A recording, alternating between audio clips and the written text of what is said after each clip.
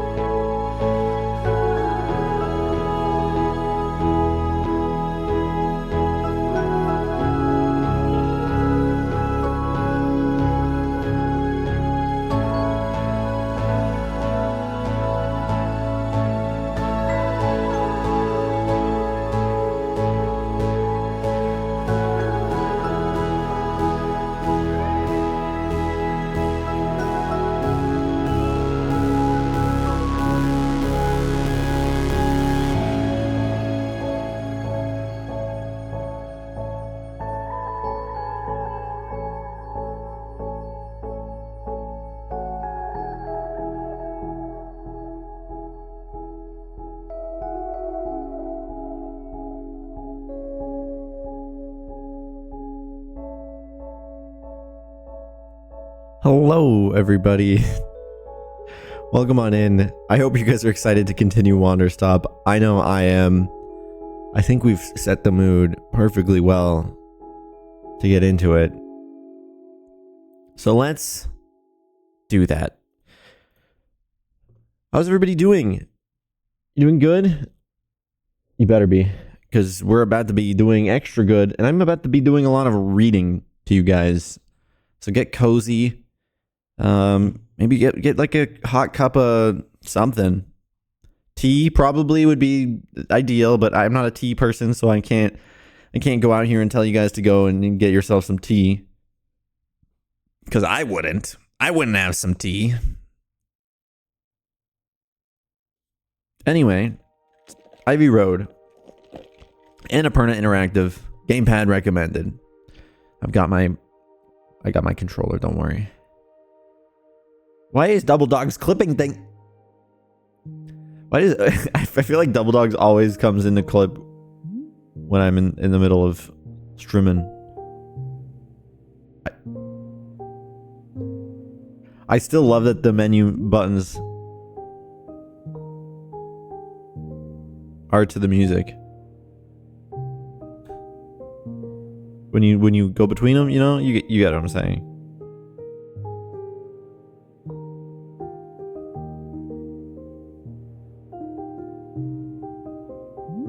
Control, yeah. Oh god, I'm gonna have to remember the controls. It was such a struggle last time to get used to them. Okay. Oh, I'm excited. You guys excited? I'm excited. What is this clip anyway? I know it's, for those of you who don't know Double Dogs, this is my editor. They do all the shorts, which you can check out, by the way, by typing !point links and getting to my links page, which is just meeps.tv. But anyway, what is this?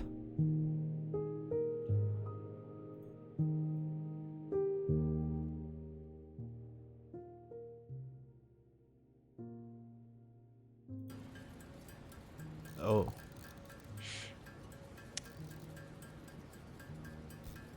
I haven't played that game. It is on my list, though. Game? Cyberpunk. Oh. What is this clip? Oh, this is gonna take forever. Yep. Coming on to you? Absolutely. What? Meeps might settle for fish tacos, but I'm hungry for something way more satisfying. Oh, this. I don't know why I posted it in chat just now. But it was there's a short gonna be made from this coming up soon. Enjoying the game so far? Yeah, I am. I'm very excited to start playing it today.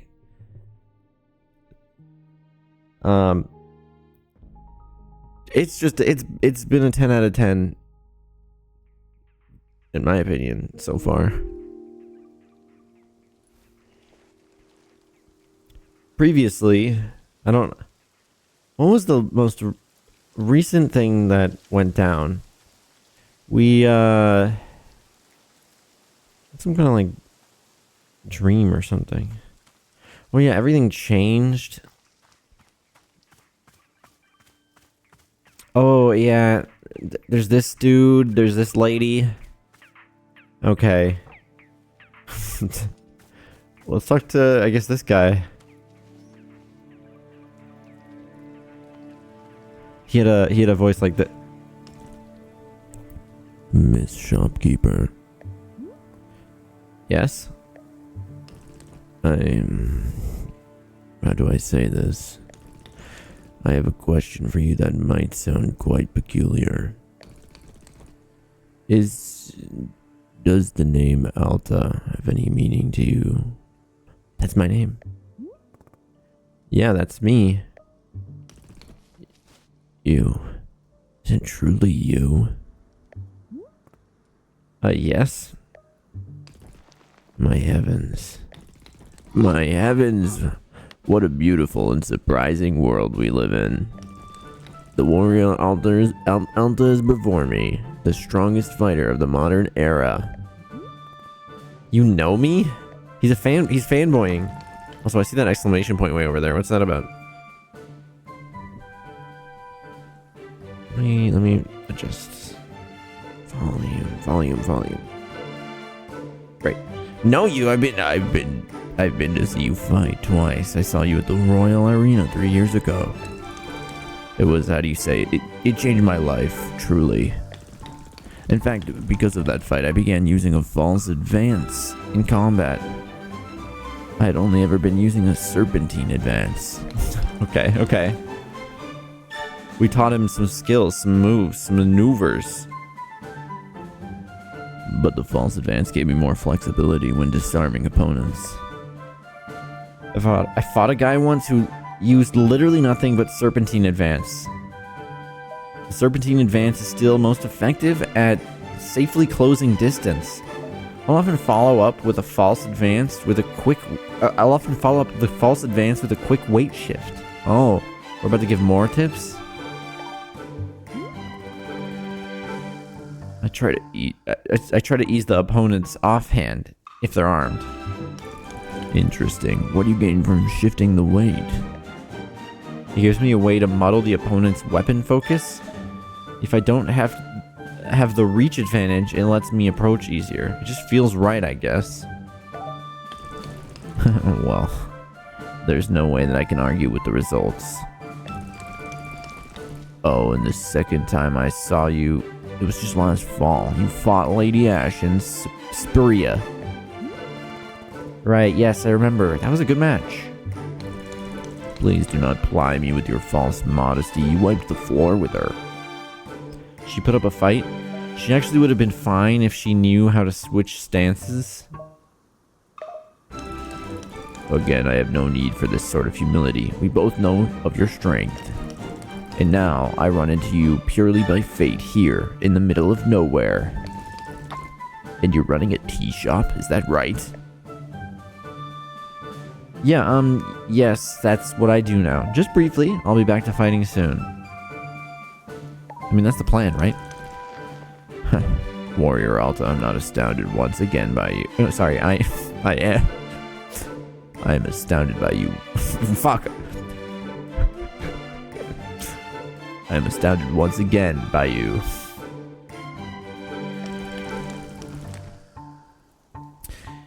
You've discovered a new form of training in the most unconventional location.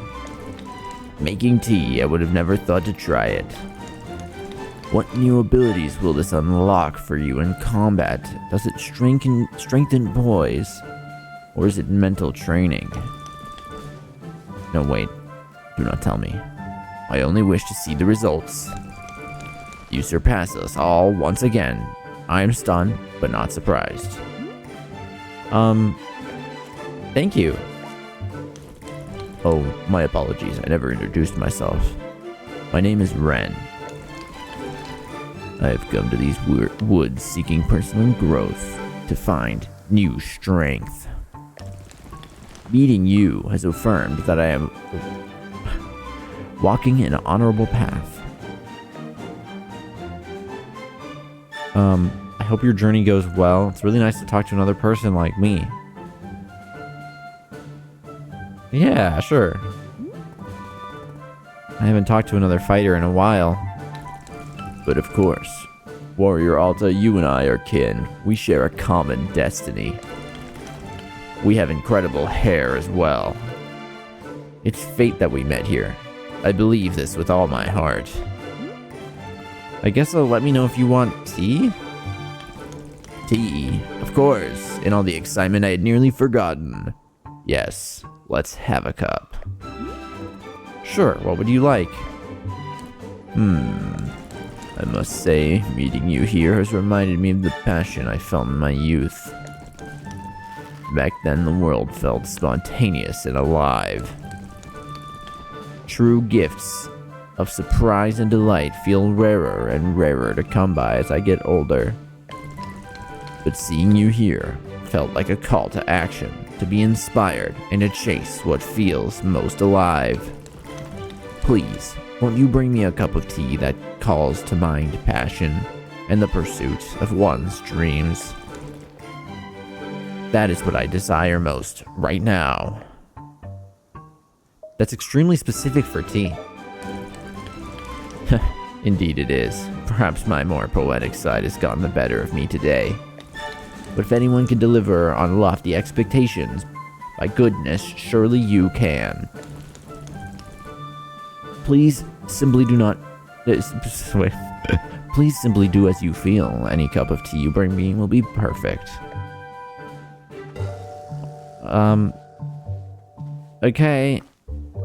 Let's look through our ingredients. We've got...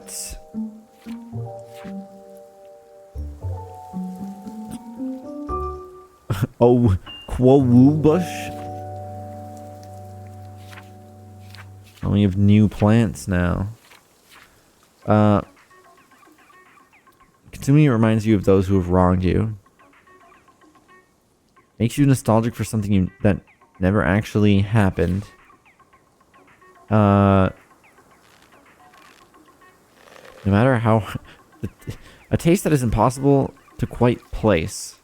No matter how hard you think about it or what you try to compare it to. Or what you compare it to. Known to infuriate some. Vreedle beets we've messed with. Azzy fruit we've messed with. Why is this stream clip thing being stupid? I think I'll just honestly turn it off. I think I'm honestly just gonna turn it off. Screw you. Oh, how do I do... I have to remember how to use the goddamn thing. Beeps, Yeah. beeps, beeps, beeps. He's in my face. That's me. He's in my Beeps. face. And I love being beeped so much that I could just... That you could just... Just what? Should I be concerned? Okay. Causes temporary amnesia if you drink it too fast. Returns your thoughts to a time of innocence. Consumption tends to make one overly confident in their ability to do math. Tastes like citrus, milk, and whatever you most frequently ate for breakfast as a child. For some reason the controller vibrates when you get to the end of the book. So he wanted...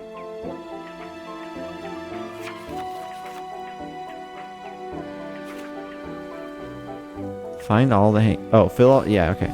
A fruit flavor that brings to mind passion. Passion. What are you guys passionate about?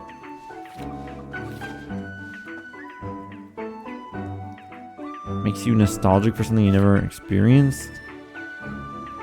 Burning sensation. Temporary amnesia. Passion. Turns your... Passion.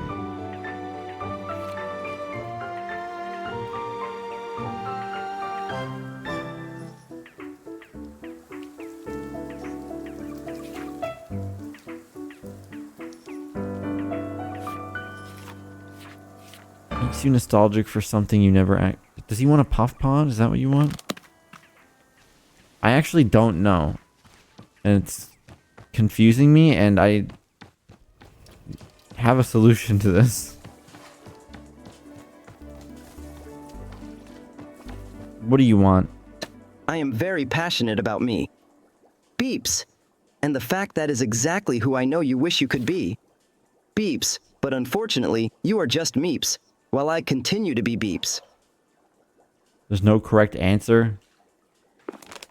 Okay, so the game's telling me that there is no correct answer, and I'm just overthinking it, and all I need to do is just make him any type of tea. I can do that. I can do that. Do I have any tea balls? No, I don't have anything.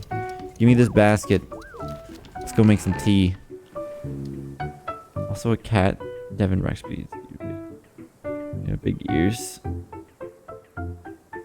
What? I do have big ears, that's true. Is that what you're trying to say? You're trying to call me out for having big ears right now? Yellow seeds. Pots.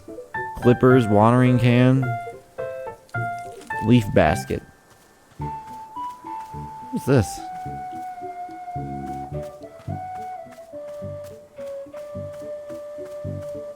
I see some tea leaves over here. Scoop them.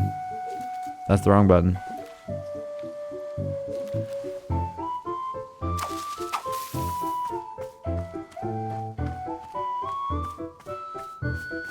Hey, friends.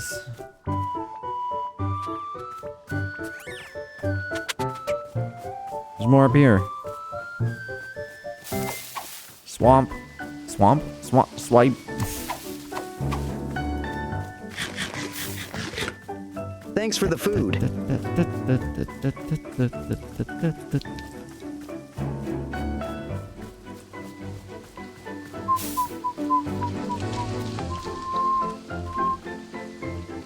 It's so whimsical. Beepspedia time. Give me the tea St. bushes Stephen's so African that I Methodist can... Episcopal Church. Wow. That's a very specific church. Yo, passed by St. Stephen's African Methodist Episcopal Church in Elkridge, built way Did back you? in 1874. Gotta say, historic churches give me oddly wholesome chill vibes. That's strange. Or maybe not. I don't know. Oh my god, everybody wants something from me. I'm just trying to put my tea leaves in this basket. Who are you? Alright, Starlight Glimmer. Jesus. No, what's her name? Sunshine. Sunrise. Customer asked me for tea that evokes passion. What kind of ingredients should I use for that? How interesting. Boro isn't sure. Doesn't sound quite like any ingredient I can be thinking of, but perhaps that's okay. Sometimes a customer will be open to many possible flavors of tea, not knowing for sure until they drink it. I would suggest you simply bring them whichever flavor feels right to you. And if they wish for something else, they will say so. How does that sound? I'll do my best.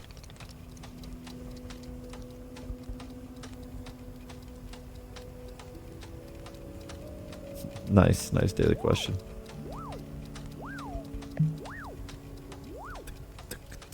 Oh, you have more? So, what exactly happened to the other customers? Gerald and the demon hunter. Are they dead? I was questioning about that. Oh, goodness no. They're being very much alive indeed. They're simply somewhere else, in a place not visible to the two of us. Do you think Gerald's okay? Miss Alda, I'm so sorry, but he's on his own path now. A journey all to himself. Like you, Boro is concerned about Gerald's curse. Not an easy thing to be dealing with, not at all. We'll see him again, I hope so. But it's not being a thing I can predict. If we do not see him, then we will trust in him to resolve the curse on his own. Is that okay? Can I ask you patience if our paths do not happen to cross with him again? Ask for your patience, yeah. Just feel like there's more to do. Of course, I understand. And one day, there may be more to do, but that's not being in our control for now. I'm hoping very much that you are able to complete everything which is in your power to do so. Okay, well, who are you? Hello, welcome to Wanderstop. It's a tea shop.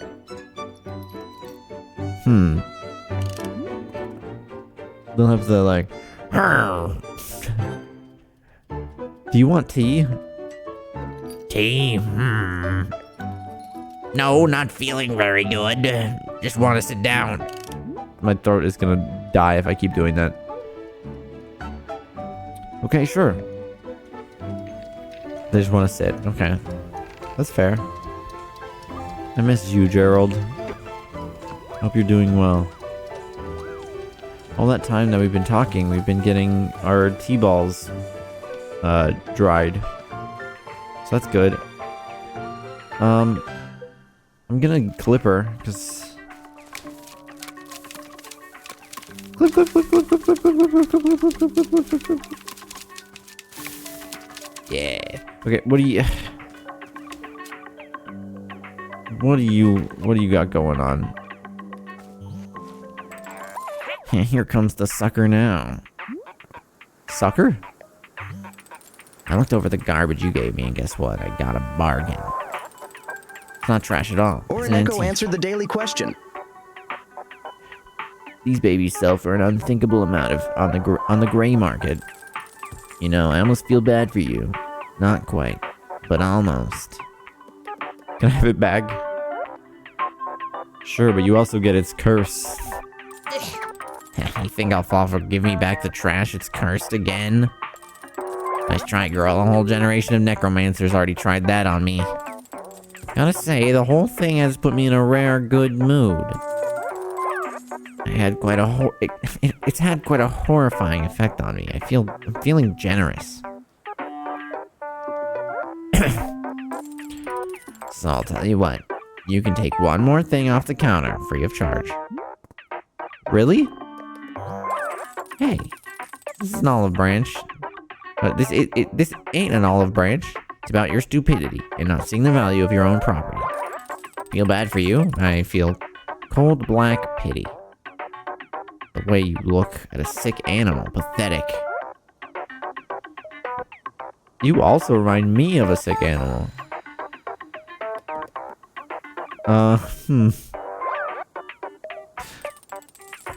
You know, it's common to despise greatness, jealousy. I've seen it 1,000 times. Doesn't faze me anymore.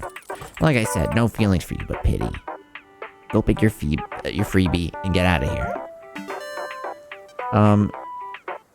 Fragile imported. Square mug. Plant home. What is fragile imported?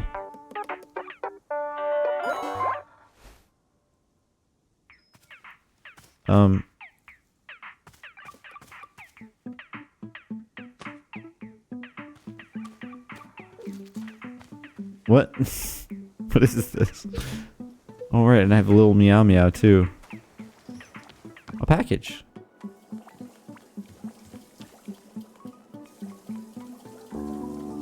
I'm gonna put it here. And then I'm gonna put this fragile imported up there.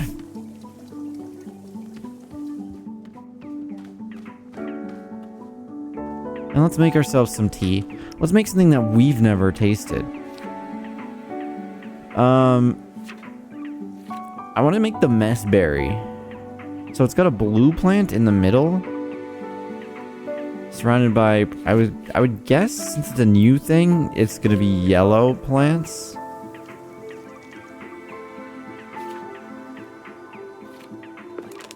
Let's, okay. Let's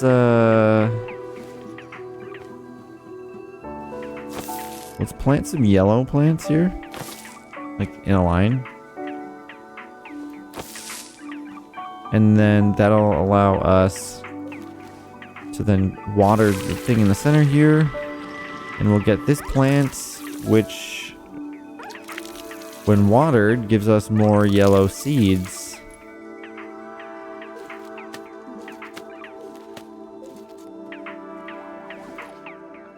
So just make sure we don't run out of yellow seeds in experimenting.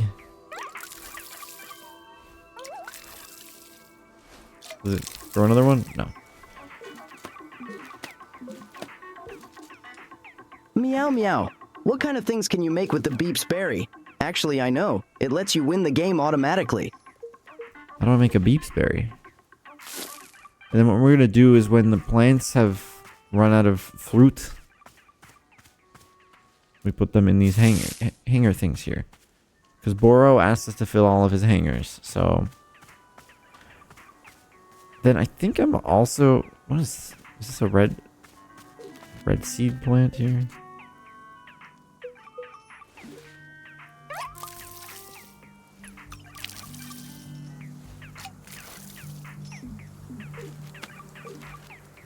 Oh, there's a blue seed on this one too.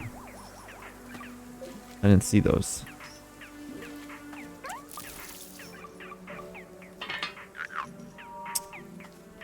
It's like a random seed generator or something. Let's refill our watering can.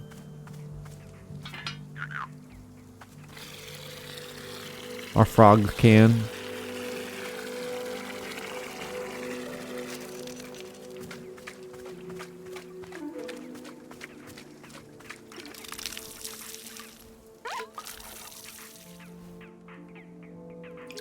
Oh, okay.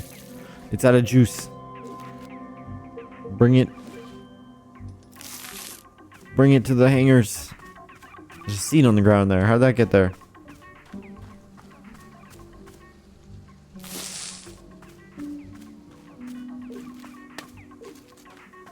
Where did that bird with the package go?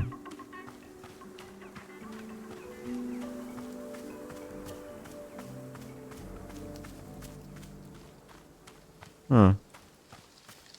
See, these are dead plants too.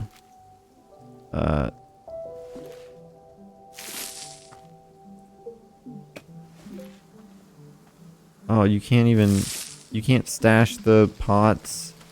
Wait, wasn't there like mini pots where it's like, oh, you can stash them or something? It's my first day playing this? No.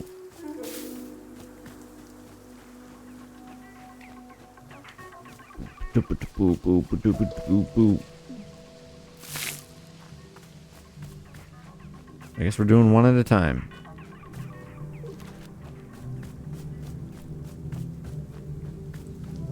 And look at all these weeds over here. We'll deal with that in a moment.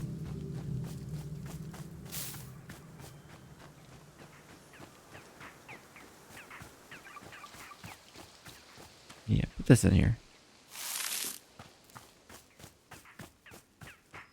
Hey, friend.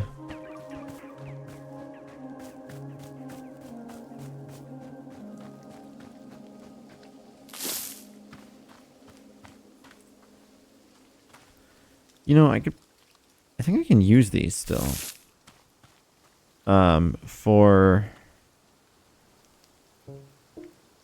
Like, if I put a red seed here, and then I use this pot to move this to here. Yeah, then we get that. I can water it to get more red seed.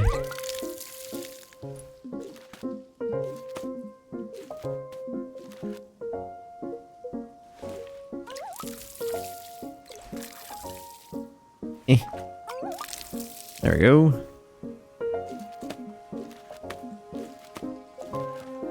Right. And then we kind of actually used those before we picked them up.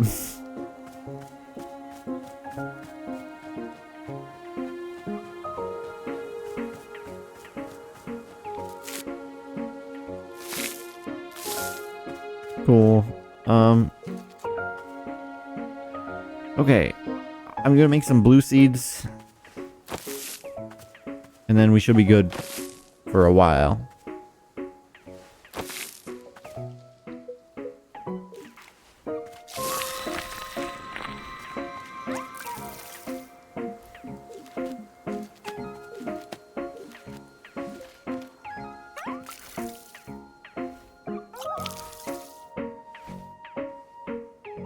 Okay. More. More! Oh. I'm out of water. Where's the nearest wet station?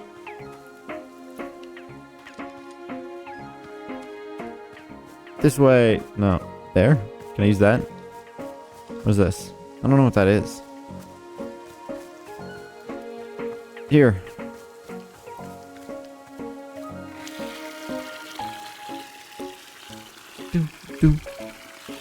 Do.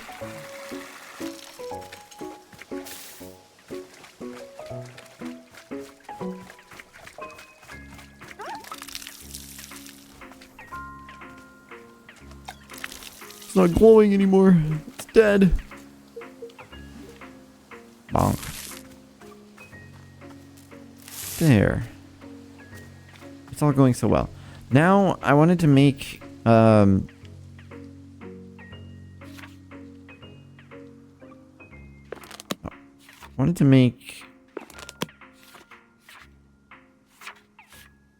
what was it? Messberry? So it's blue, and then I'm guessing yellow. So we'll put the blue down. In the yellows.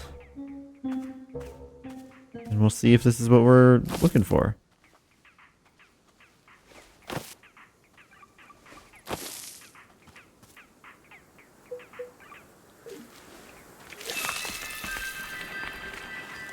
Oh, it's a tree. And those look like, wow, what are those?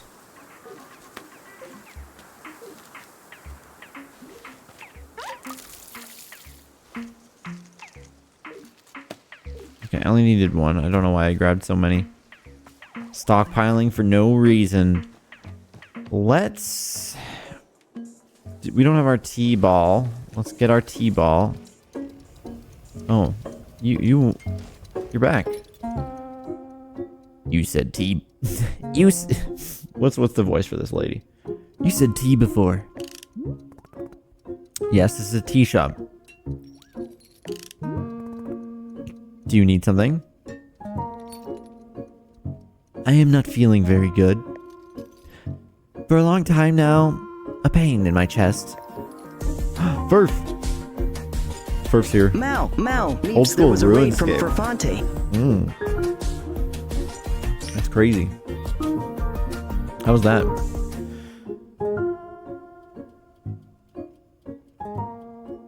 We're meeting a new customer, apparently. Welcome on in. Something to relieve the pain, perhaps. Chat voted for it? Ah, that's great. Is that what you want? Tea to help with your pain? If you have it. I'll take a look.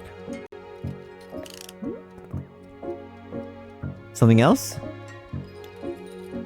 The mind, it focuses only on the pain. Can the tea give my mind another thing to think of? Something to think of, other than the pain? Other than pain? I'll do my best. Okay. Think of anything other than pain? It would be really convenient if... Messberry also helped with that.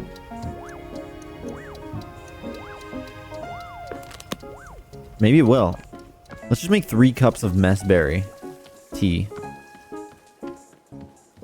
I'll make you mess a berry. I'll make Oh boy, a new berries follow. with your mess. No, I'll make a mess on your no. Oh, bong rips. Let's go. Eat it.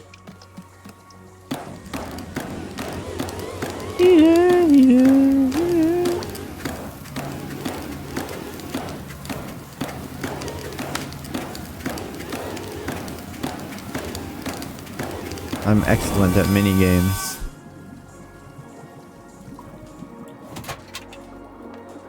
All right, send it through to the cup.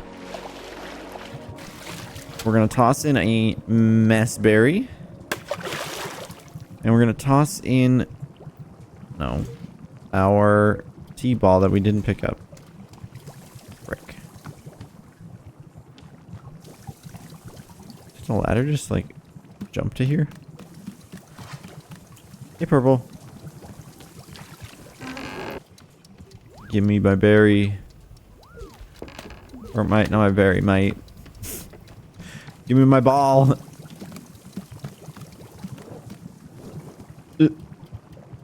Ball. Toss it in. Alright. Ooh.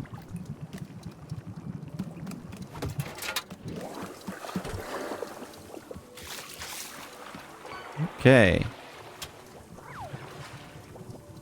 Spell eye cup. Can I use the pot instead of cups?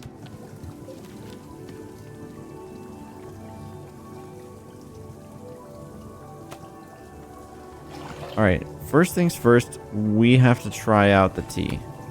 Right? Should have added more water.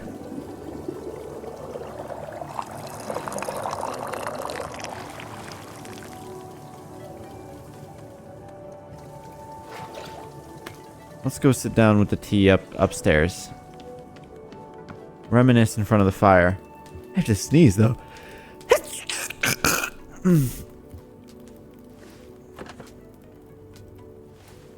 Take a sip, Alta.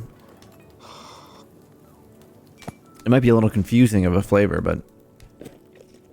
Huh. What is this? I've never tasted anything like this before. It's like almonds or, What's no. my arm doing? more like a sugary kind of rubber? Okay, it's basically if birthday cake tasted like salad. What? Or no, if salad tasted like birthday cake. Neither Yeah, of which I actually think that's it.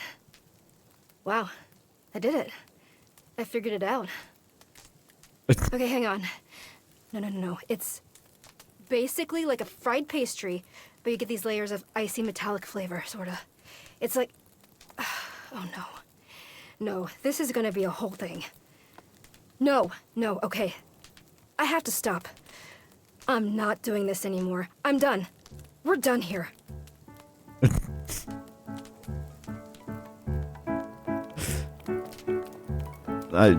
Yep. We're gonna... You call that a sneeze? Here's What? a real sneeze. Chow!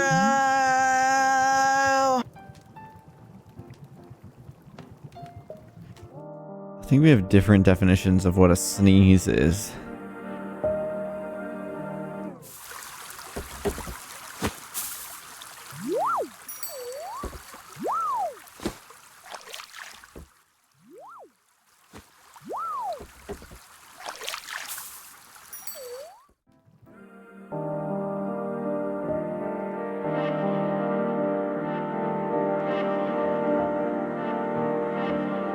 I'm just trying to adjust things. The dialogue was kind of quiet there. It was kind of bothering me.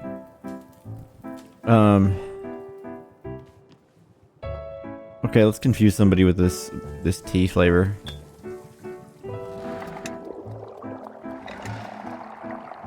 Wait, it's a dirty cup. It's very dirty. What the hell? Put it in the dishwasher. Should sit down and drink this? What? Oh, yeah, no, it's clean. I'm kind of tempted to see what would happen if I gave both of the people who want tea right now this same flavor. Eventually, the sun will explode and there will be a vast space of nothingness, as eventually galaxies will be swallowed away by black holes. Sorry, just been thinking about that lately. I don't think we should do this to that other customer of ours. I think we should give this to this lady. Here you go. Okay. What's her voice? I don't remember. What? Did it help with the pain? No, the pain is feeling the same as before. I'll try again. Maybe we have something else that helps with pain. Yes, okay. She said she wanted something to take her mind off the pain. I figured the confusing flavor could help. Do I actually have something for pain, though? Temporary amnesia? Oh. This is for pain. And it also tastes like whatever you most frequently ate for breakfast as a child. Okay. Well, let's make some flowering snocks. What do you have to say? Couldn't help but notice, but you poured a cup of tea to the exact perfect height. I did? Yes, a full cup, but not a single drop over the edge. Absolute perfection. Why is the pouring mechanism so complex? No point in doing something if you're not shooting for perfection. Complex? Yeah, the tea has to travel through a long tube before it lands in the cup. It'd be easier to pour the correct height if it simply dispensed directly into the cup. Why is there an added step of the spiral tube? Because it's fun. Ah, right. Yeah. I didn't realize we did a perfect cup. The perfect cup. What is the perfect cup, Chad? If you really think about it.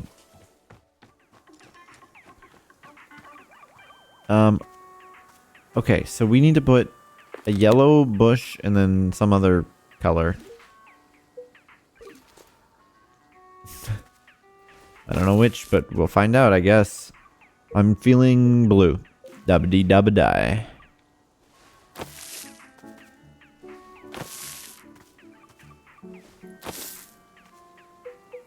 Was that right? Ah.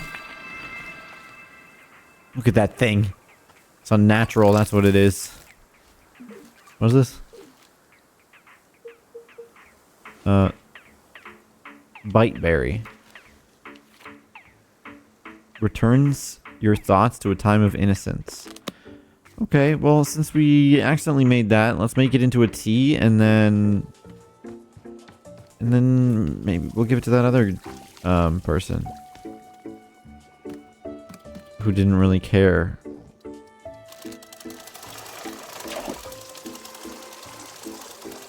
And we'll also try it ourselves because we haven't yet.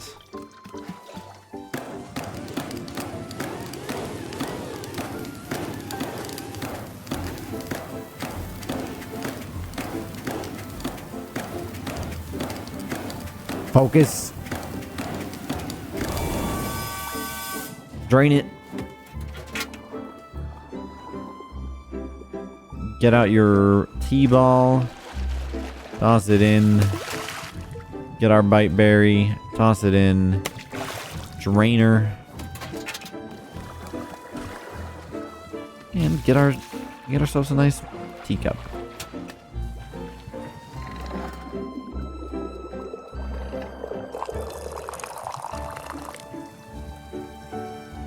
I wouldn't say that's the perfect height.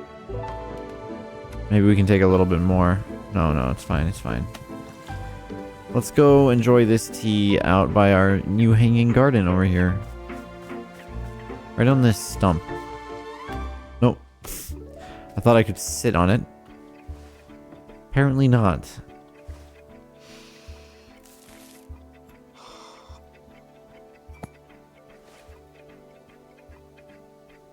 Innocence.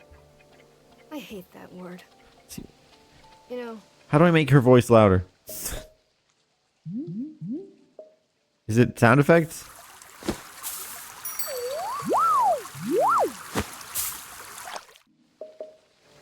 sometimes I look at other people, I think so. and they still haven't learned this fundamental lesson about how everything comes from hard work. And I think to myself, that's innocence. That person is still completely naive. It's like they're still living in a dream where things are going to be okay. Sip. Things aren't going to be okay. Yeah? You think so? Things aren't gonna be okay. You gotta work hard, is what she's saying. And that was what, Biteberry? A time of innocence. Of thinking that everything will be okay and just work out. And that you don't have to put a ton of effort into it. Okay, interesting. I see what you're trying to say, I guess. You're a little misguided most of the time, Miss. That's her nickname, Misguided.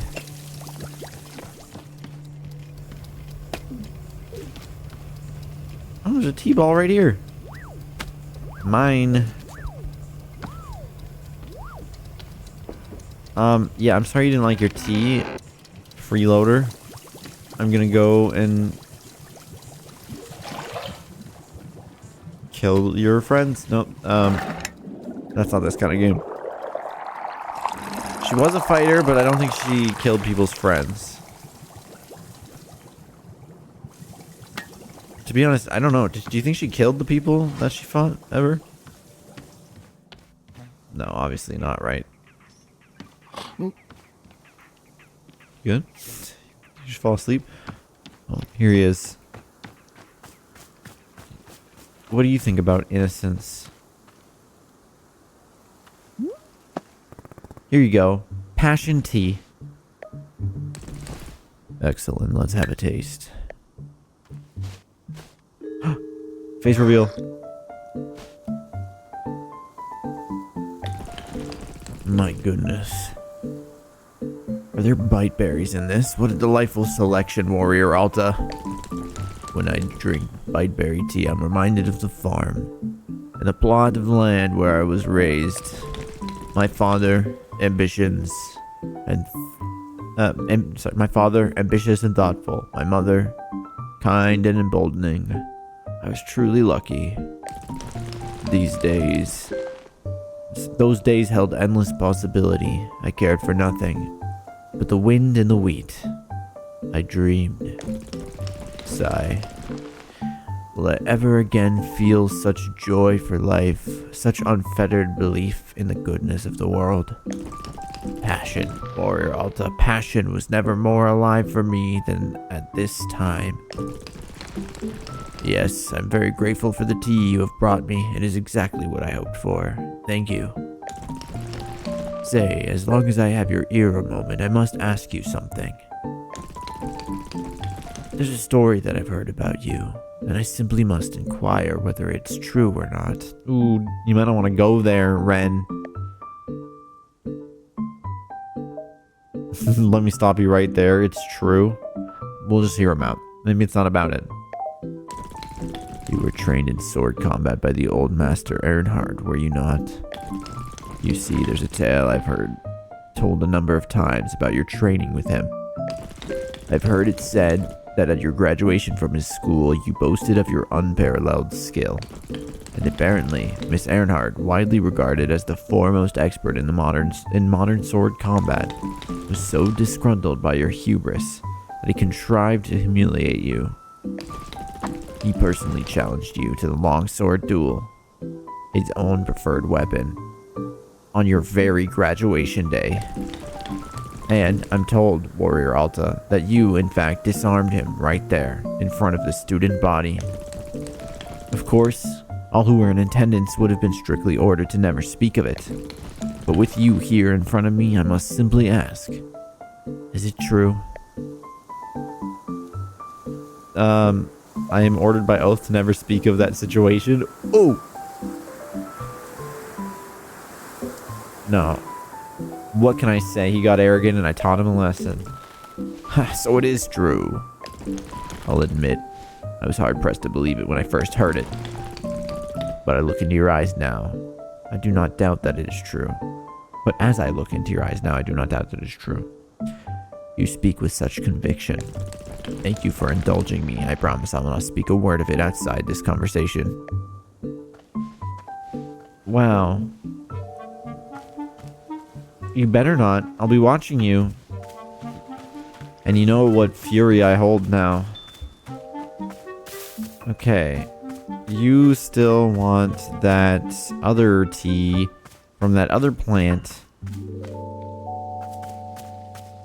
that I don't know how to make yet, but it starts with a yellow seed right in the center. And then that one was blue, right? Yeah. So it's probably...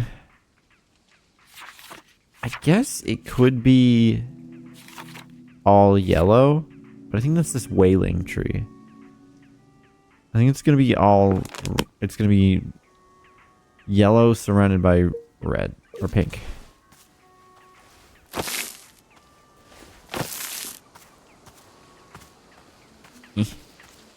Go.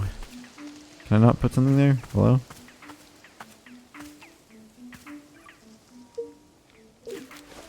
I don't think I can put something there for some reason.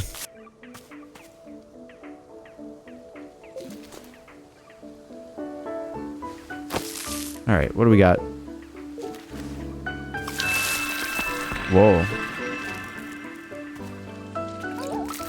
What kind of fruit? What was that? Oh, that was the wailing tree. So it's just yellows.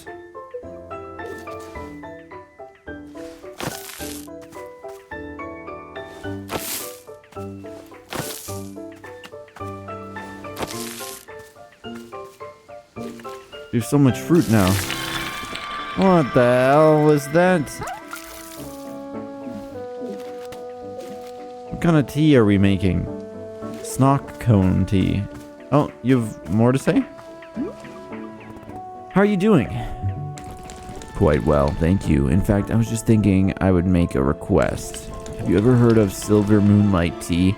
It's a variety that I drank once with the Vindian monks. The taste of it brought my tongue near to bursting. It was a blisteringly potent drink. Yet when the feeling subsided, I experienced a tremendous oneness with myself and the world around me. I do not often wish for it, but at this moment I find myself desiring a cup. Perhaps all this talk of passion has stoked my adventurous side. Sure, how do you make it? The monks placed 1 messberry, 1 chip, and 1 pell melon, and a mushroom into a pot of hot water. With dried tea leaves, of course. Is that too much to ask? Messberry, chip, pell melon, mushroom. Got it. Thank you, Warrior Alda. Okay. Well, first I gotta make some snock cone, okay? So, you hold on for a second. Let's pull on this cord, too. Because I don't need this anymore.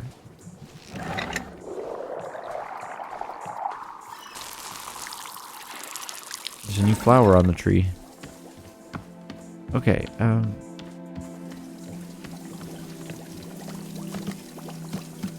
let's climb on up. Fill her up.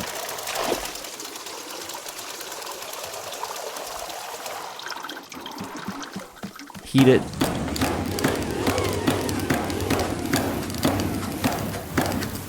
It's so loud.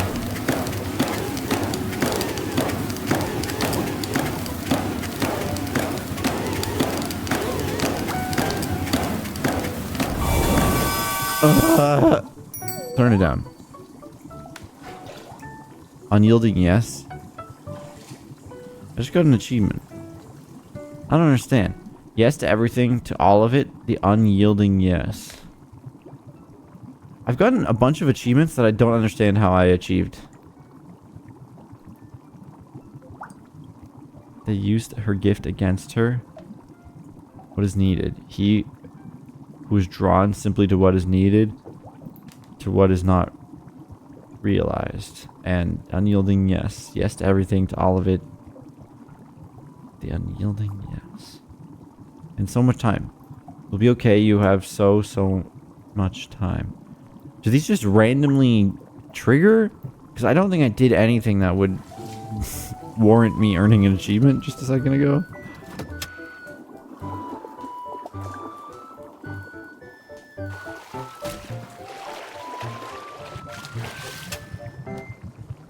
Okay, put this in. Not cone. T-ball.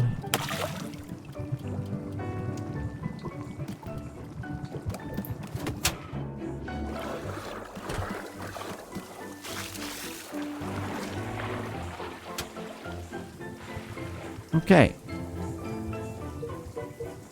I'm out of teacups. Hi. Just gonna take this if you don't mind.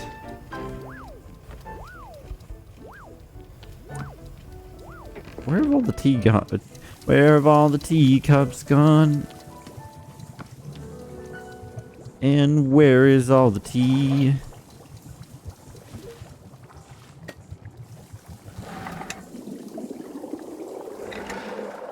Watch this. Ready? Aw, it was close. It was close.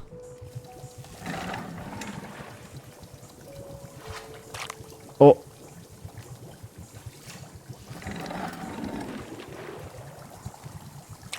Oh. Aw. Okay. Why are you in my back room this whole time? Huh? Also, your sideburns are crazy. Here you go. Okay.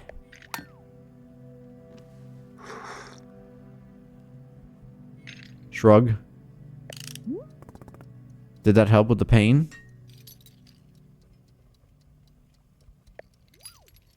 Yes, there's a calming in my chest. The pain is quieting. Not gone, never fully gone, just a little quieter. Yes, this is good. Thank you. What about taking your mind off the pain? No, the thoughts are the same as before. But it's okay. Simply for the pain to be less, this is good. I'm grateful, thank you. This is good. I'm glad to have it, this cup of tea. I must do something in exchange. I'll make you something as a gift for the tea. A wind chime, yes, I'll build a wind chime for your shop. Is this acceptable? You're standing right next to, like, 2 of them already. No. Okay, then I will not build the wind chime. Wait, no. Oh. Alright, we need to go get a mushroom somewhere. And also tea leaves.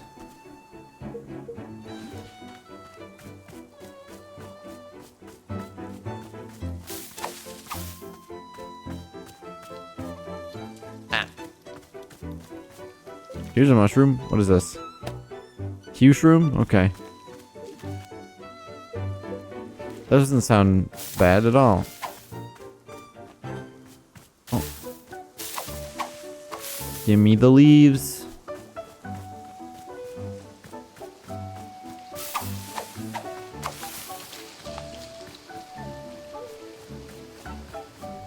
Ba-ba-ba-boo.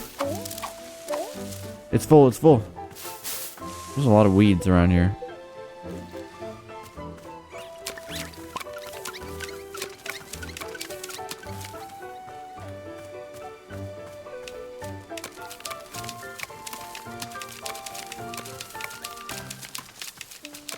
There was a unicorn in that.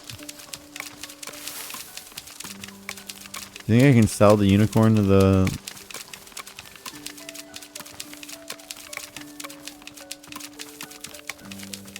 store lady?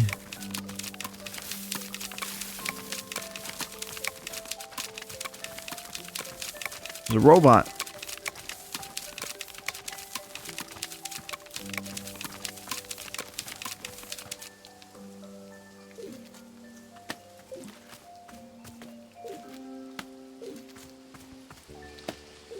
Oh, hey. You have something to say? Hello, miss. Bora's having a thought, if you might indulge. When our clearing changed, as you know, all our plant pants were lost. But I've noticed the pictures inside the shop appear to have stayed exactly where they were before. I noticed that as well.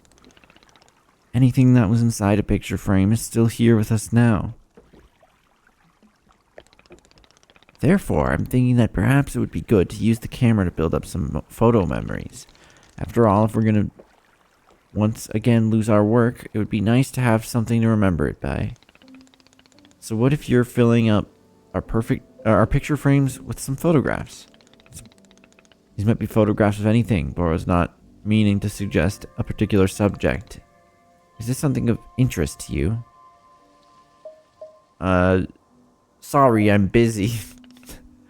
Of course, I'm completely understanding. Take care as always, Miss Alta. Okay, I mean, I'll take photos. As I please. Boro. Oh, where are you going? I must leave now. Thank you for the tea. Yes, it was good. Yes. Okay, goodbye. What's in here? Hello, hello, book lovers. It's Book by Mail Club again. I have to say, it's been a long time since I received such a positive response to a book as with Edge of a Bullet. Y'all really liked it. So let's read another Dirk Warhard novel. This time, it's The Fastest Bullet Alive. Oh god. I hope you like this as much as Dirk likes justice. Later, Gators. Here we go again. D.B. Steele, The Fastest Bullet Alive, a Dirk Warhard novel. The location: outer space. The mission: Dirk Warhard going to outer space. The man: Dirk Warhard. Dirk Warhard knew only one thing about outer space. Anything you kill in space stays there for good. He couldn't remember where he had learned this piece of information, but it was about to save his life. 2 days ago, he had boarded a spaceship bound for the Global Alliance space station. Most field agents required extensive training to prepare for a mission to space, but Dirk Warhard was no ordinary agent. He completed the 3-week training program in a mere 6 hours, taught himself physics in order to build his own spaceship, and most importantly, he could hold his breath for up to 30 minutes at a time.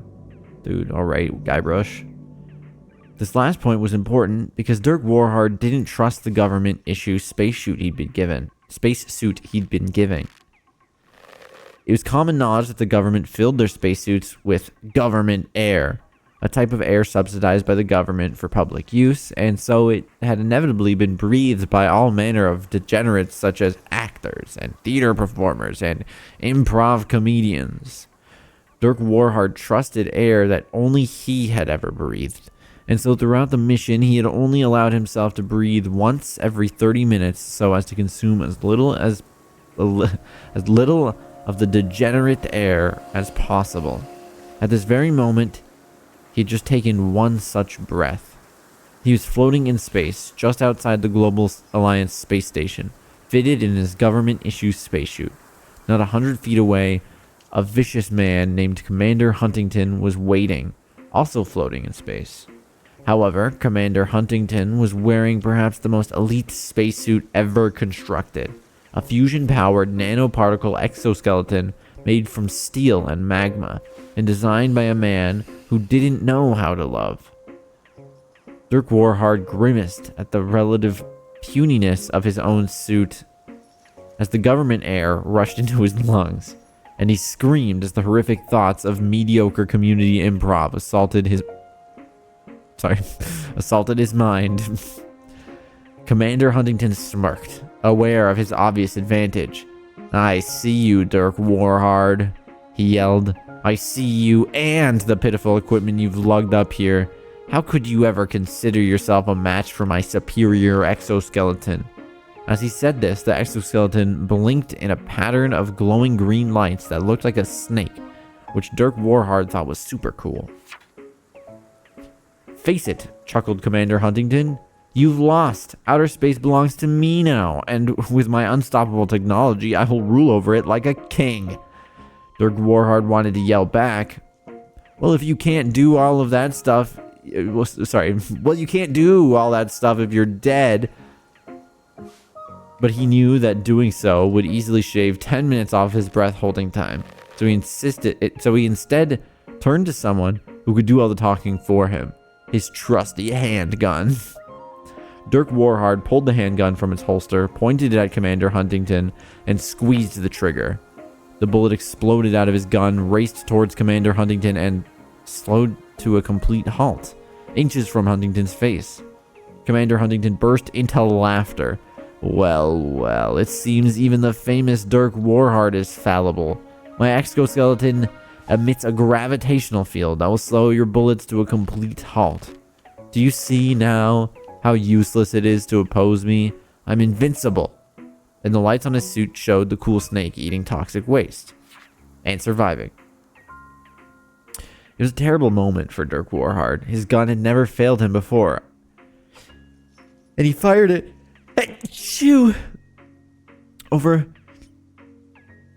Shoo a million times at over 10 million people. You'll never be able to shoot me, taunted Commander Huntington. Your bullets aren't fast enough. Suddenly something sparked in Dirk Warhard's mind. The commander's words echoed in his ears. Your bullets aren't fast enough. His mind stirred, and a memory of himself as a young man suddenly flashed before his eyes. I said your bullets aren't fast enough, Warhard. It was the voice of Hollister Mad Black, Dirk Warhard's very first trainer. Mad Black had been the one who shaped Dirk Warhard into the heroic agent of violent justice he would one day become. Mad Black was a brutal teacher, unrelenting in his methods, and incredibly specific in his background knowledge of your insecurities. And on this particular day, Dirk Warhard had spent all afternoon at the firing range while Mad Black berated him. Your bullets aren't fast enough, Mad Black growled. Oh, sorry, they growled it. Your bullets aren't fast enough, Mad Black growled. They're pathetic. They've got all the intensity of a comatose infant dying of the plague underwater. Do it again. The young Dirk Warhard grimaced, his sweaty hands gripping the handgun, and he fired the gun once again with all his might. The bullet went fast, really, really fast, but it wasn't fast enough for Mad Black. No, yelled Mad Black. Still too slow. My grandmother could hobble faster than this, and she's literally made of bricks. Do it again. Dirk Warhard was nearly at his limit. He'd been shooting the bullets as fast as he knew how to, and it still wasn't enough for Mad Black. Dirk Warhard slumped his shoulders in resignation. Mad Black got right in his face. Now you listen to me, Warhard. We aren't leaving this pristine, privately funded underground training compound until you fire a bullet so fast it leaves me in tears. And I've only cried twice, ever. So stand up, point yourself forward like a man, and fire the gun. A wave of determination swept over Dirk Warhard's face. He threw his shoulders back, raised his handgun into the air, and focused his mind on the one single thing in the world that brought him true happiness and inspiration. Dirk Warhard. He grinned as his finger clenched the trigger with every fiber of strength he had. He screamed at the top of his lungs, "I'm Dirk Warhard!" The bullet erupted from the gun, traveling at speeds he'd never known before. Hollister Mad Black smiled. "That's it, Warhard. That's what I wanted to see. Again!"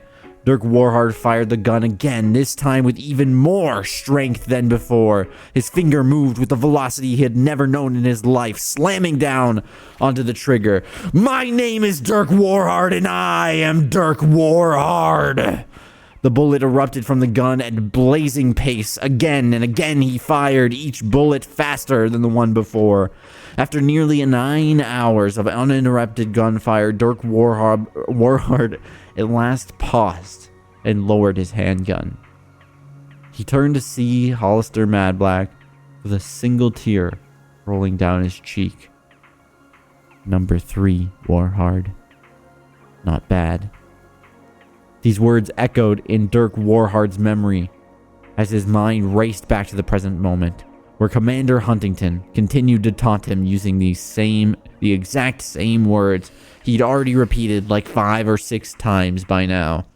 Your bullets aren't fast enough to defeat me, Dirk Warhard. Dirk Warhard smiled. He gripped the handgun like you grip a beloved friend and pointed it at the commander, who simply laughed. Go ahead. Try your best. Dirk Warhard closed his eyes and thought deeply about the one thing in the world that he truly loved, the source of all his inspiration, the only man whose air he'd willingly breathe, and the only family member who'd never sold his personal information to a country we're at war with. Dirk Warhard. A warmth filled him from within, circling his body before traveling downward into his fingers. It was as though his finger was moving all on its own, unencumbered by any burden of life or physics.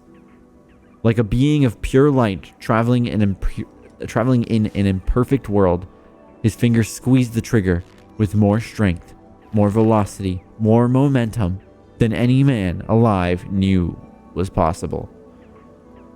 Nobody had ever fired a gun like this before. Nobody. With a deafening crack, the bullet fired directly at Commander Huntington. For a split second, Huntington felt a genuine shock that he may have been outmatched. And then, nothing. No reaction at all. Commander Huntington was perfectly fine. Ha! He laughed. You missed! The famous Dirk Warhard fires the shot of a lifetime and he misses. Unbelievable. Huntington couldn't stop himself. He doubled over with laughter, but Dirk Warhard didn't seem to mind. In fact, the faintest grin danced across his face. Commander Huntington laughed and pointed at Dirk Warhard in mocking derision until suddenly he was seized by a very unusual feeling. What was this feeling exactly? It was as though the exoskeleton was gripping him just a bit less tightly than usual. In fact, he was starting to feel as though there were no exoskeleton. Not merely that the exoskeleton had been destroyed, but that it had never existed at all. Dirk Warhard had hit exactly what he'd aimed for. The bullet had erupted from the gun at such an unbelievable velocity that it couldn't be contained by the very fabric of space around it. It shredded through reality, setting quantum matter alight in its wake. And in doing so, it pierced the veil of time, a bullet traveling so fast, it traveled backward in time. Backward a minute, then an hour, then a day. Years began to flow by, and the bullet lost no momentum. It soared through the years until at last it found its destination, the steel and magma laboratory where the exoskeleton had been constructed, honed and refined, and it's designed by the scientist who didn't know how to love. Decades of work and research had culminated in the unstoppable exoskeleton that Commander Huntington wore today, yet here, at the start of it all, Dirk Warhard's bullet re-entered the fabric of space. It flew straight and true into the liquid explosive core of the facility, generating a spark that blew the entire facility to pieces. No exoskeleton would ever be constructed here. That much was certain. Now, in the present moment, Dirk Warhard marched as Commander Huntington gasped and flailed at the empty space surrounding his body, where the exoskeleton had been just moments ago. As Commander Huntington scowled at him, in a combination of spiteful fury and suffocation. Oh, right, because they're in space. Dirk Warhard couldn't help but laugh. Dirk Warhard had always despised the past, but today it had saved his life. He knew it would cost him precious air, but he was too swept up in emotion. He turned to the outer space and yelled, "My name is Dirk Warhard, and I will defeat the past, even if it takes the rest of my life." Then he laughed and laughed until inevitably he had to breathe again, and he inhaled the horrific thoughts. As he inhaled, the horrific thoughts returned of good-natured community actors just trying to get a leg up in their highly competitive industry. He shuddered in disgust. But somehow, it didn't bother him. Here in space, watching as Commander Huntington suffocated, or whatever he was doing over there, Dirk Warhard felt certain that he made his old trainer proud. And that was all that mattered. Somewhere in the past, Hollister Mad Black smiled, ever so slightly, and nodded in glowing approval as another tear ran down his calloused, stubbled cheek.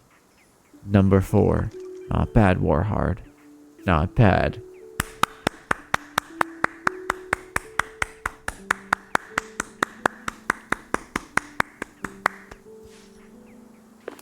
What a hero, this man. What, do you want this book? Hey, Nana, anything you need? Anything I need? You bet you're behind there's something I need. I need respect. I need devotion. I need a proper cult-like... I need a proper cult-like worshipping. I need a well-structured tax haven and the assurance of no paper trail whatsoever. I need everyone except me to chill the hell out for once. I meant like tea. Think I got where I am today by drinking tea? Not a chance. I've rejected every tea I've ever been offered, and it's worked out great. Fantastic. Thanks, Nana. I definitely don't feel any more useful than before. Don't be useful. Dumpsters are useful, and nobody wants to be around a dumpster. Actually, speaking of which, let me pawn some of my garbage off on you. I picked up these seeds a few days ago. Turns out they're all defects. They don't make plants at all. They grow into weird statues, nonsense like that. Seeds growing into statues? Have you ever heard of laws of physics? Gotta get rid of them now. Need to clear the inventory. Pick one, take them. If they're garbage, why can't I have all 3? Because it would paint me as a halfway generous person. Even one piece of trash is almost too good for you, let alone 3. You take one of them off my hands, and I'll be grateful. Tribute to bugs, cosmic orb, and pluffins of marble. Oh. When planting... Oh. What the... Oh. So it's like a... It's a statue. Hey, Bayou. What's up? Mao, Meeps, How's Among there was Us? a raid from Bayou Yin. Da, da, da, da, da, da. You just missed The Fastest Bullet Alive, a Dirk Warhard novel. But now that you're here, welcome back, or welcome in. And I hope you enjoy the story that is about to unfold in front of you. Unrelated to Dirk Warhard, the radio is screwed up. Wait, it's different music now. There's a cat one. Cat station.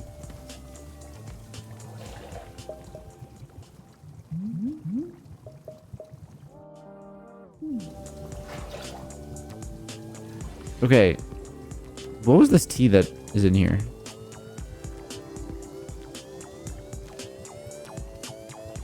I'm supposed to make, I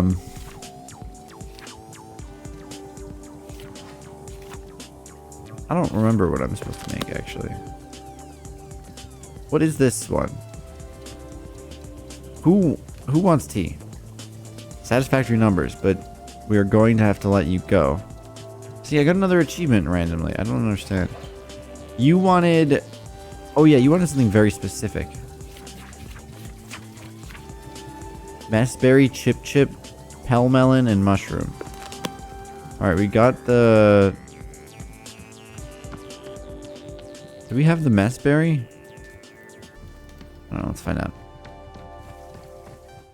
We've got a lot of things. What is this? That's a bite berry.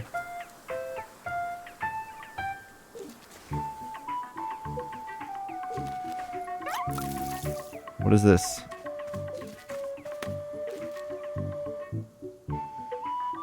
Oh, that was a massberry. Oh, I did have some. Whaling fruit, bite berry, massberry.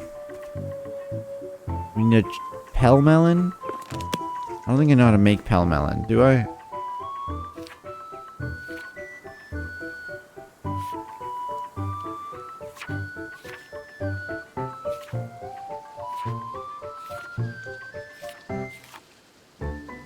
Pink surrounded by something else. It's not pink with pink. It's not pink with blue. It's pink with yellow then. Okay.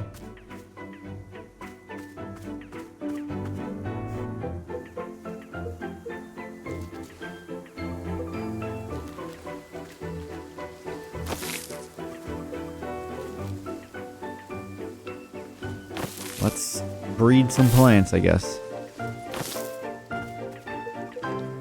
And fill up our watering can. The silly ass was not tuned in to say hi for the raid, so hi. Oh, yeah, no worries. How was Among Us? Among Us.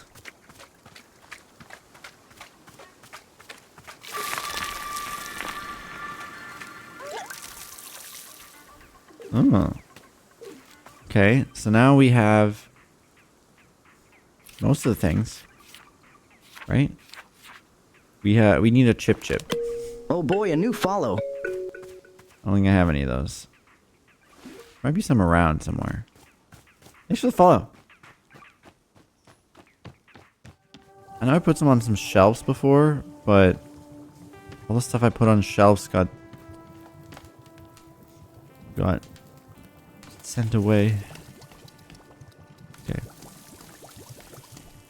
I'll make some more. What was it? It was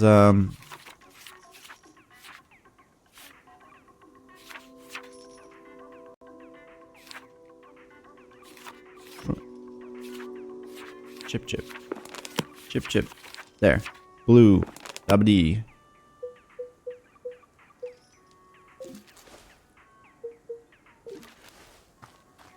I like I'm just they're like, you don't have to build in the garden. And I'm like, bet I'm not going to. Is a lunar eclipse happening? Oh right, like one of the ones where like the moon looks red and stuff.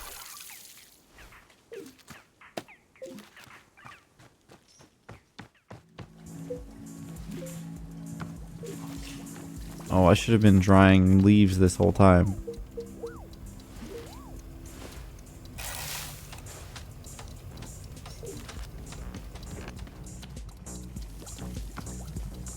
Alright, cat channel's cool. Let's try the dog channel.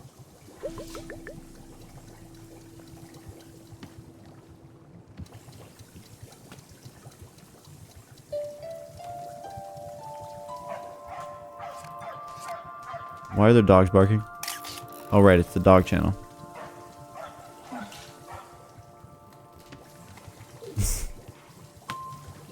What a great photo.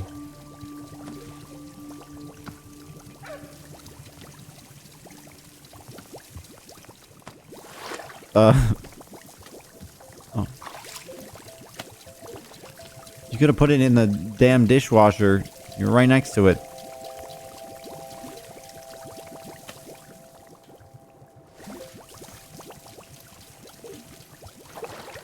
Photo. What do I want to do with this photo? Where do I put it? I found it randomly in the woods or something. Here. Put it here. It's a furry, kind of. Does it count? Okay, I have the things. Once this finishes. That's gonna take a second. Let's go and get some more tea leaves. The plant. Actually, let's relocate this.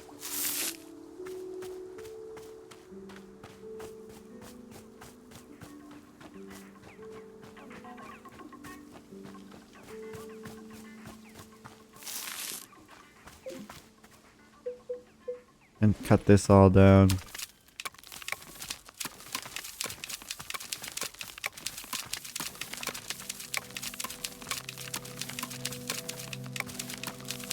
It's all a metaphor, clearly, right, Jen? The weeds and the clearing in the forest that alters time, and us not being able to pick up our sword. It's all a little suspicious, don't you think? This one's permanent. Okay.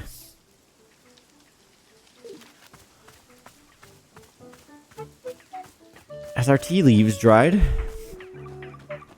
Sip.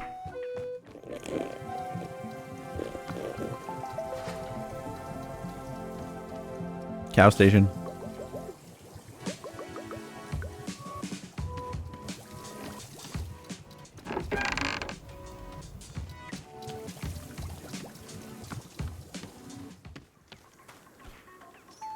What else have I not grown? What have I not tried? I haven't tried the palmelon tea. Is that back here?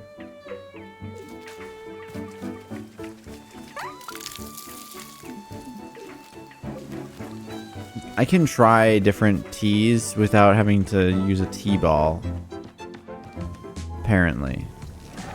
I don't remember what this is, but... should I try drinking some of it, I guess? I don't know if I've already had that one or not.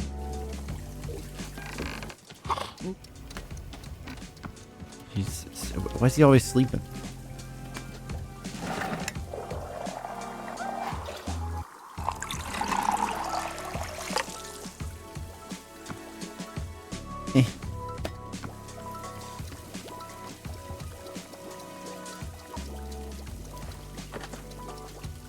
Take a sip.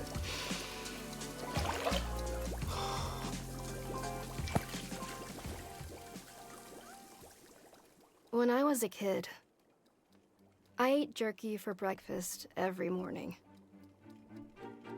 The reason I did this was because of the neighborhood bully. He was this vicious boy who'd antagonize the other kids relentlessly, sometimes physically.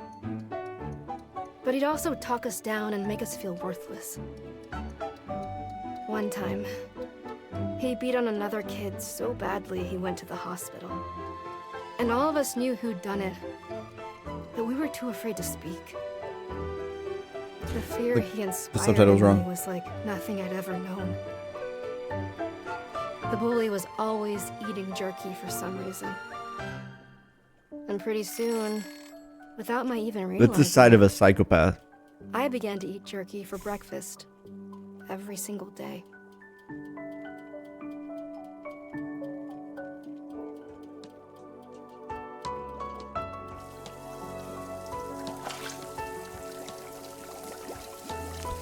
What, because you wanted to be a strong, feared individual?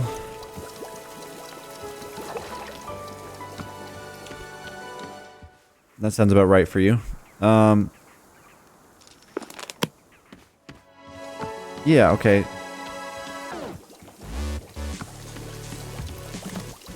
Dude, I'm like in Cow Channel.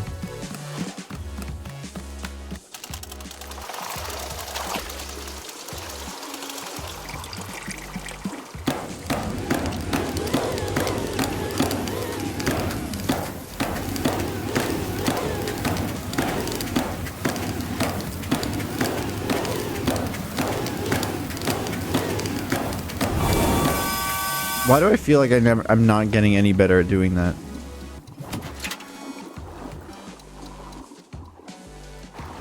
Yeah, okay, let's give this pell melon a try for ourselves.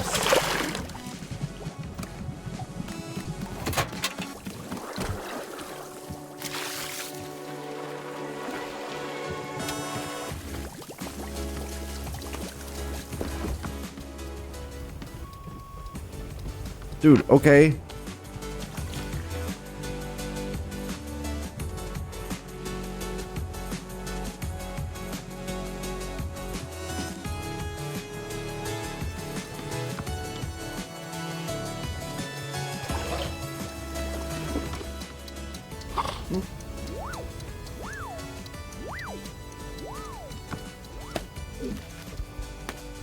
Okay, I need another mug.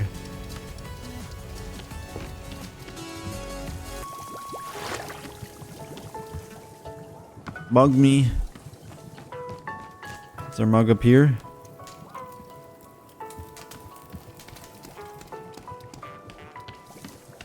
Any mugs in the mugs in the library? Any out here? Oh, yeah, actually.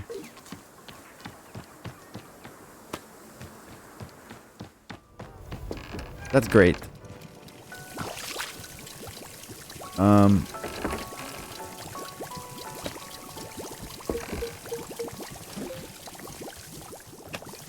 There.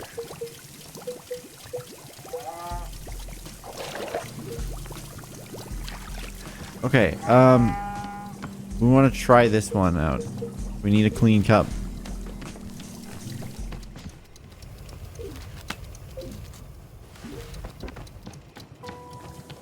Yeah. Give it a go.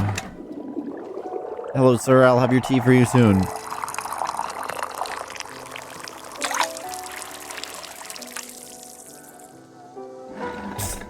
Just keep pulling.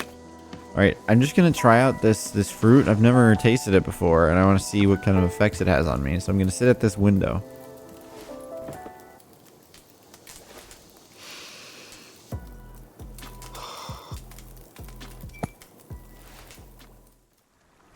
Through the glass. Whoa. Hang on. I must have drank this too quickly. I'm, getting a feeling of... Whoa. Oh. Oh. Wait. Hang on. Huh. Wow. Oh my gosh. Okay. I'm starting to come back now. Yeah. Ooh. Wow. I don't even know how to describe that. I just felt so light. I felt kind of weirdly free in a way I've never felt before. I just couldn't, oh God, why does this, I'm back in myself and I just feel so gross. I can't do that again. No, there's no way. I'll lose myself in this. It would be so easy. Yeah. No. I can never do this again. Absolutely not. Wow. Drugs. I think we just did drugs. What did they have to say about that plant in the book? That was the pell melon. Causes temporary amnesia if you drink it too fast.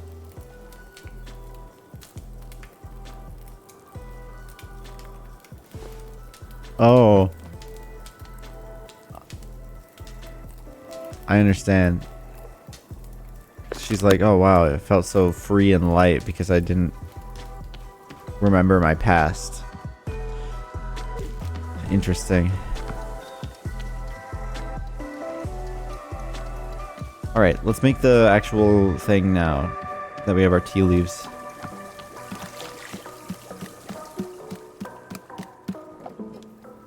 Fill her up.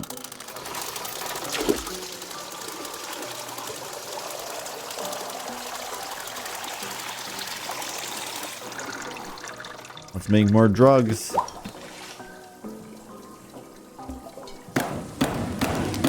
Oh yeah, it definitely does strike back.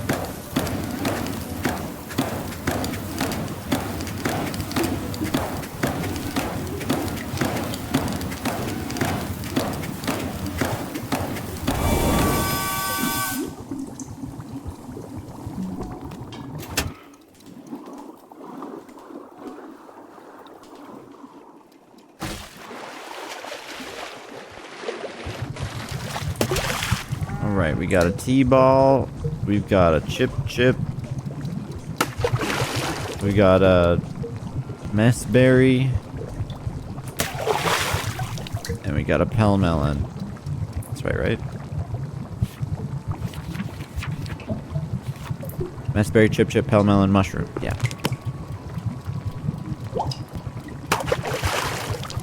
And then huge room. Ooh, it's got triangles on it now. What the hell just happened? The ladder went over, but I didn't go with it.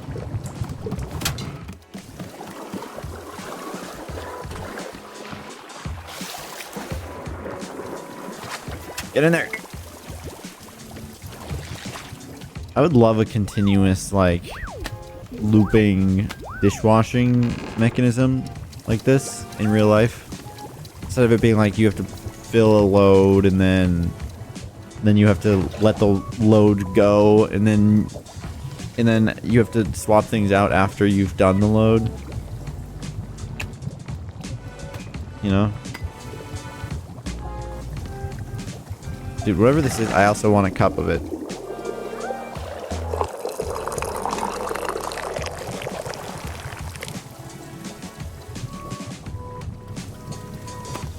Me first. Let's go hang out somewhere new. Over here.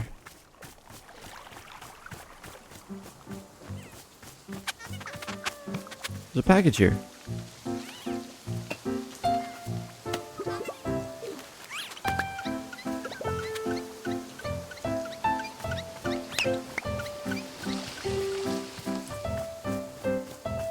Our garden that we've neglected. I'm gonna go up here.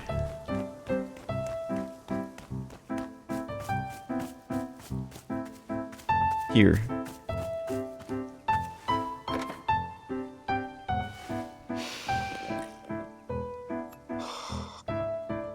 She's gonna become a tea addict, bro. Oh my god. What the hell is this? Ugh, my entire face is on fire. It's almost like I'm gonna vomit. Hang on. Hang on. Ooh, I can't think clearly. My whole brain is like I'm Snack being time. swallowed by a Ugh. Wow. Okay. Ooh, I think it's What starting do you to put in this goddamn tea? Oh my god. I mean, I made it, For but the love of all that's holy, what on earth did I just drink? Okay, so when do I get the feeling of being centered and calm? yeah, isn't that what the tea's about? Just terrible. Ugh. Is the calmness on its way? Hello? Nothing? I don't feel anything. Well, I feel like magma got poured down my throat. Other than that, I feel nothing. Whew. What a bunch of nonsense.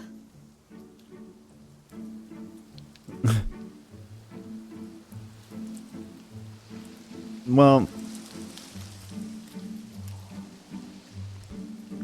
at least it didn't kill you.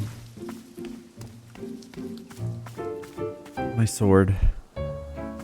That pocket is full. Also high sugar. To the dishwasher. Dude, cow channel goes too hard.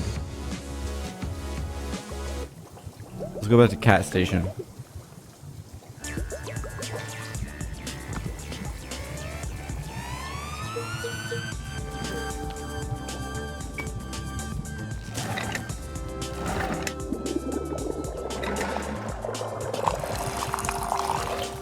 Not enough. Failure. 4 more.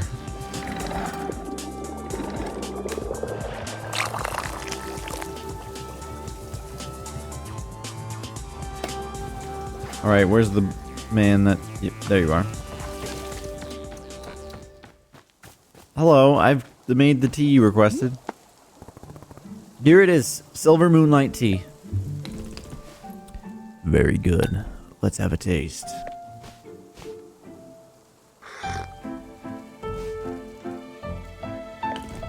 My goodness. My goodness! What an invigorating rush to the senses! Haha, well done, warrior Alta. Alta. That was a burp. A cup of silver moonlight tea that would make the Vindian monks proud. Whew. It is truly a sensation like no other on this planet. A tea that is not for the faint of heart. Yet already I can feel it calming me from within, alighting my truest sense of self. Ah, what a remarkable sensation. I feel alive, truly. I was not expecting to have this particular drink today. Here's to pleasant surprises. Thank you. You're welcome. I'll take that cup from you. No? Okay. Oh, hey, a flower that needs to be relocated. Oh, there's several. Ooh. I'm stealing them. Bringing them elsewhere. Mine now. Mine. I went the long way, I think. Can I go the other way around, I guess? Probably. Bonk. Only one more. This one's out of fruit. They all are, actually. They just die over time? Oh, no. They are sparkling. Maybe the other ones just they took their time. Oh, can I not pick up this plant? This tree? I guess not. Is it only the small ones you pick up? Or do you need a larger pot for that? Like, could I put this into this thingy if I had thought about it? Maybe. Well, okay, wait. There was another thing around here. I could just steal it. Oh. Warrior Alta, a thought has just occurred to me. I have had a bit of time to rest and recover, and I'm feeling wonderfully restored. Please, won't you spar with me a bit? You would do me an incredible honor. In fact, there's a new form of approach that I've been developing, which I wish to show you. To think I would get to share my technique with the great warrior Alta. I could not have dreamed. What do you say? Right here in the clearing would be just fine. Actually, I can't fight. I'm not able to. Yeah, be honest. I don't know why, but be honest. Snack. We'll leave him on this pose while I chew this.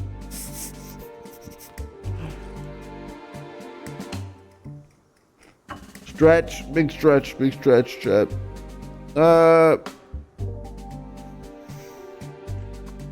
You can't see my arms, but they're big and stretched.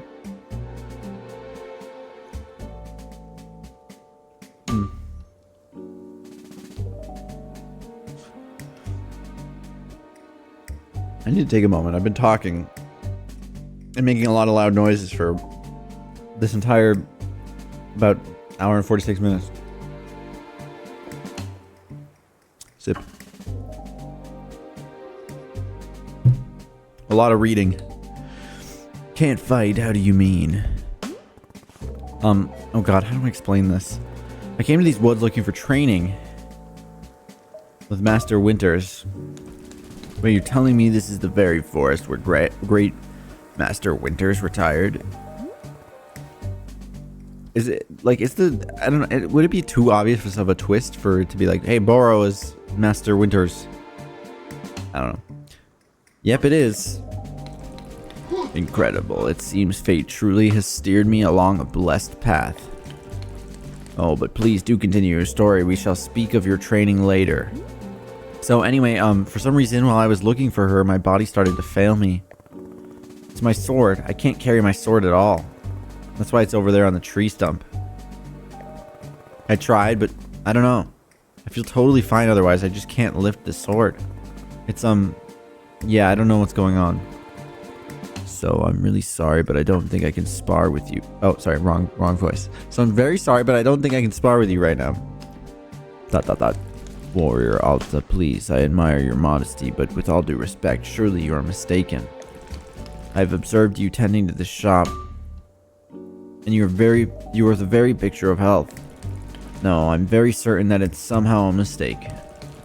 How about if we begin to spar lightly? Perhaps you simply need to feel the rush of combat again. Once we are able to fight as equals, I'm certain your strength will return to you.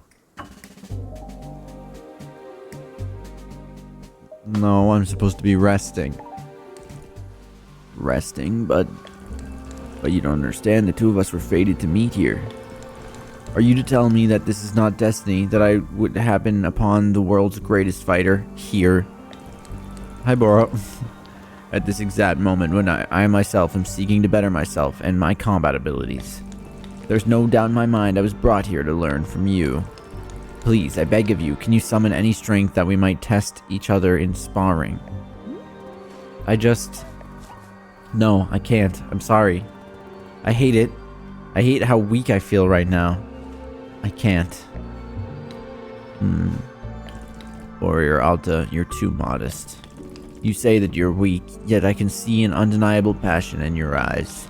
The fire in your heart is indomitable, no matter these current circumstances.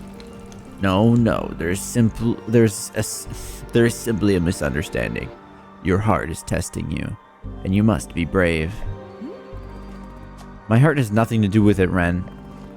I literally can't lift my sword out of the ground. Do you understand what I'm saying? Yes, I understand. A tremendous setback has crossed your path.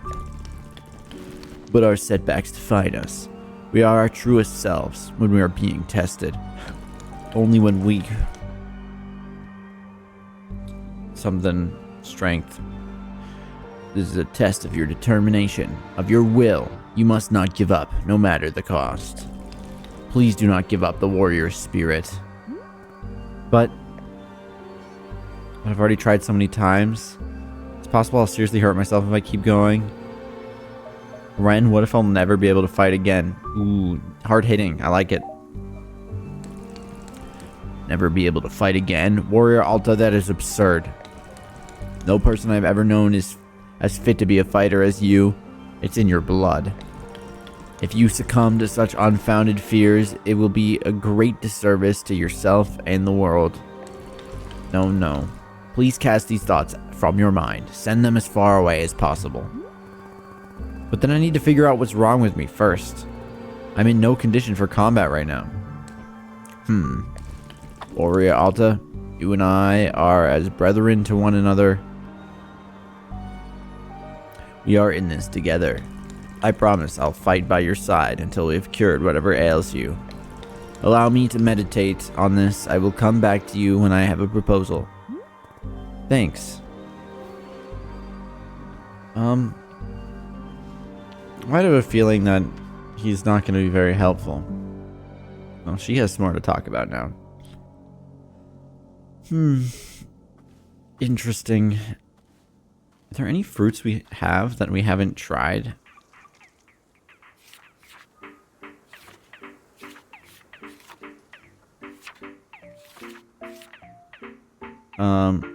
We haven't tried chips or puff pods. We haven't tried the wailing fruit.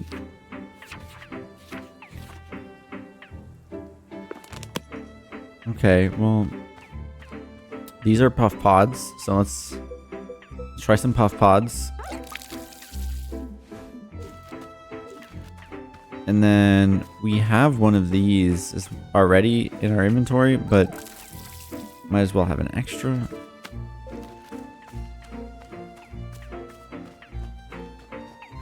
Let's try the the thingy. Empty this out first.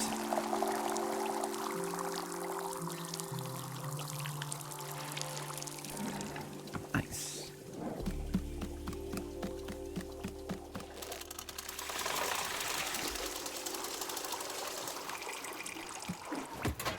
No.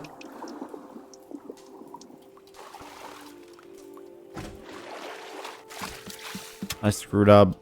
Chad, I screwed up. It's just water. Not even warm.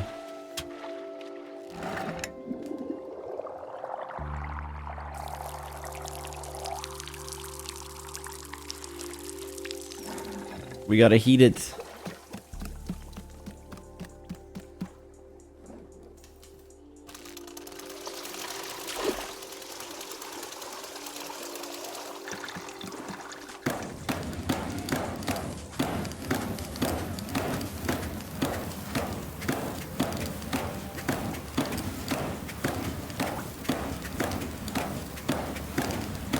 Meters, baby.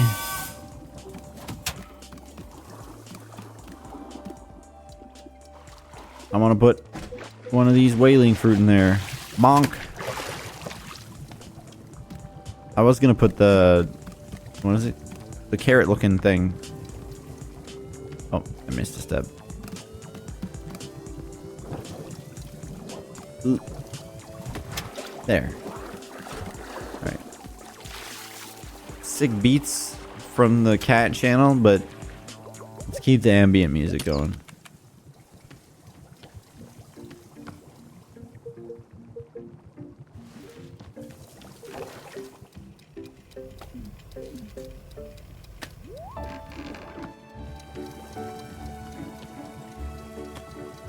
Okay, cool.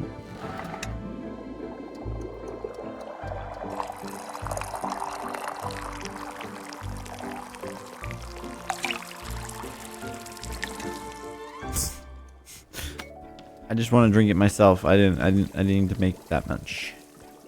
We'll just can we go back? Is there any place for us to sit in our little back room here? Yeah.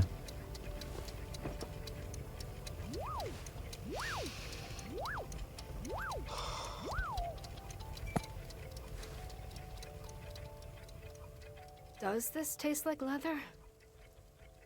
I guess I don't know what leather tastes like. You know, I feel like leatherworking was the one. I feel like I don't know single what thing leather my dad tastes was like, good but at. I can imagine what it would feel like on my He'd always tongue. make people gifts on their birthday. Things like shoes or a handbag or whatever. But it was always a hobby for him. He refused to do it professionally, you know, to take it seriously.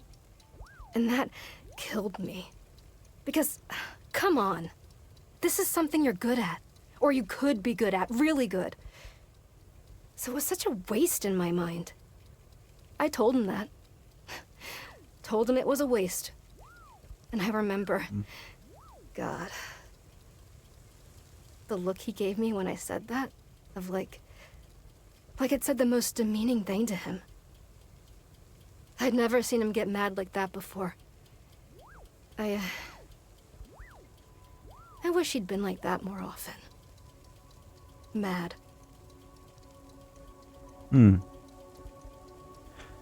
It's interesting because this character is so driven by this like toxic negative like drive, it feels like, you know?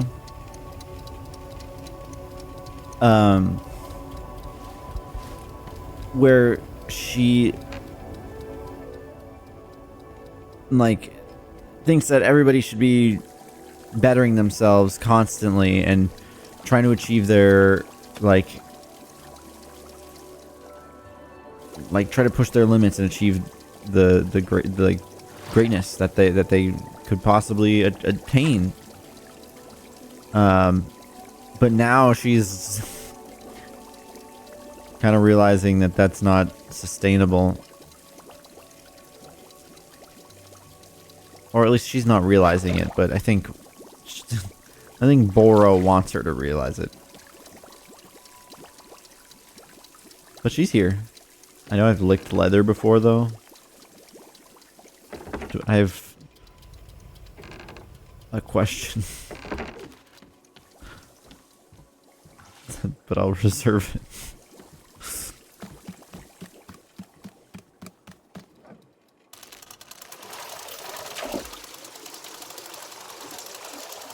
Like licking a penny.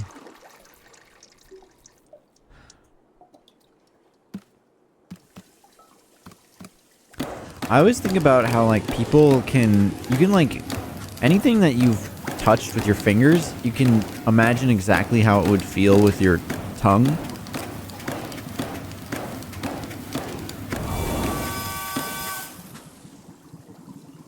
Which is crazy.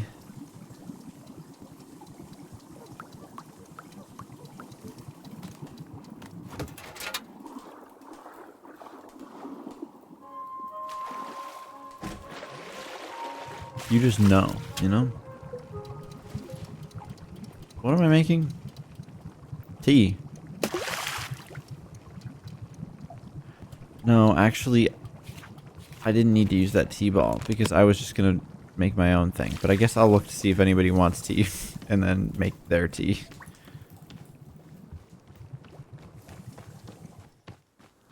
Okay. Do you have an action figure now? Hi, Nana. How's business? I bet you'd like to know. I won't fall for your mind games. So where do you come from? So how did you get started in the business? So what are your plans for the future?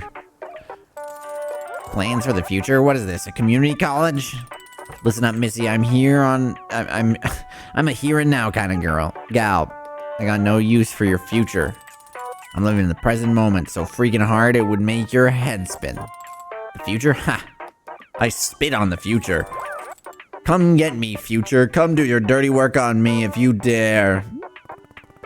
Really sounded very enlightened right now. You really, yeah. Of course I'm enlightened. I'm the very goddamn aspect of spiritual centeredness. You hear anyone say I'm not enlightened, you send them my way for a good ass kicking. Oh, speaking of enlightenment, take one of these promotional items with you. I'm focusing on brand awareness, inserting myself into the public conversation. So I want you to take a piece of Nana branded merchandise to get the word out.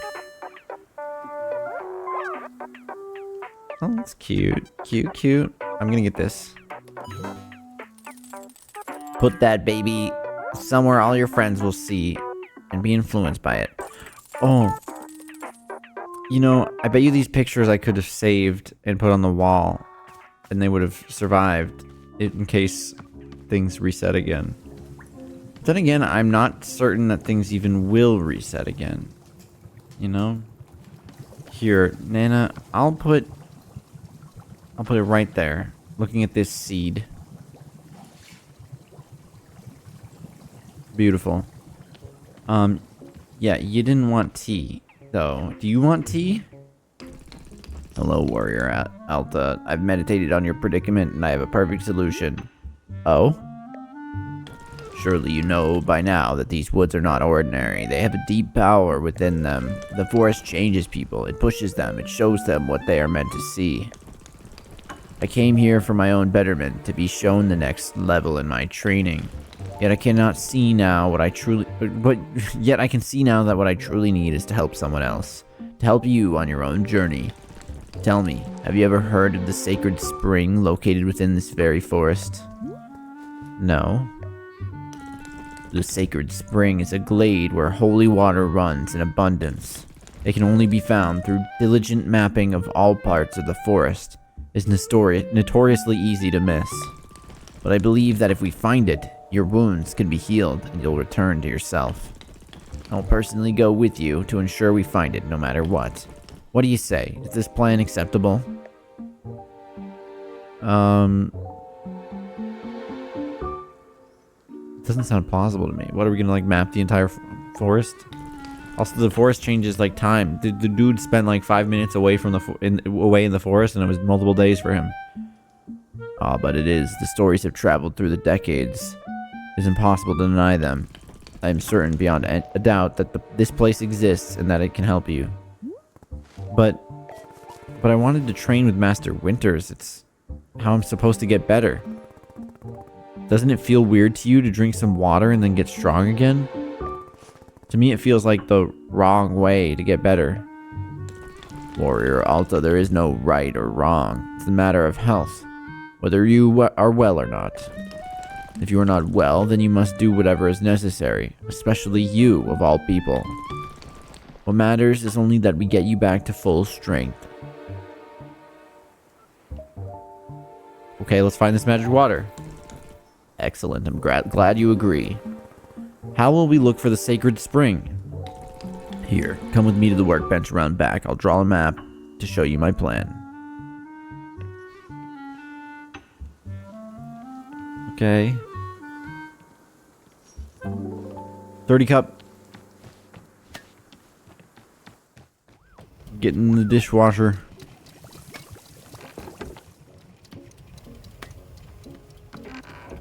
Do I have tea leaves? No.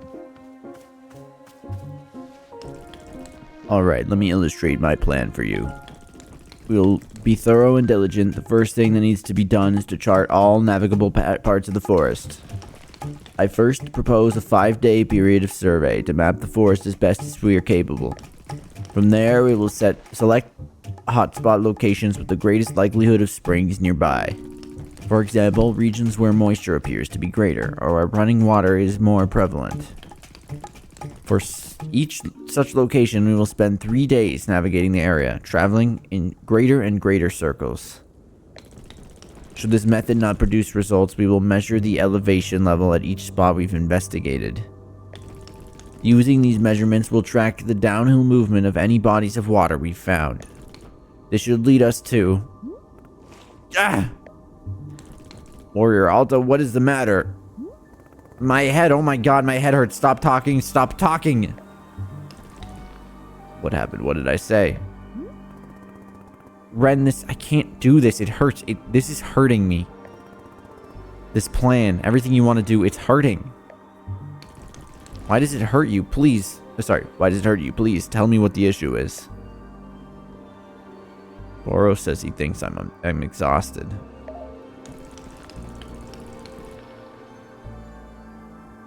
The man who looks like he'd lose a fight with a stapler. You're not really taking his opinion seriously. How can he know what's best for you? You're the only one who knows what's best for you. I can't go with you. I'm afraid I do not understand. You cannot go find the sacred springs because my plan makes your head hurt? I'm tempted to believe you are now making a joke at my expense. No, it's not that, Ren. I'm sorry. Something is telling me not to do this. I feel like I need to stay here.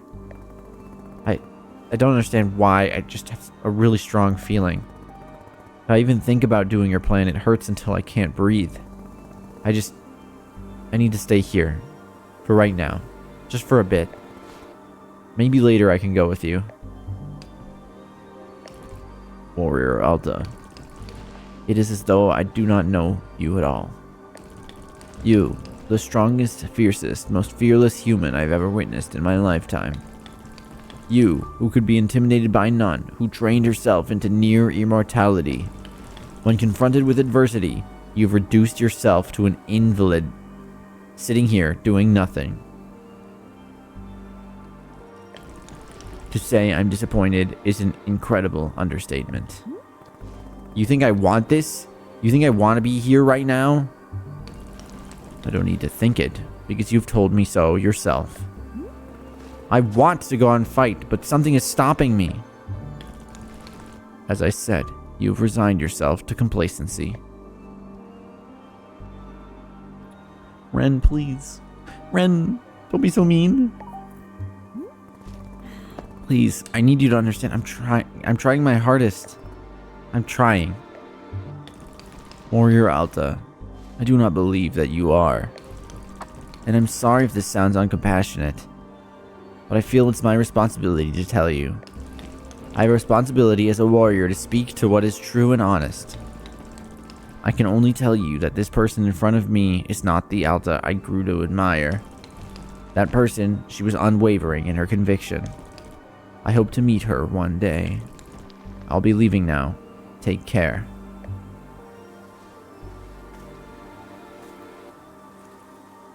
I don't like this guy. He doesn't understand. He just doesn't understand. But those who understand, understand. And I understand you, Alta.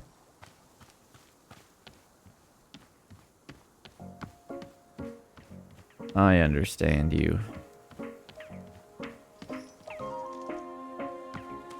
Okay, well, he'll be back. I'm kidding. Oh. Who's up here? What? Who's this? It's a bat? It's a bat? Whoa. Welcome to Oh, sorry. Welcome to Wanderstop. It's a tea shop. Tea? Oh, goodness. You see, in my hometown, we're forbidden to drink tea, so yeah. But it sounds like we aren't in your hometown. Right, of course, that's true, but, well, it's just that they said it's forbidden and no tea ever and that sort of thing, so yeah, it wouldn't be allowed, you know, I couldn't. Sounds to me like you definitely want tea. What? No. No way. What? No. What kind of tea do you want? What kind of tea? Do I get to pick? Yeah, like, what do you want me to put in the tea? I guess maybe, gosh, how about books? Book tea coming right up. Great.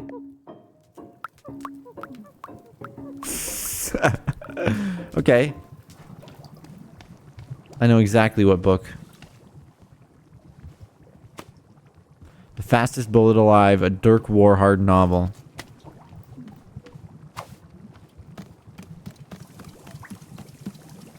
Let's go get some tea leaves.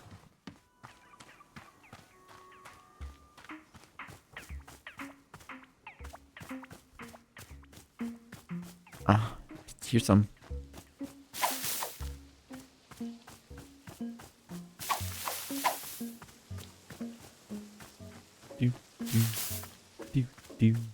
Butterfly.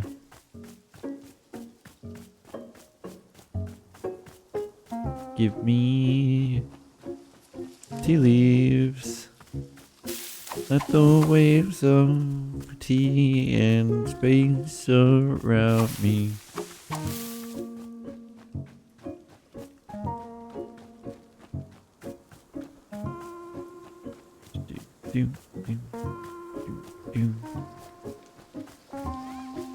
Imagine cooking so hard with this soundtrack. That's crazy.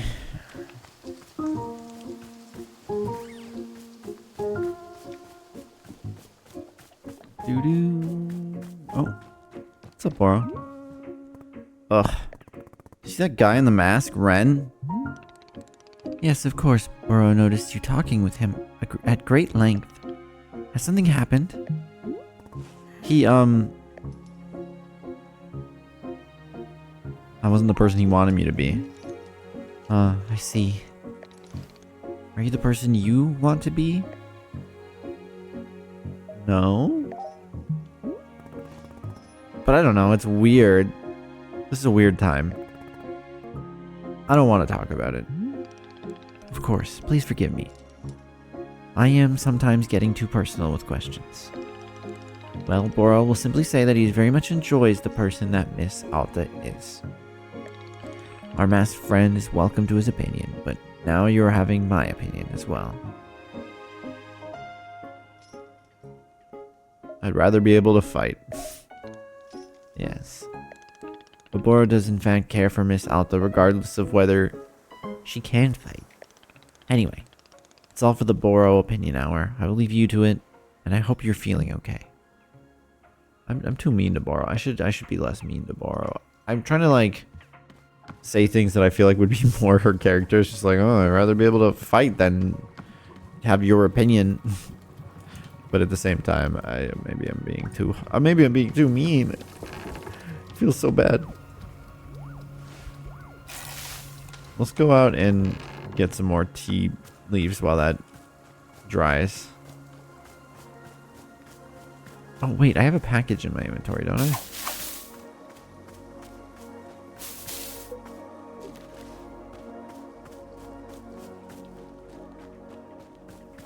Where was the mailbox? The other side?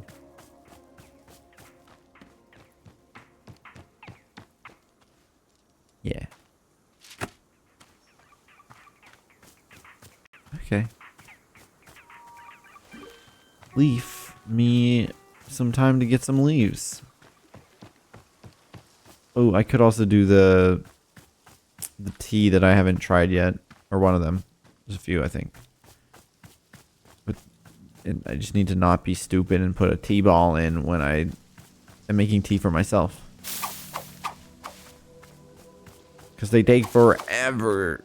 Whoa, this is crazy right here. Time to clean. Pumpkin. Rock.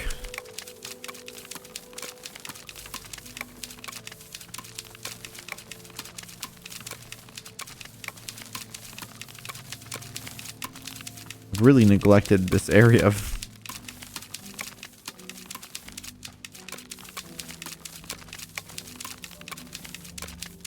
Ghost cup. See that ghost cup there? No, don't cut down the tea tree.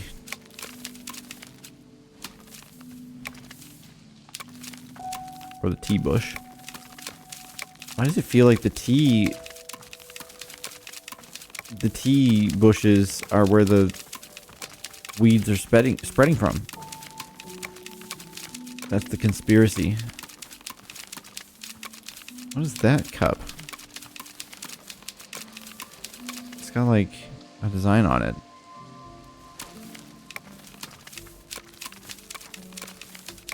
What is that?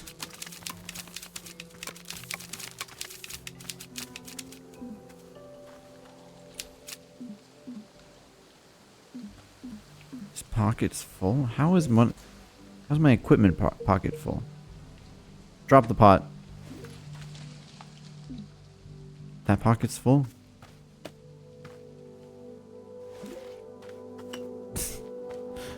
What are you? It's a teacup.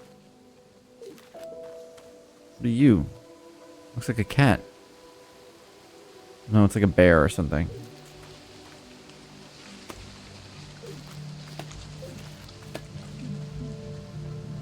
That pocket's full. What is that?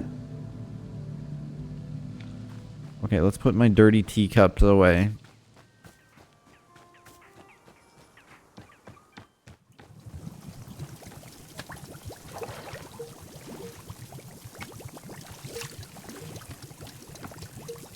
Oh, I think those were clean, actually.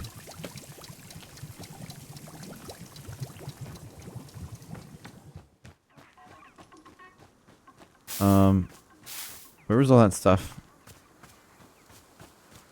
Where was all that? I'm lost. Why didn't I pay attention to where I was? I'm a fool. Is this full? No. Oh yeah, it was over there. Right, over here.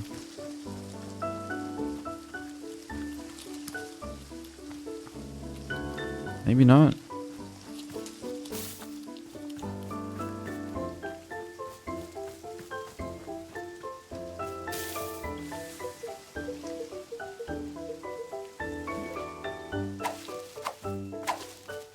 Gimme. I feel like it was off on the side somewhere. Oh, over here.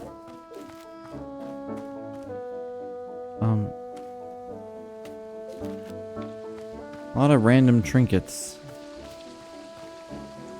What is this? Oh, interesting.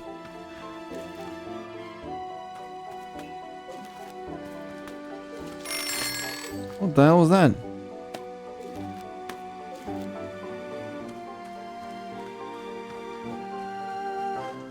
that noise?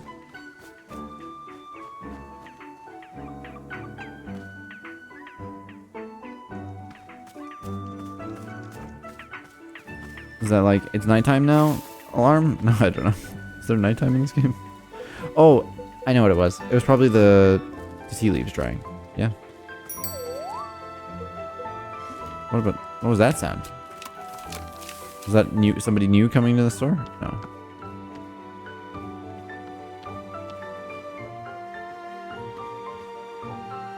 Oh, it might be that person arriving over there.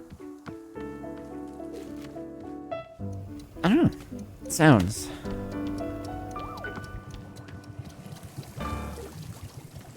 What does that person want? Also, this person wants tea?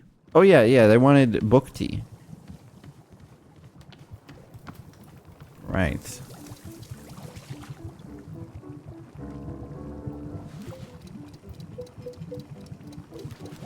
Dirk Warhard, the fastest bullet alive.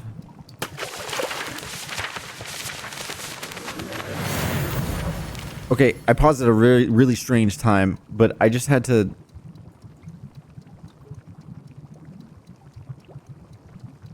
I have to audit this for a second. The first time chatter from C418. I have I have no idea whether to believe or not. It's almost too good to be true, so I don't know how to feel about that. Book tea. It's a bug I can never fix because of old Unreal. That's crazy. What? I mean, that makes sense. I went to college for computer science and game design. So like I get the quirks of shit like that. I understand.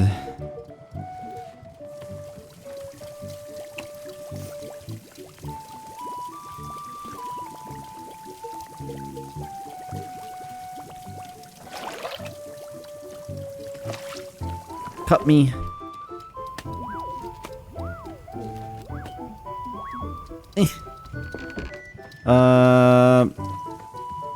Book tea. Baby.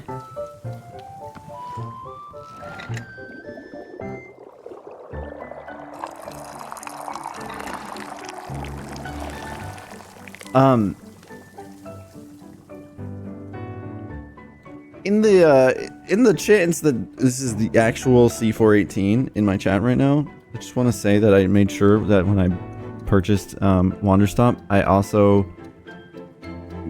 got the soundtrack.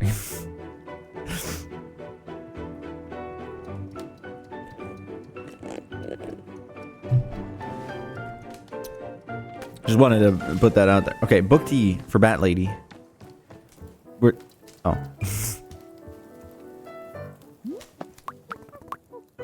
I didn't need to do that. No, I did. Book tea. Why do you want book tea? Okay.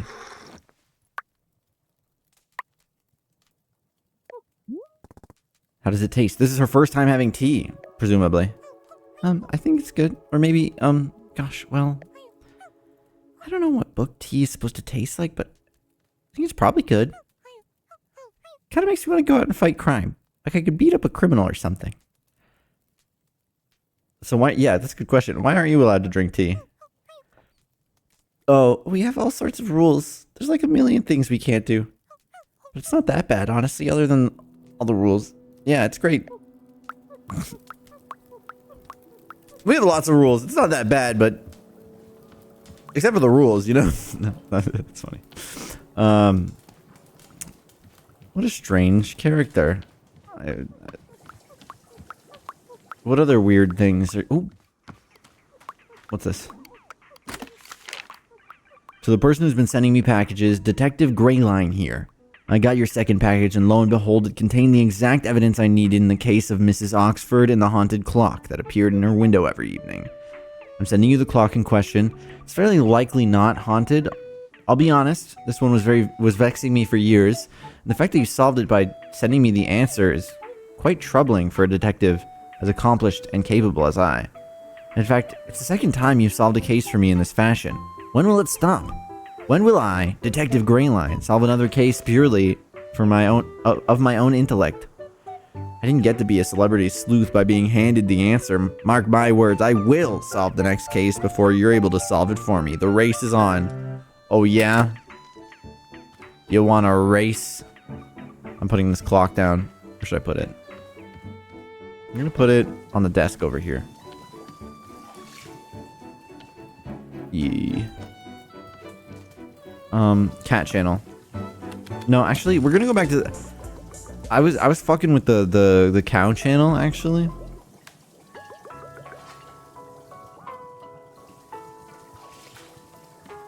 Okay. I wanted to try out well, I guess I could try the book tea too, couldn't I? Let's try the book tea. Timing it perfectly.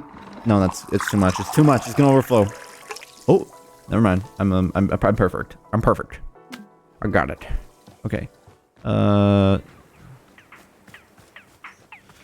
Where's a nice place to sit? Right in the gazebo over here. Wow. Oh, he's back. Ugh.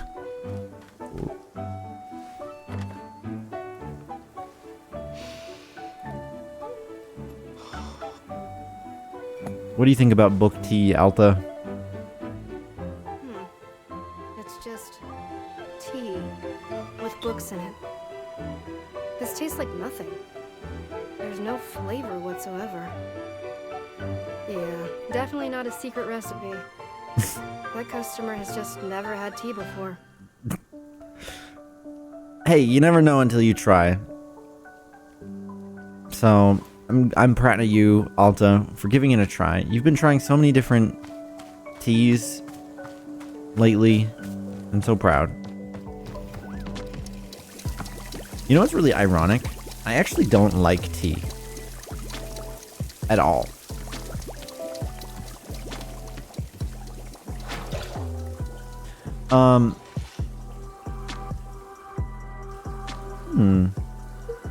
I should try these. No, wait, it's not full. Tea is delicious. Look, I'm not denying that. It's just not for me, you know? All the stuff that I left on the ground here. Pots. There's a weird ball of rubber bands.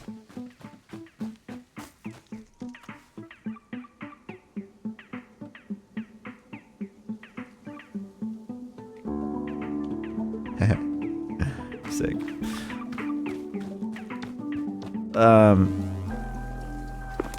Oh no, Cow Channel ruined it. Turn off Cow Channel. I liked the ambient music. Does it come back?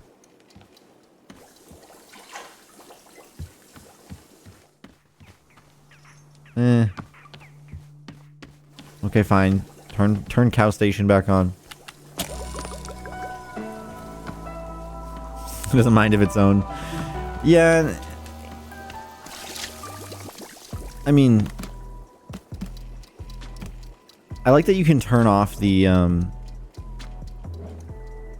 like that you can turn off the radio just to get the straight up like ambient music, because sometimes that's the vibe, but sometimes you want to listen to cow radio or cat radio or God forbid dog radio.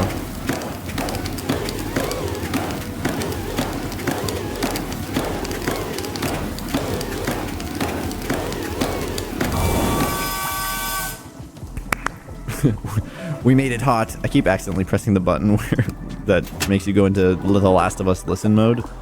But, what is that? What is that emote? Corey? Such.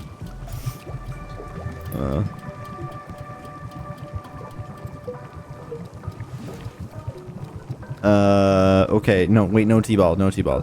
Just the chip chip. I haven't had chip chip tea.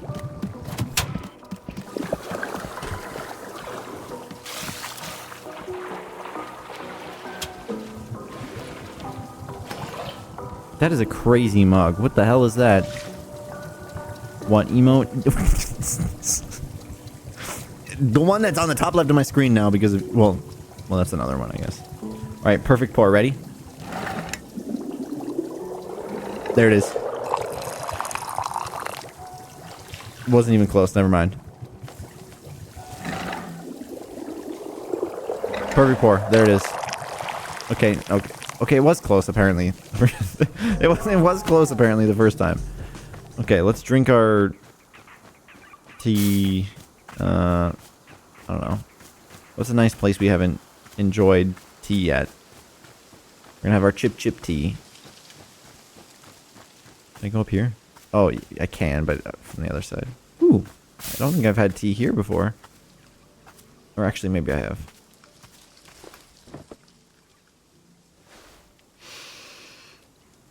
Sip.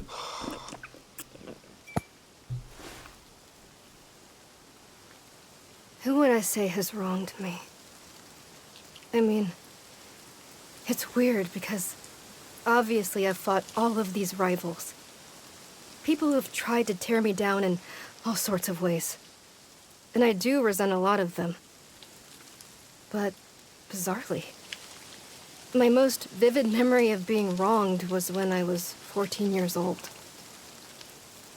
Oh. My father came home from work, and he sat us down and told us that his job didn't exist anymore. We were going to move homes again. I was going to say goodbye to everything again. And it's like, he lost his job. That's what I remember. That he was weak. Why should I have to change my whole life around because he was too weak to hold on to something? That's how I felt at the time. She really feels like her dad is a weak Then, individual. That's Years crazy. later, I learned it actually hadn't been his fault at all. It was something totally outside of his control. So in theory, I should have been able to forgive him and move on, right? But I just... I don't know. For some reason, I couldn't. It was like the anger had dug trenches in my chest. There was nothing I could do. There was no amount of rational explanation that would get it to budge. I still feel that anger. Even now. And I don't understand why.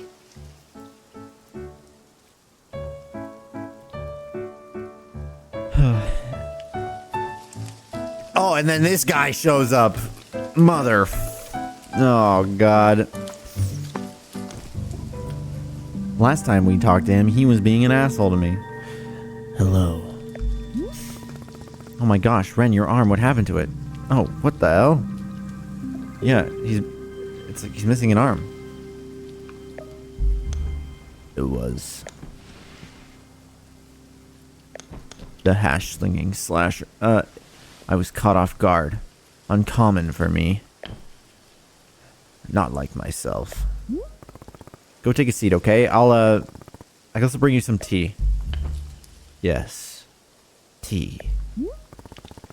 Is there any particular flavor you want? Just like doo-doo?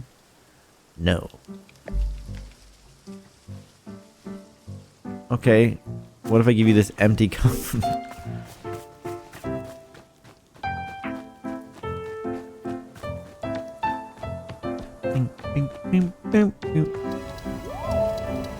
Oh, it's time for cow radio again.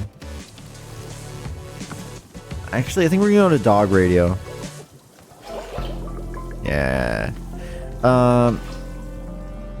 Well, this tea doesn't have any tea in it, so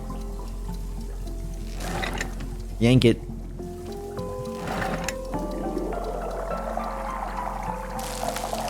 There's no tea per tea on this tea. Okay, before I do anything, let's put this to dry. Well, she spilled half of that. It took me so much time to gather all of those. Okay, you want any type of tea. Alright, let's make a tea that I've not tried myself then. Let's, let me give you a Puffco Peak pod. Blue and pink. Okay. I love, was it blue surrounded by pink? Yeah. I love how I've just given up on actually... Oh! Nana, you're leaving? I'll talk to you in a moment.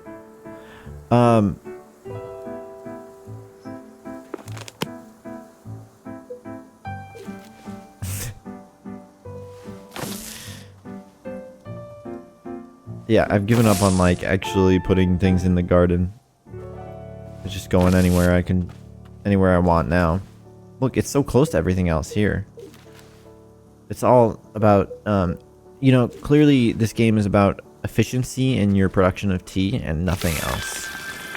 That's the core fundamental tenet of the game, is actually how fast you can produce tea and at what quantities. Nothing to do with anything like at a deeper emotional level or anything. It's actually specifically only about tea production. What is this thing?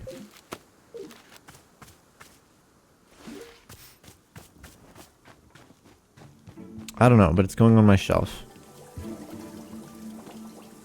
Next to my imported fragile thing. I have so many trinkets to put on the shelf. Bonk. Bonk. It's a unicorn. And actually, I should take these. That's a weird cursed bear thing. That's a robot. That's a geode, I think. That's whatever that thing is. And this is a lizard. Wow. Look, we'll put her on here too.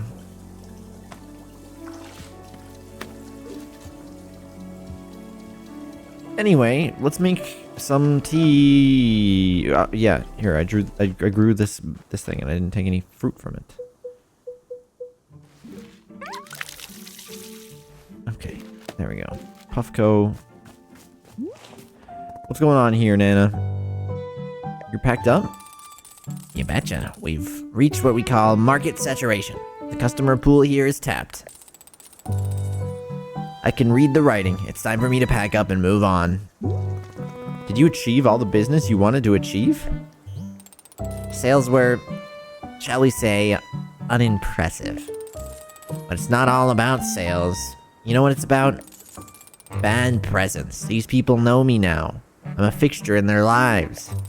They didn't buy anything, but they're thinking about me. That's the big picture. One day, they won't be able to imagine life without the firm, profitable presence of good old Nana. This is called investing in the future, and you kids wouldn't know a thing about it. I'll miss you, Nana.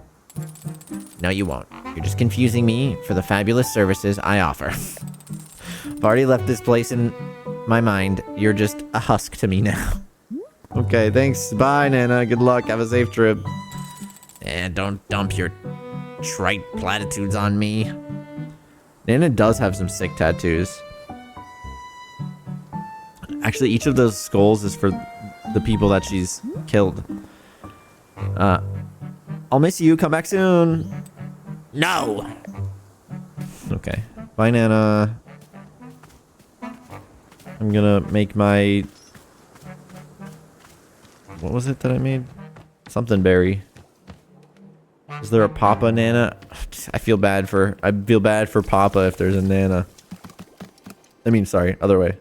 Wait. I feel bad for Nana's Papa if he exists.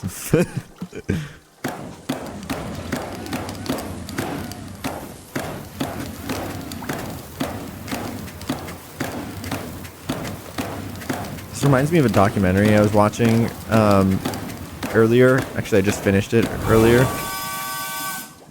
It's called Psych Odyssey. It's about Double Fine, their production of Psychonauts 2, and it comes directly after their previous documentary. It's like a 7-year long coverage of the development of that game.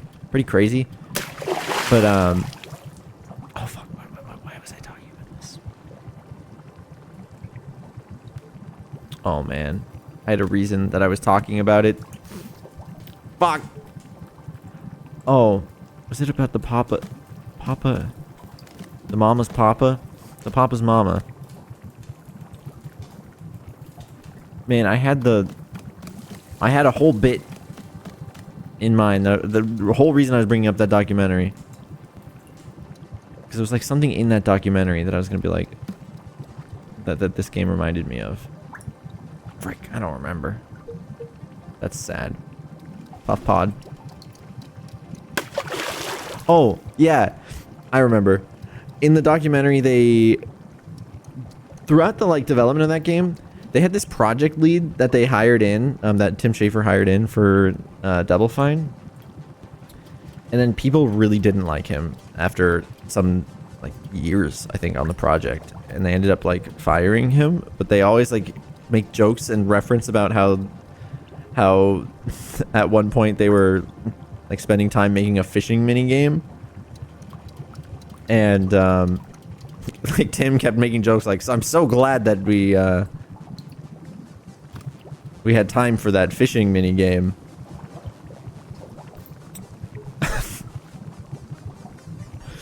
As like a joke, because they didn't put the finishing mini game in the game at the end. For some reason, the bellows make me think of that in this game. It's like a little fishing mini game.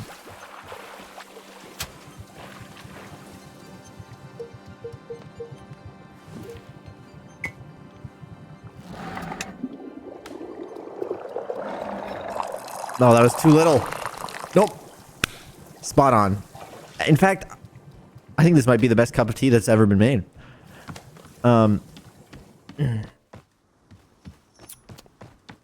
You don't care what you want? Wait, actually, I'm gonna drink this. Screw you. I'm gonna drink it right in front of you, actually.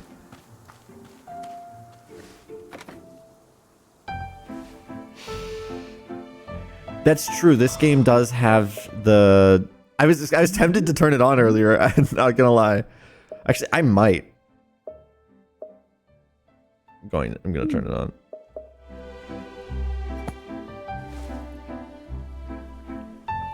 I'm drinking this tea, and these feelings are rushing into my mind.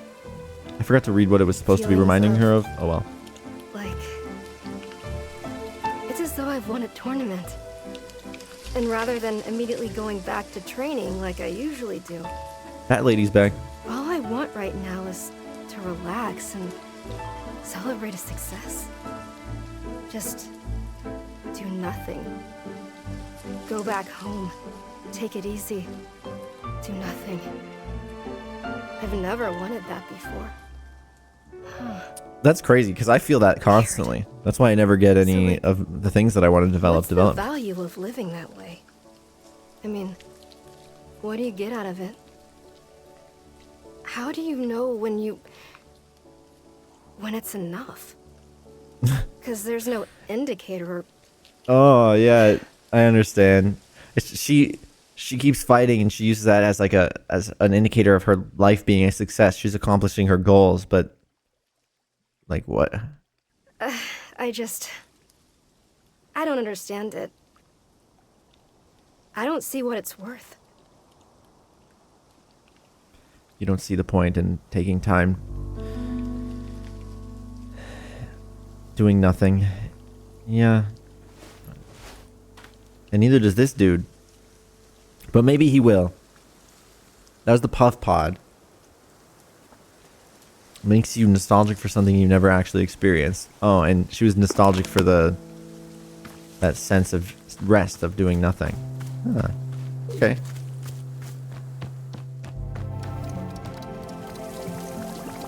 Oh, hey. Oh, right. I thought I was going to grab it out of his mouth. I can't pocket this. I pet it. Don't worry, Chad.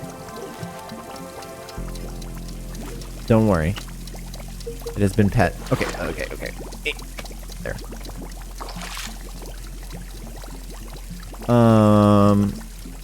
Cool. Bat lady. Where's Bat? I need my Last of Us listen mode. Dude, Dog Station is getting kind of... It's kind of like dark sci-fi. Let's go to Cat Channel.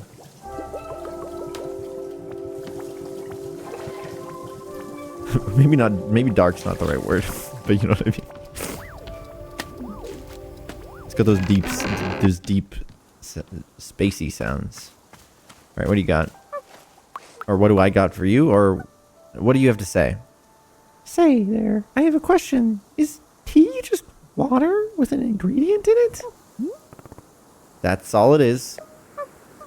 You don't have any miracle palm, do you? It's a sort of fruit. Miracle palm? I don't remember seeing that in my field guide.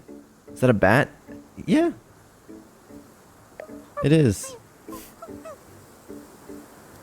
I think. It's a furry. Confirmed. Oh, okay. Well, I was gonna say if you did have it, then maybe you could make tea out of it? But it's totally fine if you don't have any. I'm actually not sure. Let me check with Boro. Let me borrow his ear for a second. Boom. Alright, Link, calm down. Alright, Boro. Hey, a customer over here mentioned a fruit I've never heard of. Miracle Palm?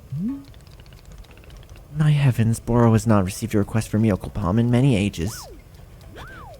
Corgi Cam added the emote furry detected. Thanks. Yep.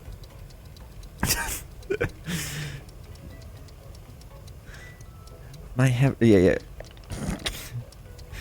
Here, I'll be explaining how to acquire it. Miss Alta, did you know that the mushrooms in our clearing can be used to alter your large hybrid plants?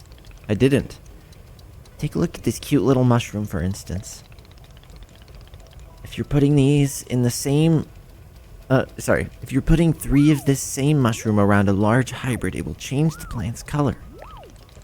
And not only is it changing the color of the plant, but the fruit as well.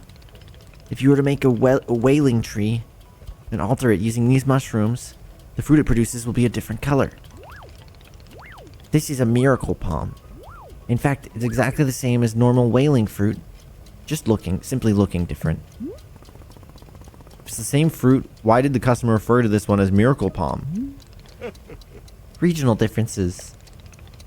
In a place such as the Offen Farlands, they would refer to this particular fruit as miracle palm. Offen Farlands. But to us here, it's just good old-fashioned funny colored whaling fruit. How does this sound? All good? Whaling tree surrounded by 3 colorful mushrooms. Got it. Perhaps it would be good if this information was written down someplace. How about this? Boro will add a couple pages to your field guide. Aha. Duplicates the large hybrid. Ooh. Shrinks the large hybrid down to a potable size. Changes the color and its fruits to an alternate pattern. Or causes the large hybrid to produce trinkets instead of fruits. That's interesting. Okay. I'm having a bit of a thought. Our friend is from the Offen Farlands, yes? The birthplace of rules and order. They're quite famous for their many restrictions there. Very much as being off limits. I'm guessing that our friend has never had the opportunity to try some more colorful foods. Miss Alta, perhaps you might consider adding 2 extra fruits to the Miracle Palm tea. Our tea machine really does create such bizarre colors in the tea. The more fruits, the weirder. Of course, this is not a requirement for Miracle Palm tea at all. It might simply be a fun surprise for our guest. Okay, I've talked your ear off quite enough. Take care, miss. Okay. Let's make this shit glow with color. Ooh.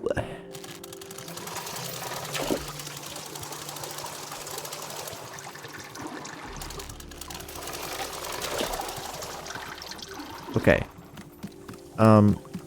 So what, I can just hold this now?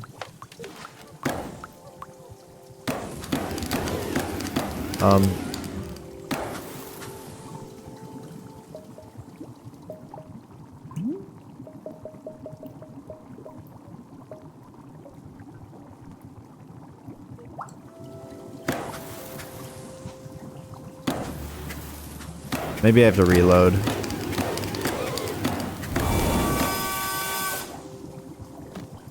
I hope the tea doesn't get cold, because I haven't made the fruit yet.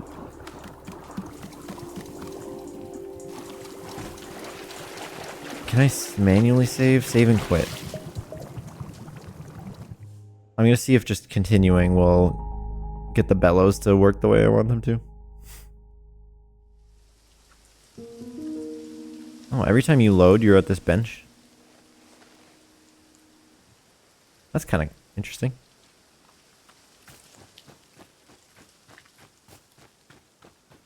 Okay, so this is the wailing tree, yeah.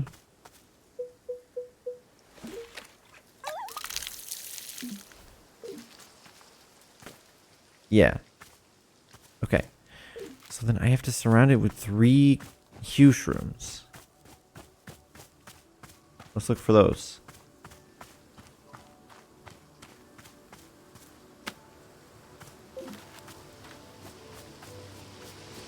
I guess I could grab multiple stuff, but I don't know. I don't think this is a game where I need to go ahead and collect tons of a thing and stockpile it for later. Maybe I'm wrong. Where are the mushrooms? Okay, you're here. What if I just let the entire map fill with weeds? That sounds like a great idea.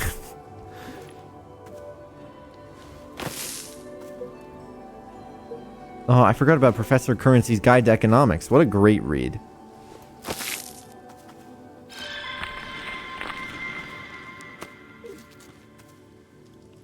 Now, here's the thing. I think it's all fruited out. Oh, damn it. Okay, I know what to do. We explore for dupe shrooms. These? Dupe shroom. And then we'll just duplicate that bush, and maybe if I duplicate it, it'll get its fruit back.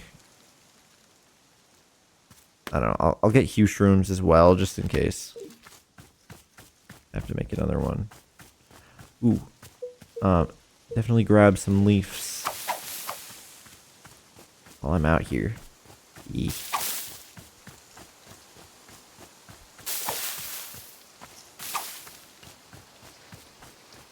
Gift shrooms, not what I'm looking for.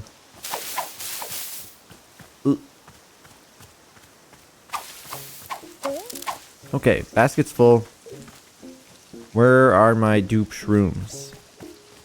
There's one. Oh, there's another one. Perfect.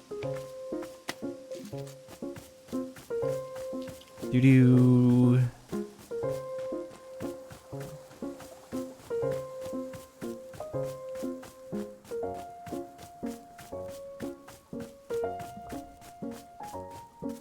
Sweep.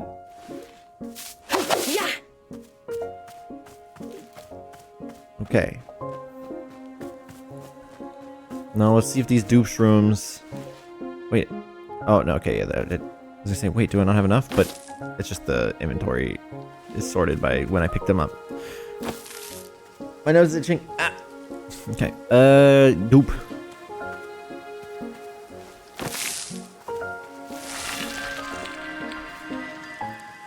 Oh no.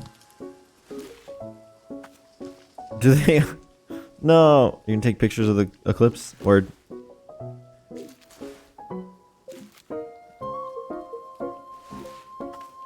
Oh, I can water them. Hell yeah. Miracle Palm. Let's go. My pocket's full. Well.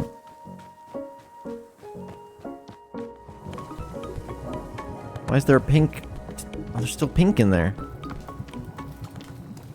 Boo boo boo boo boo boo.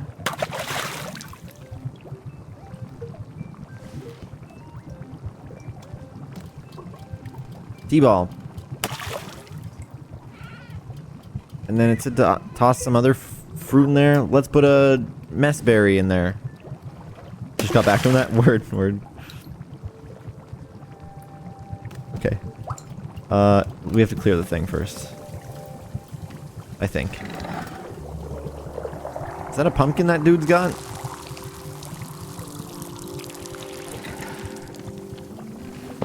You got a pumpkin? It's, you're grabbing it by the stem, but the rotation of it is the opposite. Put it down. I can't pocket this. Can pet it though.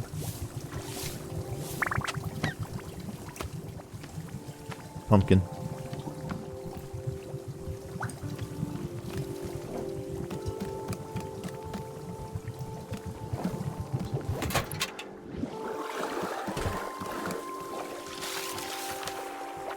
What does he even want again? I don't remember.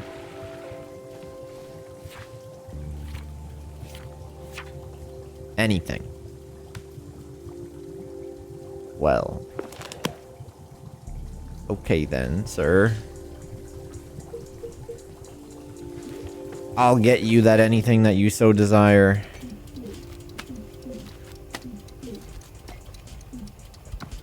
The pocket's full. Drop it. It's on the floor now.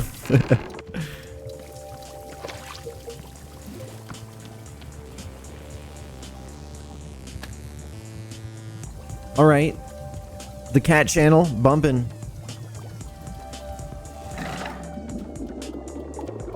Bam, perfect filling. Oh, just over. Fuck. Okay, well, I'm gonna give this to Bat Lady, and then I'm gonna drink one myself.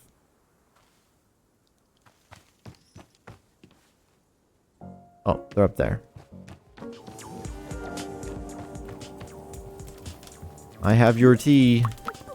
Here you go. They fly. They flew up to grab it.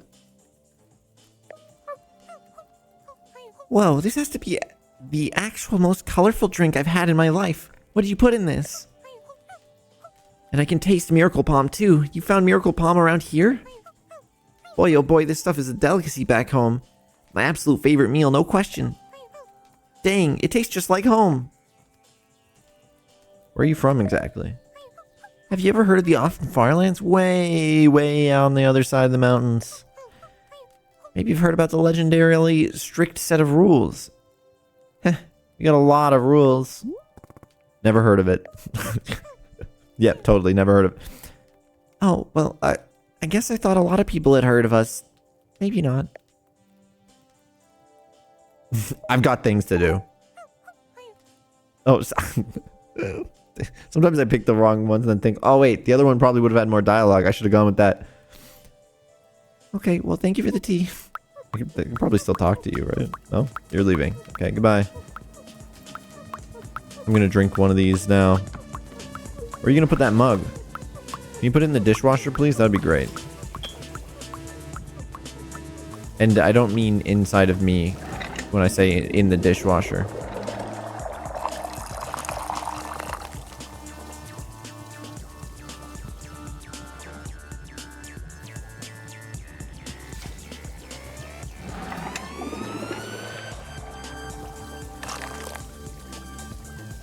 I like this cup.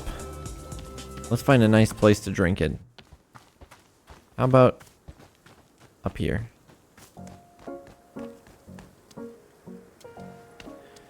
We've had a nice sip on this bench before. It's a nice bench.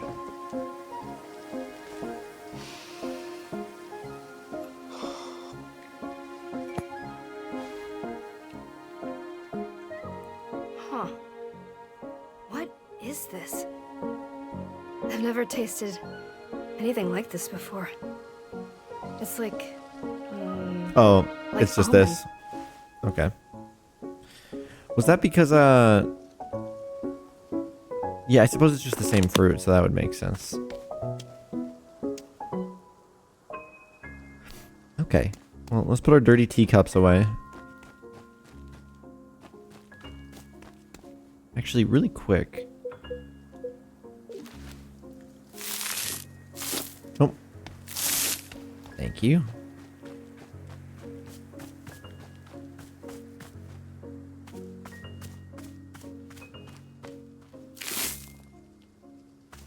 I did it. Boro, I did the thing you asked. Where'd he go?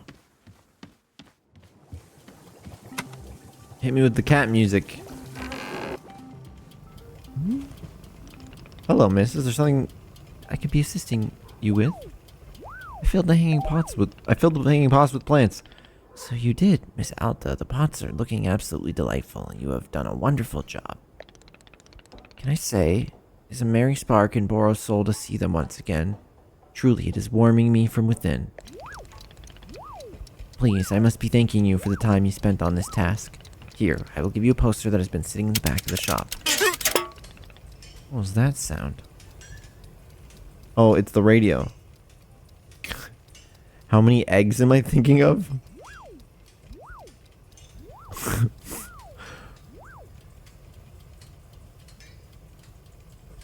What is this? Why does it look like code names, you know?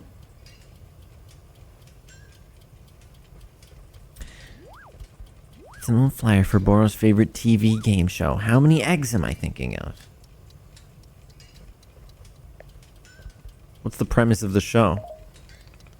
The premise was being quite simple. Contestants are attempting to guess how many eggs the host is thinking of. And yet every episode was an unbelievable roller coaster ride of drama and tension. You wouldn't believe the spectacle. Fortunes were made and lost on each episode. Blood was often literally spilled. Tears were more or less guaranteed. Most episodes saw a romantic relationship either begin or end. Miss Alta, words cannot convey how riveting this show was. And yet, sigh, canceled after 2 seasons, a tragedy.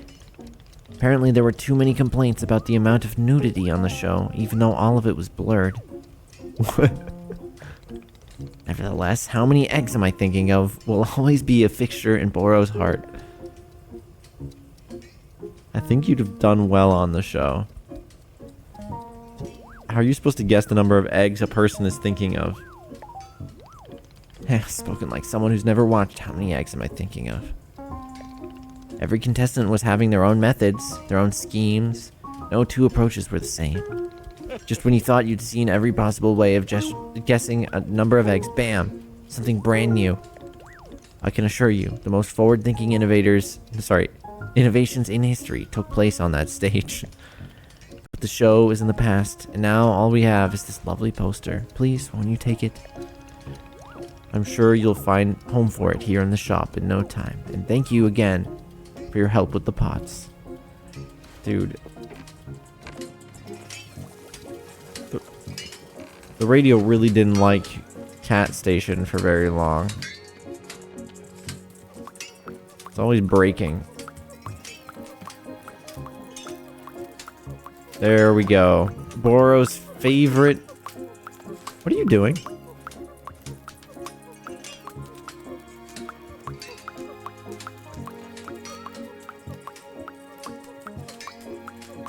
Okay. I'm gonna fix the radio now. Actually, I'm just gonna turn it to that, so we can have the ambience. You know, I can't help but notice we have a lot of tea left. It would be a shame if I used it to be lazy and give this man who asked for anything.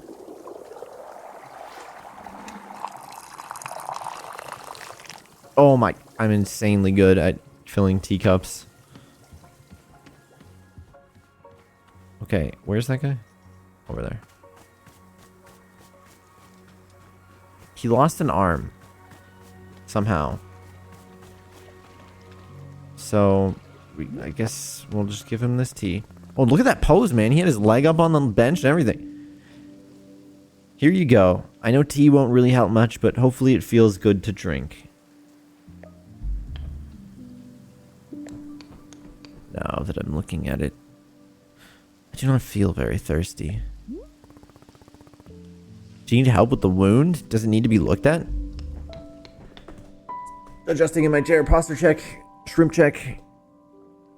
I have cauterized it, as per my training. It should be free of infection. The pain I can handle. What happened? I do not wish to talk about it. Are you feeling okay? I am feeling not entirely well. My arm. But there's only a setback. Yes, I'm being tested. I am called to action. As always, the universe presents me with its challenge. I rise to meet it, or I do not. And to this challenge, I rise. I will recover from this and become twice the fighter I was. Twice the... I've become incredibly dizzy.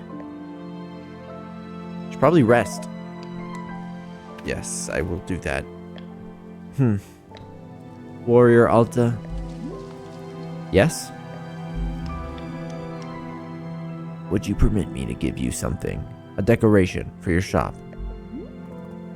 What decoration? My mask. It would have a good home here. What? Why do you want to give me your mask? Isn't it special for you? Yes. That's why I wish to give it to you. My mask is an extension of my warrior's spirit. It speaks to the virtue of persistence. When I wear it, I feel emboldened. I felt as though I should leave it with you.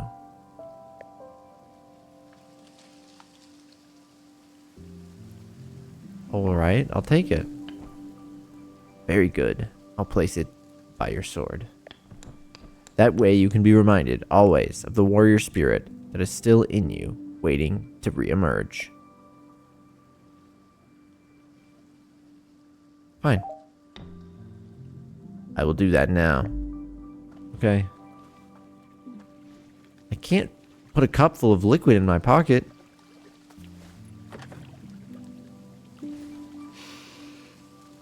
I guess I have to drink it. Even though I will be frustrated about the taste. What is this? What is this? I don't want to lose this. Cup of tea. What is? Why is there a bear here?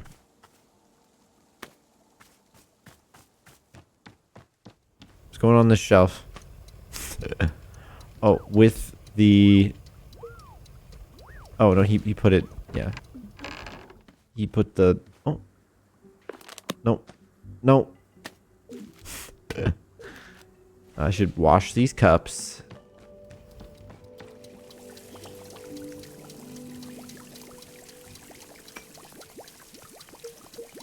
You know one thing I find interesting? I remember in the beginner's guide, they mention like there's this part where you play kind of like a cozy chores game.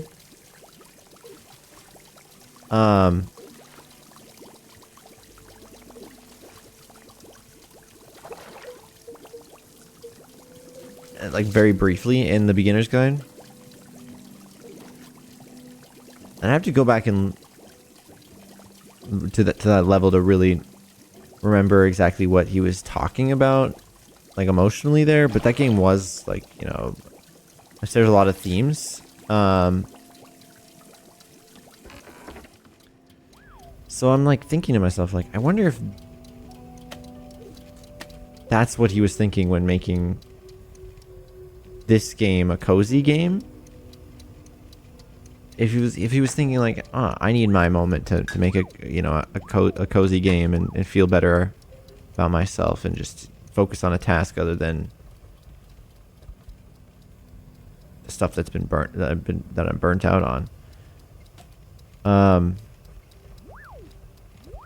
But then now making it was its own, you know, its own thing. He's talked about it, about how making this game was really difficult because he didn't know how to make a cozy game and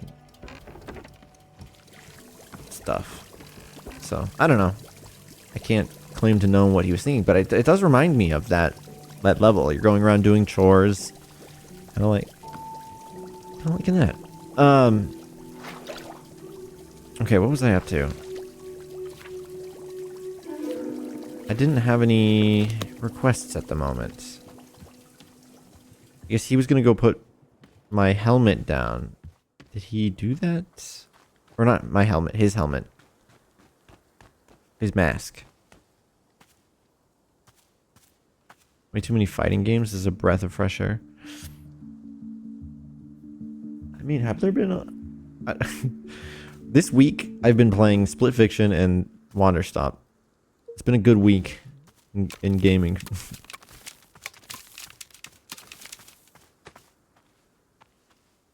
I'm stuck. Ah.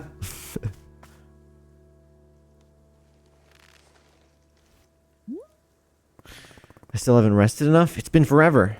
How much longer until I've had enough rest? What's it gonna take?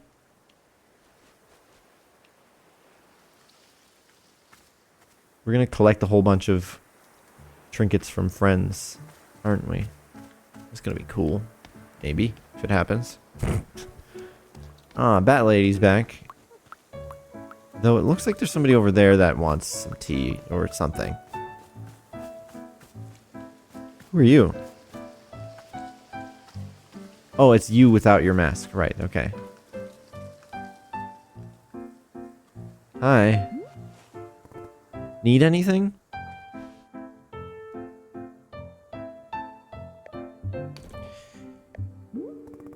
Oh. Are you not talking? Is this happening again? Oh no. Okay. Well, it's so mysterious. I'll go talk to Boro. People keep forgetting how to talk around here. Good thing, what's her face left before Nana left before it was too late. Can you talk, Bat Lady?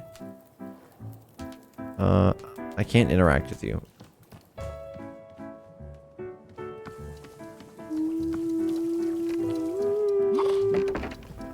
Hey, it's happening again. The thing where people don't speak. Yeah. Yes. Boro was very curious whether this would be the case. I'm supposing it's time once again to go to the shrine under the willow tree. Let's go there now, yes? Oh. Are we going to go to a different version of the clearing again? Most likely, yes. Okay. Come, we'll explore it together. Wait. Yes? Boro. I am... Sorry, I had to burp there for a second. Please, I need to know why I can't fight anymore. I need to know what's wrong with me. I have to know. I can't keep going on like this.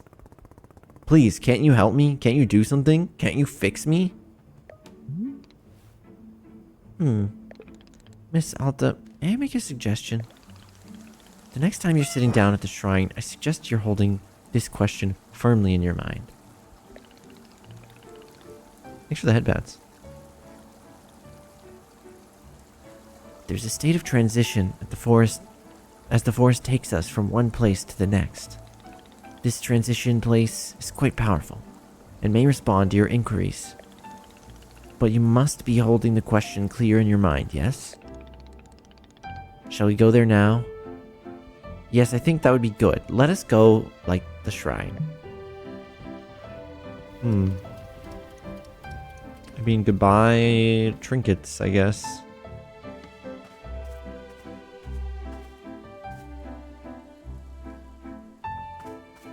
And goodbye colorblind world. Hello, whatever next world is. Wait, there's so many wait. Before we do this, Boro. Oh, is my basket full? Okay, never mind. I was gonna go around collecting leaves before. Here we are. I will light the shrine once more. And there we go. You may simply sit down here whenever you'd like, and the shrine will take care of the rest. I am wishing you well, Miss Alta. Always, as always. Okay. Alta stares at the mysterious shrine. sit down in front of it and let your mind wander. I need something to help. We're gonna sit at the shrine, and we're also gonna have some catnip. How's everybody doing, by the way? I know this has been like a really, it's a chill game, obviously. Ooh, I like the music. It's been a chill game. I've been doing a lot of reading for you guys. I hope it's kind of been like a little podcast audiobook for y'all.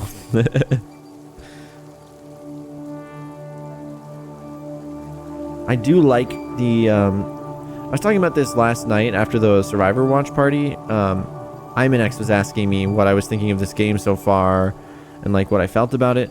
And I told them, like, from the marketing of the game, I expected it to be like a Stardew Valley kind of like cozy game kind of thing. And I was kind of scared that it would be less of like a narrative driven thing. And like, I knew C418 was doing music, so I was like, I wonder how tied into the narrative the music will be, you know, because when a game and its narrative and its music are all like this, you know, it's so good. But I was scared that it would be like repetitive, and that the music would become repetitive from that. But when I saw 3.5 hours on that soundtrack, I was like, okay, there's no way that the music's gonna get repetitive. And I keep hearing, you know, tracks that are surprising to me, because they do feel like they all fit, but they're all it covers a very good range of different sounds as well. And the writing, there's so much great Davey writing in this game, and I just feel like anytime we get to play a game that's written by Davey, it's like a treat. I feel that's what it's also just reminding me of Double Fine again as well. Anytime like Tim Schafer writes something, it's a treat. So it's like, that's what it reminds me of. There's just some people who are too good at making games. It's great, or too good at writing, I guess, too. But I hate like giving up praise to these people, because I know that's it's a complicated thing, you know. But I hope that they're proud of what they made, at least, because I'm happy with what they made, and I think they deserve to be proud. So, catnip break, and then we'll let our wind maunder. Yeah.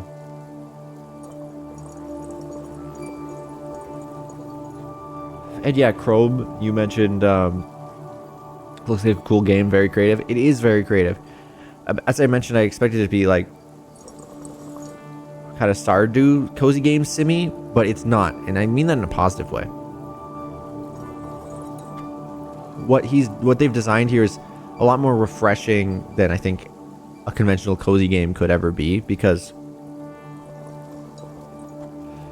I don't think I've seen such a heavy narrative-driven game in this kind of format before. It's very interesting. I've been enjoying it a lot.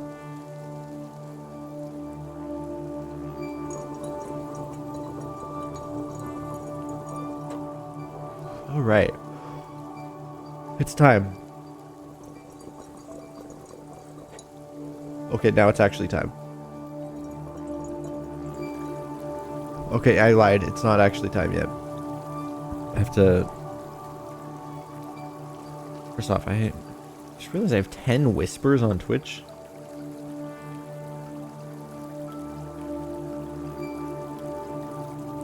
Oh.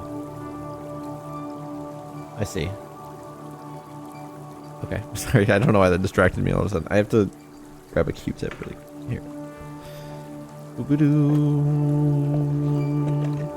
By the way, did I mention that I've been recording these streams locally nowadays, and then uploading them in high quality to my VOD channel? So if you want to watch the VODs the first time I played this game, or you want to catch up on the VOD of this afterwards in higher bitrate as well, because that's one of the big things. First off, it's on YouTube, it's 1440p, and it's a higher bitrate, so consider going to meeps.tv and checking out my VOD channel, where I will be uploading all of this. I've also been uploading the Split Fiction episodes. The second episode comes tomorrow. Anyway, I'm ready. Let's do the thing.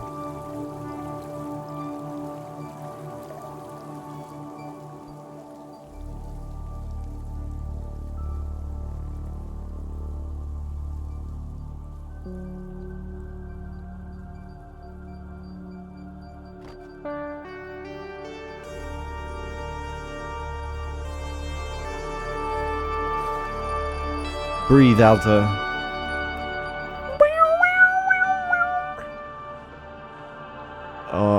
And I'm running on a feeling that I get when you and me dance. Sorry. Where am I? My name is... I don't remember my name. Correct? Yeah. I nailed it. I don't remember my name. Oh God, what's going on? Where am I? Someone please... Oh, hello, miss.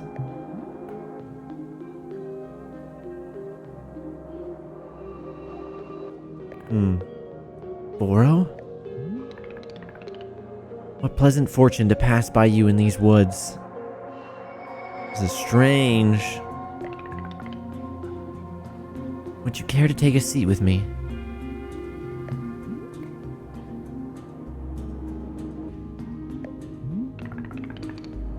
Excellent. It is good to be sharing your company. Boro, why can't I carry my sword anymore? Are we getting an answer? What happened? What's wrong with me? Because, like, I know this game is trying to be, like, deep, right? But is it trying to be deep to, like... Is there actually something that's causing her to not be able to hold her sword anymore? That's beyond, like, her burnout and exhaustion and fear and she's got a lot of emotion that she's been running off for the past years straight. That could cause somebody to be really tired, obviously. But is there a larger answer, or is that just simply the answer? An answer. Yes, there must be. Yes. You are holding the question in your mind. This is good. Remember, the Force will help you. It will show you what you need to be seeing. Keep holding the question. Can you see anything? Feel anything? Remember anything? Yeah. I remember fights. I remember losing. Stupidly. I lost a bunch of fights, and then I came to this forest. I ran and ran. And then I found Master Winters. Wait, you did find Master Winters?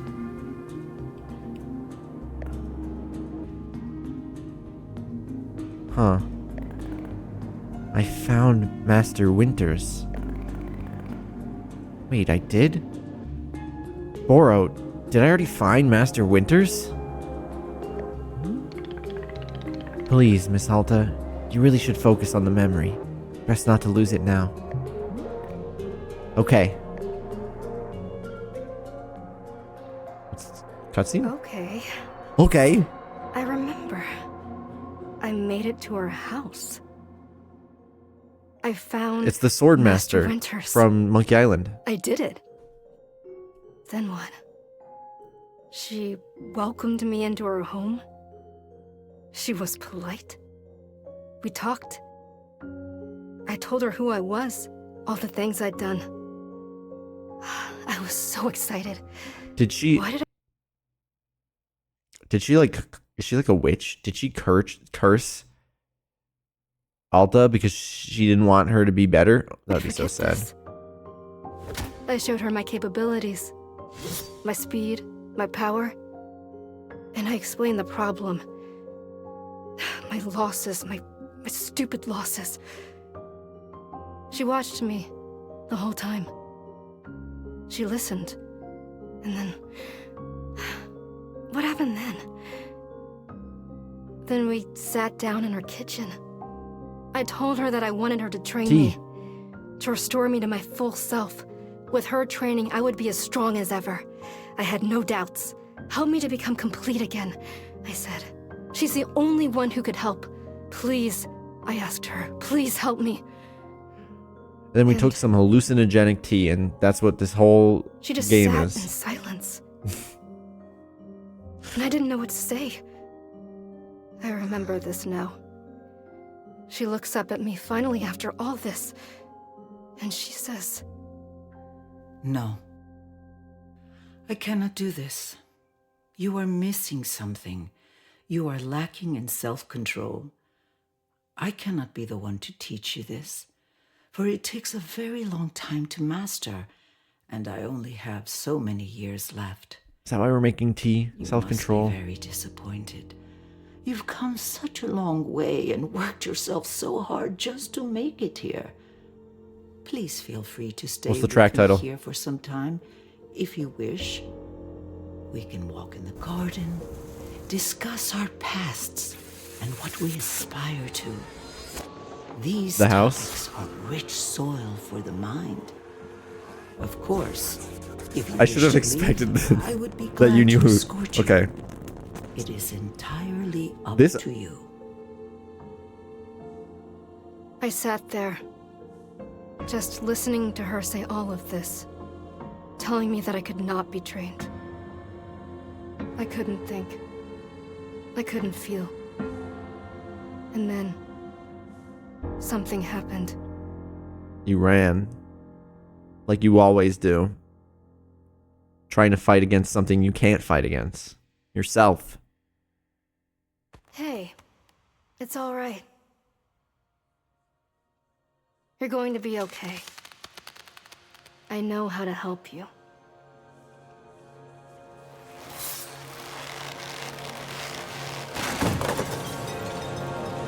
Oh no.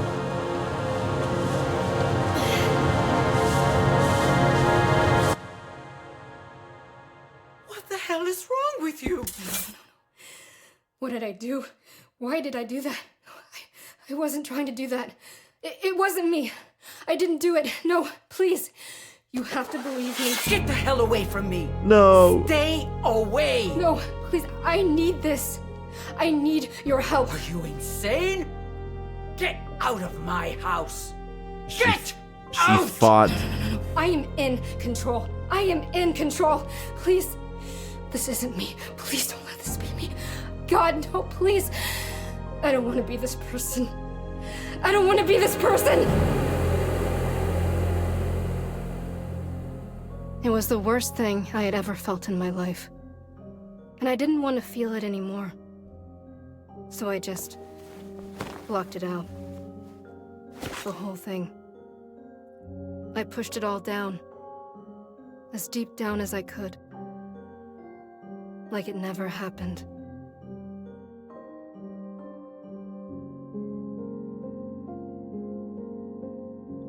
Is it the weight? It's the weight of what you've done. And the shame you feel. Ugh. Ugh.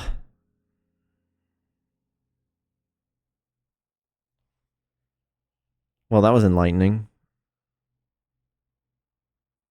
Kind of.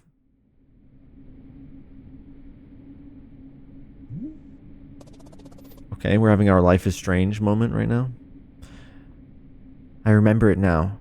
I remember what I did. I attacked her. Miss Alta. That was a very difficult memory to recall. I'm so sorry. Why did I do that? I don't understand. She was just sitting there. She wasn't doing anything.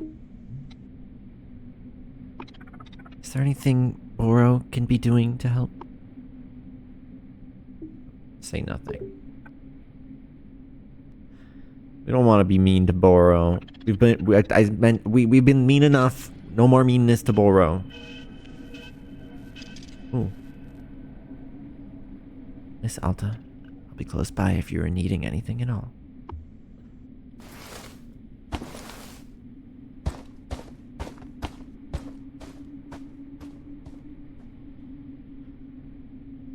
Oh.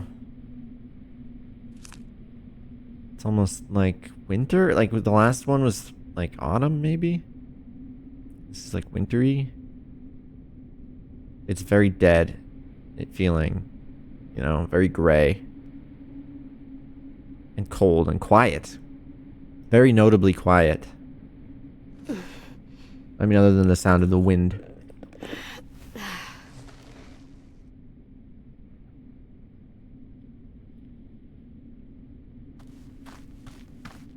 No more whimsical tunes floating through the air. Just whatever the hell this is. I don't have my tools to cut. Boro's here still. Ah. Oh, hi, Pringle. Pringle just snuck up behind me in the middle of this spooky. It's not spooky, but that's funny. Hi. What? Welcome home. Thanks. Bye. Jesus. Okay, what do you want, Boro?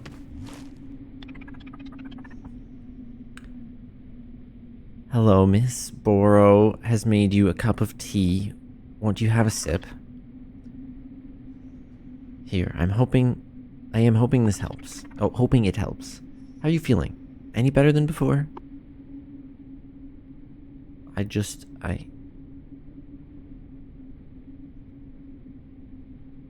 Pringle popping up behind? Did it scare him? Oh. Scare me? No, Evo, I was fucking startled. Stupid Pringle's cat and his sneaky husband nearly made me spill my kitty lemonade. Do you mean that you nearly pissed yourself? Cause...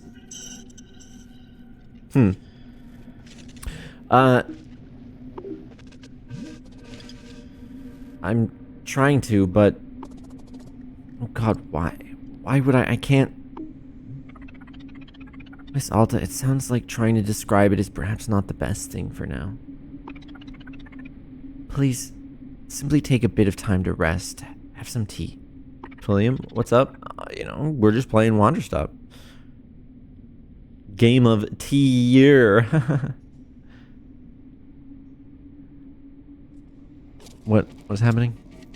There's no need to piss yourself? Oh. I didn't piss myself. That was totally just spilled lemonade on my cardboard paws. You're rude and a meanie, Evo.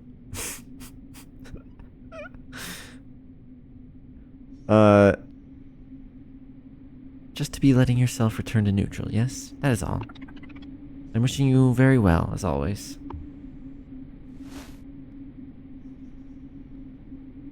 Okay, let's go inside. It seems kinda...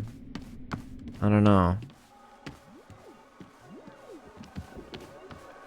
It's not very comfy out here. Let's go by the fire. Upstairs. Yeah, in this chair.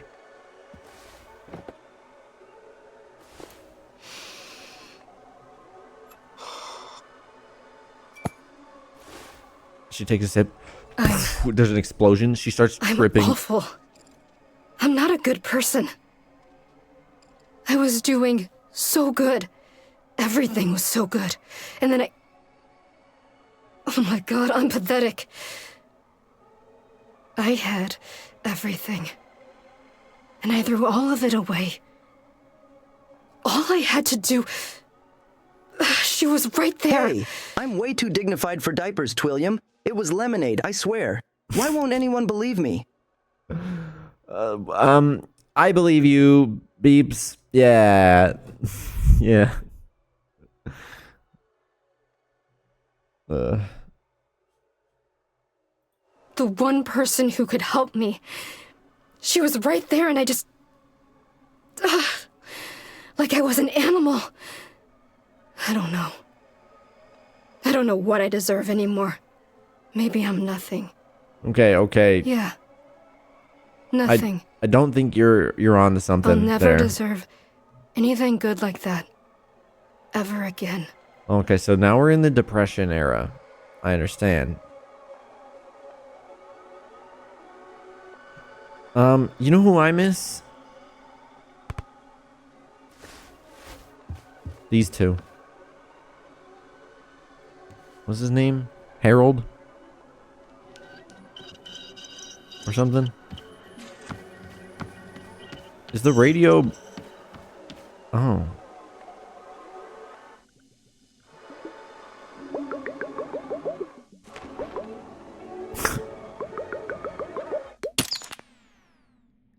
Huh.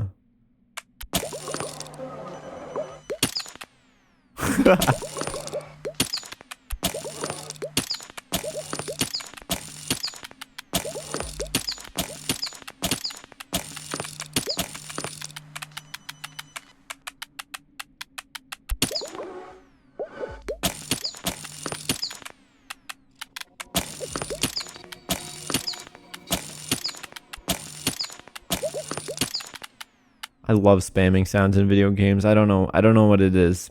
It's just it hits, you know? Dude, brown beans.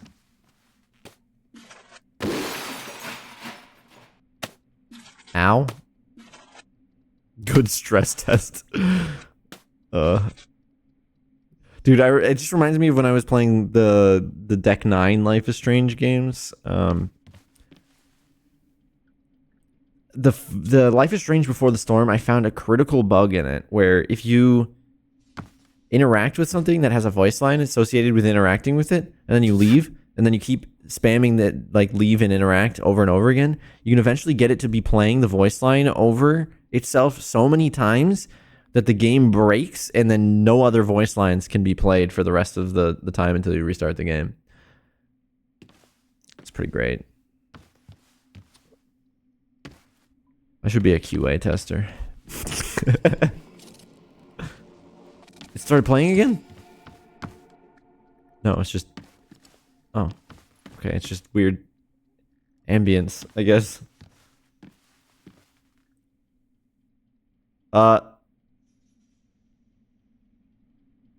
Who the hell are you? Hey, I know a QA tester. Oh, cool. Dude, I like it.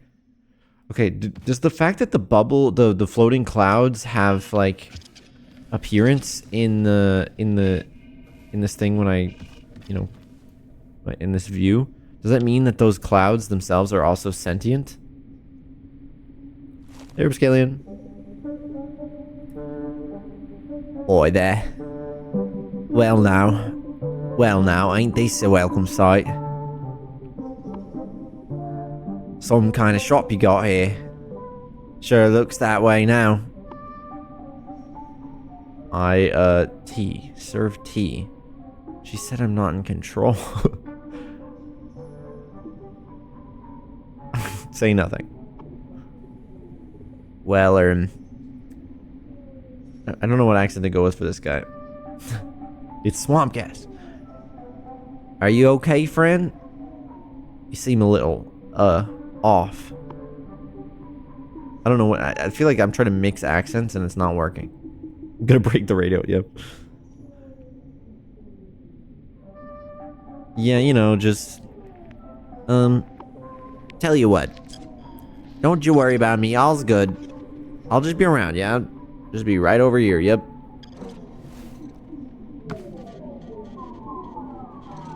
This man's on a floating cloud, and it seems like he's got his hand on a gear shift and a steering wheel.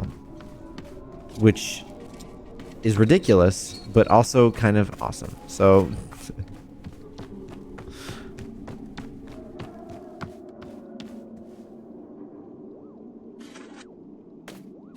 Wait, I don't have my watering can.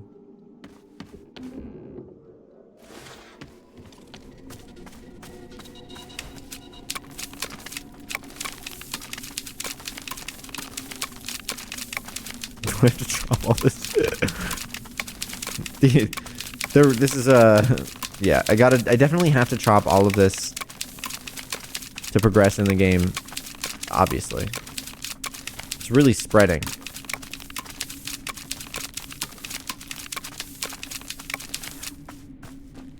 Oh, In Shadow Frost and you ready to Secret talk Chill, more? Meeps guards a jar he'd never spill. A potion brewed, dark and thick. Or maybe just ketchup that's gone sick. Oh, I thought you were gonna say. Okay, I thought you were gonna pull in a rhyme there that I was not ready for.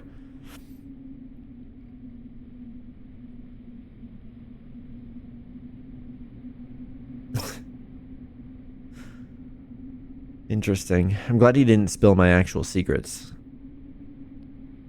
What do you want? ... No, he's doing the ... dots already? Oh. Well,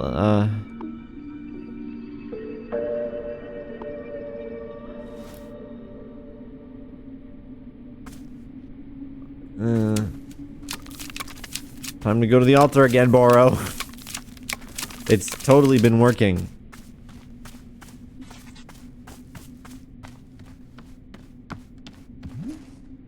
Boro, that guy's sitting on the cloud.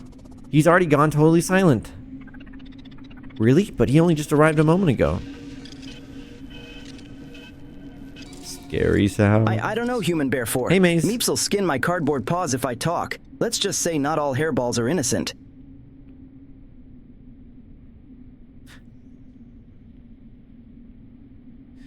Really? But he only arrived just a moment ago. He's saying nothing at all?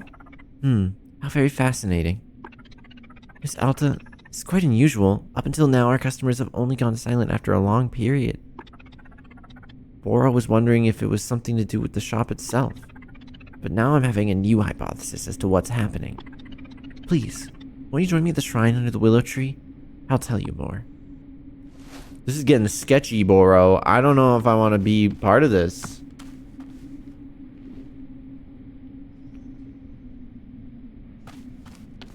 Something crazy is going on here, and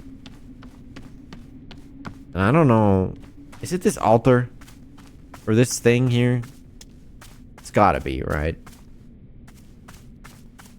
I'm kidding. Okay. Here's what Boro is thinking. This forest has a mind of its own, surely you've noticed. Indeed, I'm learning more about it all the time. The forest responds and reacts. It can create, and it can destroy. Yeah, maybe it's reacting to what I did. All of this, the forest can do only because of the people who are inside of it. People like me, like our customers, and like you. Today is Pi Day, you're right. Oh yes, Machine King. Pie Day, the perfect excuse to worship delicious circles, pizza pies, cream pies, and mouth-watering fur-filled pastries. He did that on purpose. Miss Alta, the force is reacting to you. What you were feeling inside, it's informing what we hear, what we see here in the clearing. Yeah, so she's depressed and like blaming herself and saying it's not that she's, you know, that she's a failure and stuff. So, it makes sense. And Boro suspects that this silence from our customers... they need to change clearings. Something in you is asking for this. As though a part of you wishes to move on and is requesting a change. In truth, I do not know for sure, but this is being my guess. That was one of the things I mentioned as well, Wills. I don't know. It's hard to say. Tell you what, we'll light the shrine once again. Let's simply see what the shrine has in store for us this time, and then we'll go from there. One foot in front of the other, yes? There we go. You may now sit at the shrine if you care to. Please do as you feel, Miss Alta. No rush. As always, I'll be here if you're needing anything. Thank you so very much. So very, very much for your patience. Oh boy, a new follow. Thanks for the follow. Okay. Well, here we are again. At 3:14 a.m. for a fraction of a fraction, time will perfectly match all digits of pi. True. But we have no way to prove it. Dude, pi's like life's endless laser pointer chase. Forever going, never landing. A circle with no exit. I guess we do Huh? have a proof for that, because it is a real number.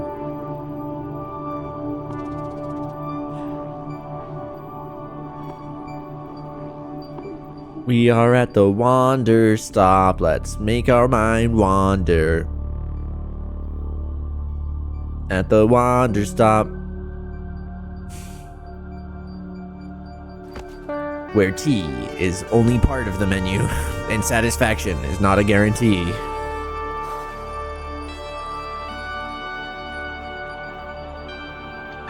What's in your mind today, Alta?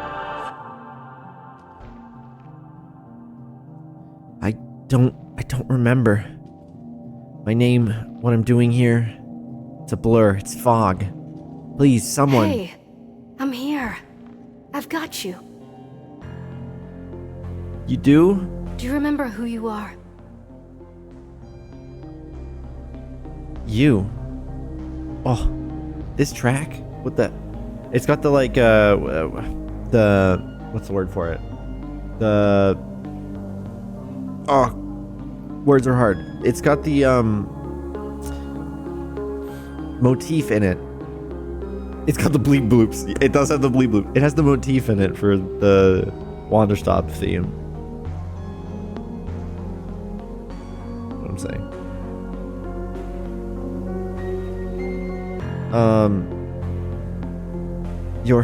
You hate me. You want me to suffer. Hate you? What are you talking about? This is what you asked me to do. You wanted to be amazing.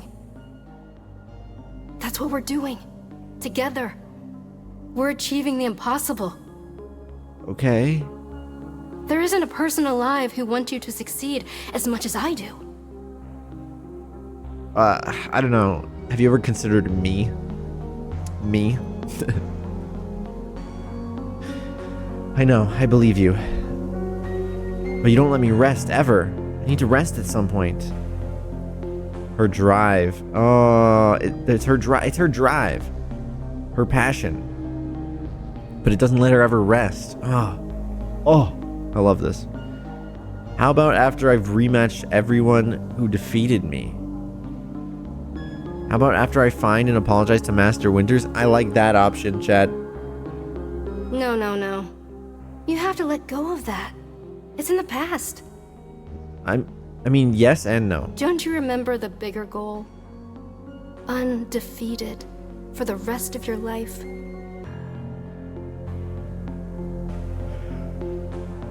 Why can't I just rest first? Then I'll get to the bigger goal after that. Alta, if we stop now, something horrible will happen. Why? Something horrible? What are you talking about? It'll tear us both to pieces. It will destroy us. You know this. What? You? Yourself?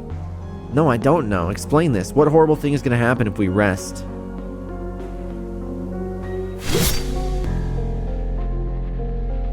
Die. Hey, you're going to be okay. Beepspedia time. Beeps! Ömer Lütfi Yasan. Ah! I'm taking a sip. Heard about Ömer Lütfi Yasan, minister and soldier. Reminds me of that time I briefly became minister of catnip. I resigned for mandatory sobriety rules.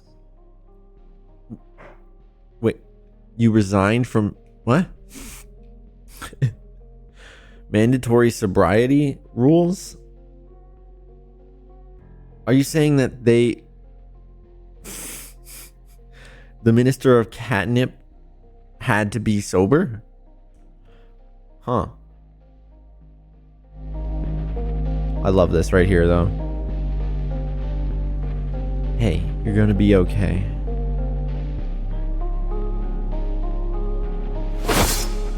Get away from me.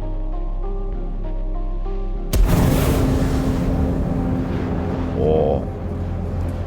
I'm not even sure what I'm looking at.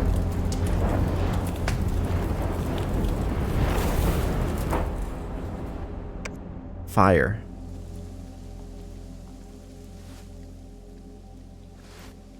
Or in the words of Porter Robinson, that's fire.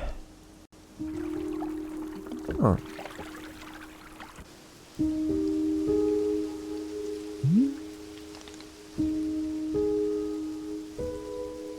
Hello again, miss. How are you doing?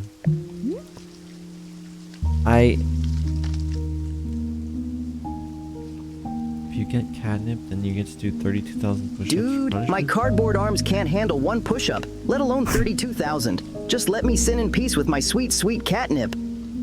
Yeah, Chad, jeez. Boro, there's this person that I keep seeing. Do-do-do. Do-do-do-do.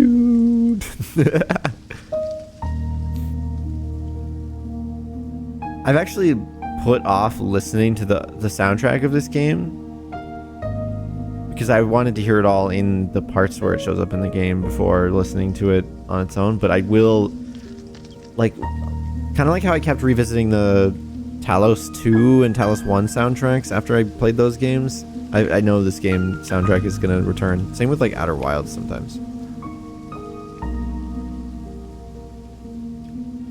What is the flag of Meeps Nation? Your mom. Boro, there's this person that I keep seeing. She looks like me, she has my voice, and she tells me what to do. She's unrelenting. I can't disobey anything she says. I think I attacked Master Winters because of her. I see. And Miss Alta, where do you think this person comes from? Oh, the leg shake. She's not me. I know she looks like me, but we're different.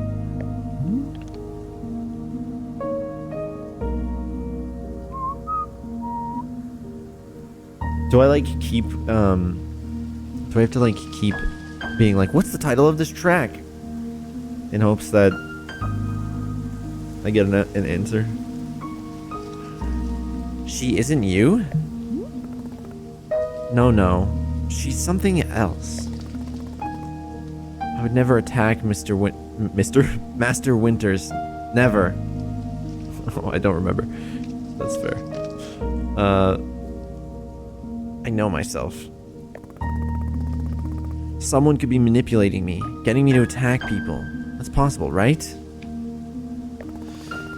What if the person manipulating me is using a disguise to look like me? That would make sense. There's plenty of explanations. I'm not a bad person. No, it doesn't matter where she came from. All that matters is getting free of her. Yeah, I'll find a way. I'll fix this. Don't worry. Miss Alta, gosh.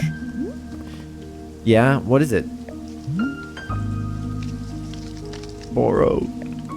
Nothing, never mind. I will trust your judgment on the matter. This is being your journey, not Boro's. Right. Let's just get back to running the shop, okay? I don't want to talk about this anymore. We'll just, you know, grow plants and make tea and serve it and sweep leaves. I'm supposed to rest, right? I'll just relax and rest and chill out and make tea. Focus, Alta. Focus on relaxing. You can do this. And hey, if I can't fight anymore, then I'll just be great at making tea instead.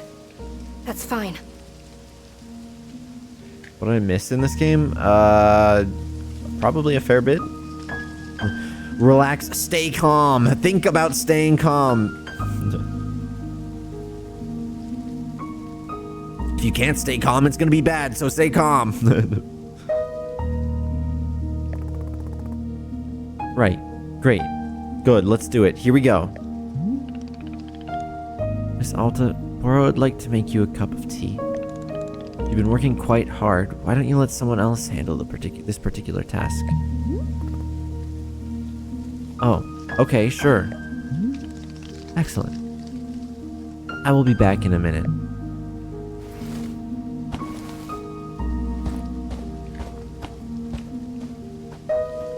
Look, I don't know who this Boro guy is and where he came from or how we ended up here. But he's pretty legit. And he gave us this cool apron that we're wearing.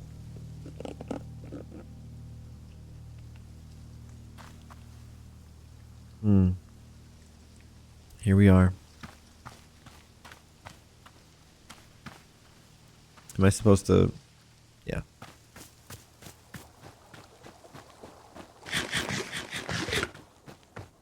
Meow. My favorite drink to consume is a spiral-shaped cocktail made with a mix of pineapple, mango, and cranberry juice. It's perfect. Perfect.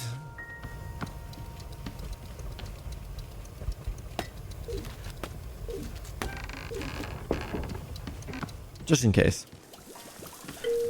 Boro's gonna be like, boy, where the new fuck did my mug go? I was trying to make you tea, but it disappeared. Thanks for the follow. Here you are. This particular cup of tea is made very lovingly with painted gourds. Painted gourds taste like one's favorite type of ice cream. Isn't that wonderful? Chat, drop your favorite types of ice cream in the chat right now. Right now.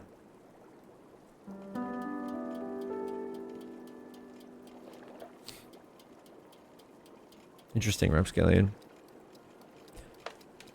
Rocky Road. What is Rocky Road? I actually don't... Does Rocky Road have... salted caramel? Ooh, we made some salted caramel ice cream the other day and it was very good. Passion fruit? Interesting. I don't think I've had passion fruit ice cream. Passion fruit ice cream. The popping of the microphone.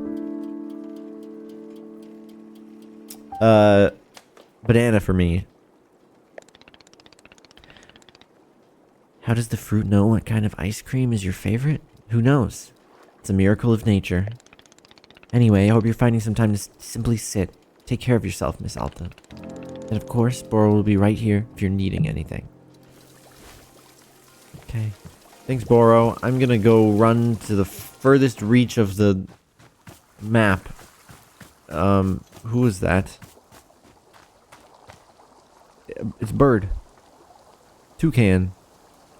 Why is, I feel like every new character gets stranger and stranger. What is that? Green plant? Drink the tea. Boro made. Rocky Road is chocolate with nuts, typically almonds and marshmallows. Oh, that sounds good. Growing up, I was not a nut man, you know? I don't have a lot of overtly pleasant memories with my mother. But there was this one magical afternoon where she brought home ice cream out of the blue. Based. And then the two of us sat in our back porch and ate it together and chatted and sat in silence. I can't even explain why.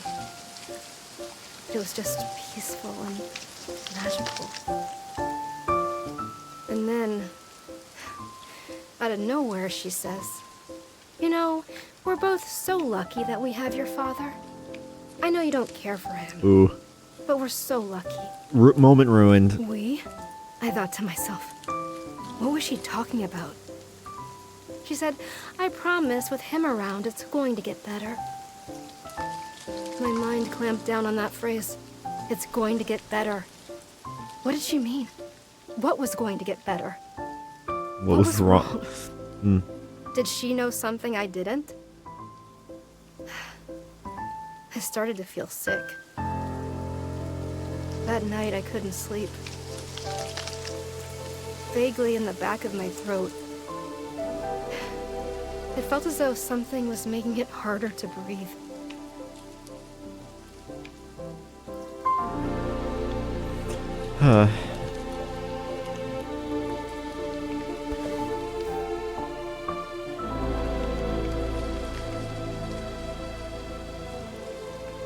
I wonder if Boro is her dad. Because she's not like totally sold on Boro. Like, she doesn't listen to Boro that much.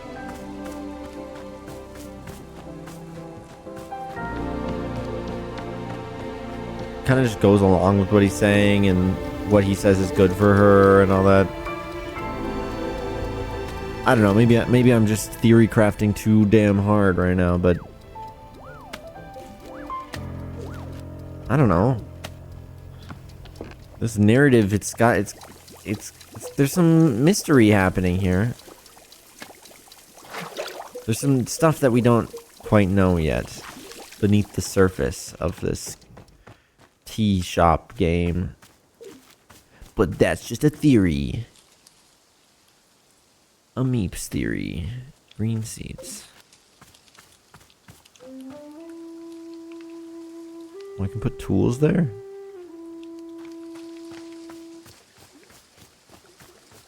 Let's get some tea leaf.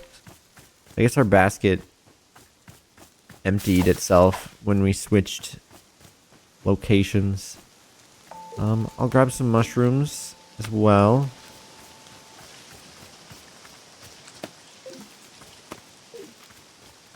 Even though I probably should just wait until I need them. Oh, a tree.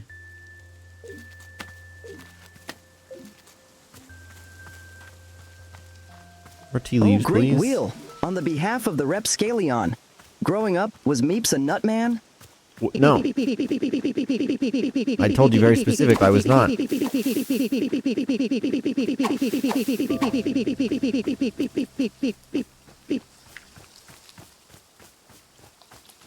The Great Wheel says, without a doubt. Give me more tea. Morty. Oh, Without sorry. a doubt, huh? Sounds like Meeps has a nutty history they haven't shared with me yet. Probably explains their quirky personality and questionable morals. What do you mean questionable morals? I'm upset.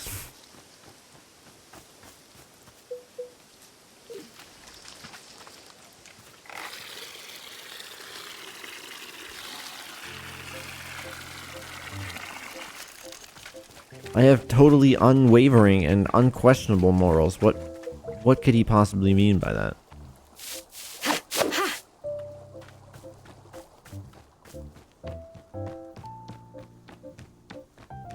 Okay. I've got tea leaves. Let's dry them out.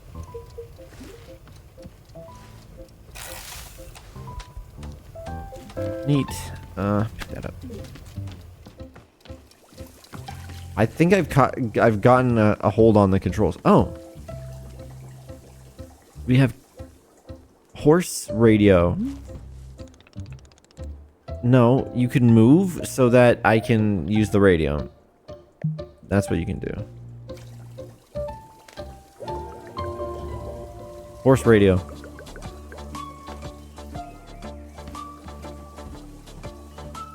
Okay, mysterious stranger. Bird lady. Welcome to Wanderstop. It's a tea shop every time. This is an interesting angle we have on this conversation. A tea shop, at last. A welcome bit of civilization. You can't know the depravity I've been through out here. Best to not to discuss it. My eyes are up here. Here, how about I just get as close to their crotch as possible? There you go. Please then, let us get to it. What items are on your menu? You can just tell me what you want, then I go and try and make it. Aha, a shop that runs the classic Oshigane style. How delightfully quaint. Let's see, what shall I request? think I'm quite partial to lavender at the moment. A cup of lavender tea will do nicely. I do believe that it would pair nicely with some ghost fruit.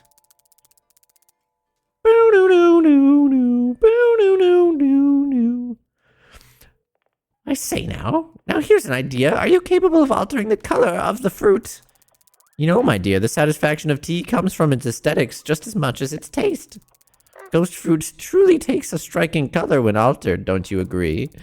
Which do I want? The regular ghost fruit or the one with the alternate colors? Let's go with both. Yes, why not both? It shall be. Okay, so your order's lavender tea with regular and color swapped ghost fruit. That's it?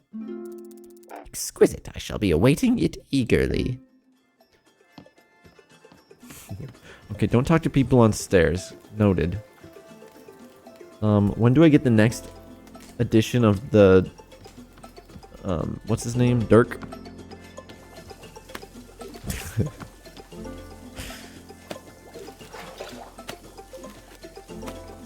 Okay. So let's take a look in our book and let's try to figure out how to make we have rising Yanny and scaled dirt fern, which is what Upscalian's nickname in high school was.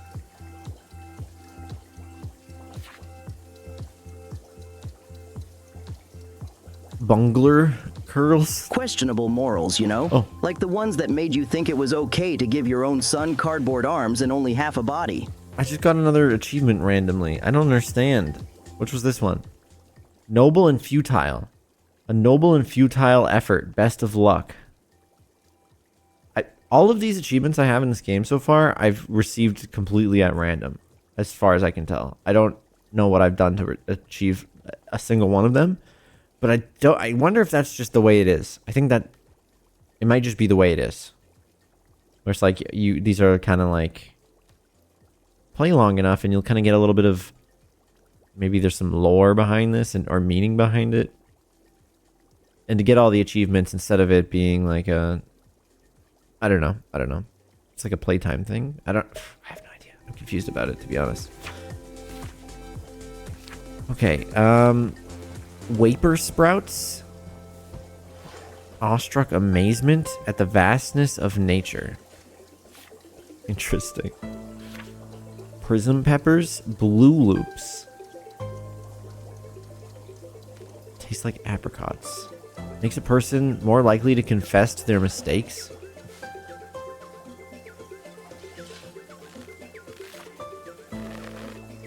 Ghost rose, ghost fruits.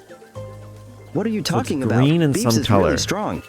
Okay, we can do that.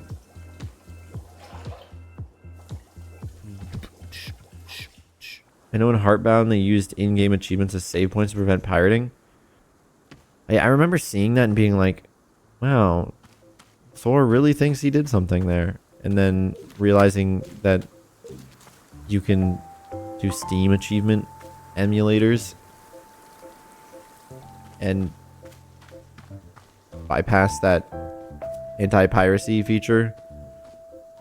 So all it did is make it worse for the people who actually bought the game and didn't actually prevent piracy.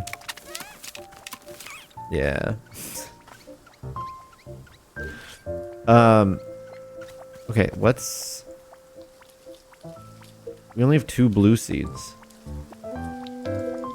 Nobody said it stops it. Yeah, it was to prevent it. So basically it made it worse for everybody in order to prevent... Or to lower the amount of people pirating. But in reality, the people who are pirating can still do it. And pretty easily. Pirating games, I mean, obviously don't do it. I think a lot of effort is spent on anti-piracy when it should just be spent on making the games better and hopefully inspiring people to support you financially. But maybe that's just my perspective as, you know, a person sitting here playing games.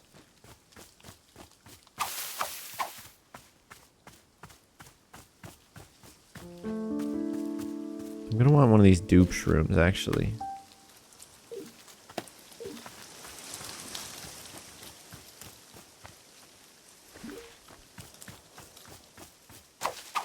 I'm gonna grab some more tea leaves.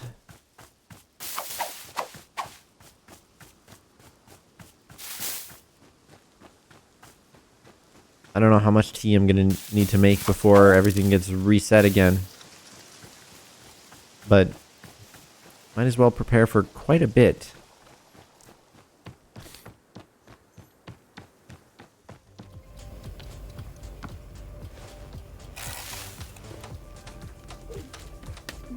I mean, they have 2 of these things for a reason, right? So we need blue seeds. We're gonna need more blue seeds. If I can find just... Oh, actually, here. Do I have any... No, just a lot of cups. Which, honestly, I don't need this many cups. There's a package on the table here.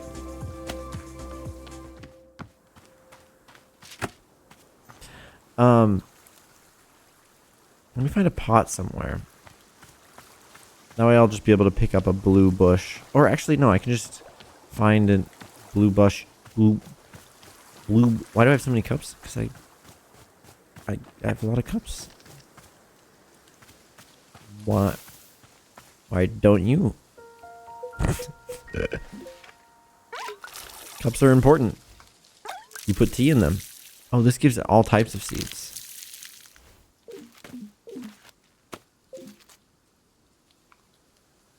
What kind of bush is this? Can I make one of these?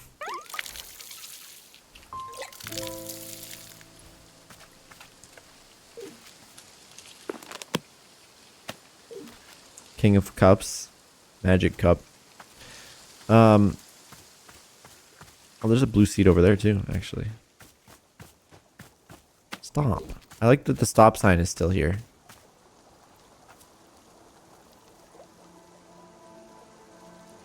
Or it moved. I'm not sure.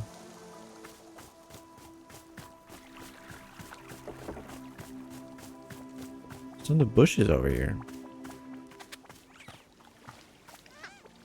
I think this is a good place to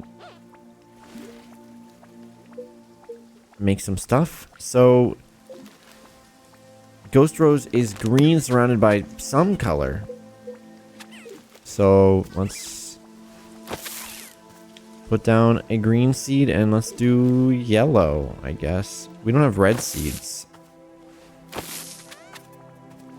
Or pink seeds, rather.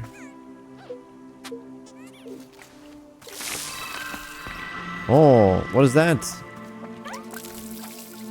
It's like a bell pepper. Ah! Sorry, I didn't mean to pick you up.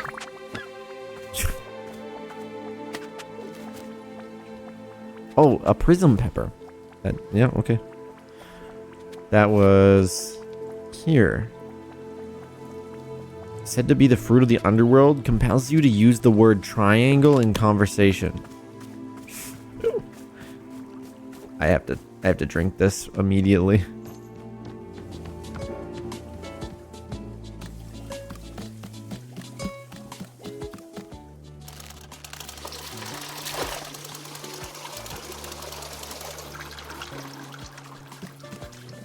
Ah. Oh, is it gonna work with the holding thing now?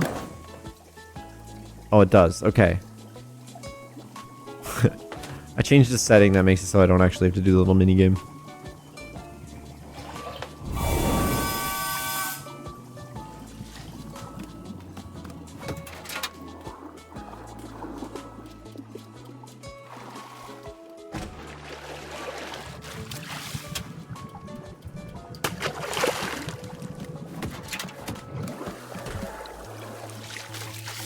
Alright, human bear. Sleep well.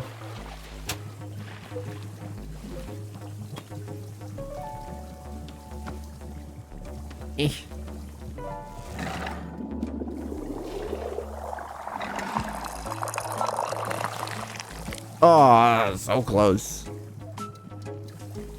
I almost always get the perfect pour though, so at least I'm getting better.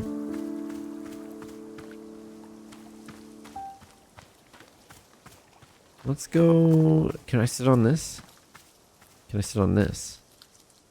Can I sit on this? The age-old question for cats. I'll sit here.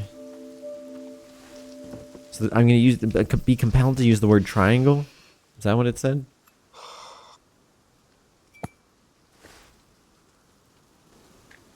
There's a move in grappling called the triangle choke. It's a headlock you pull off with your legs. And it's one of the most effective ways of incapacitating a grounded opponent. Okay. Early in my fighting career, just as I was starting to feel confident in my abilities, someone used a triangle choke on me in a fight and completely disabled me.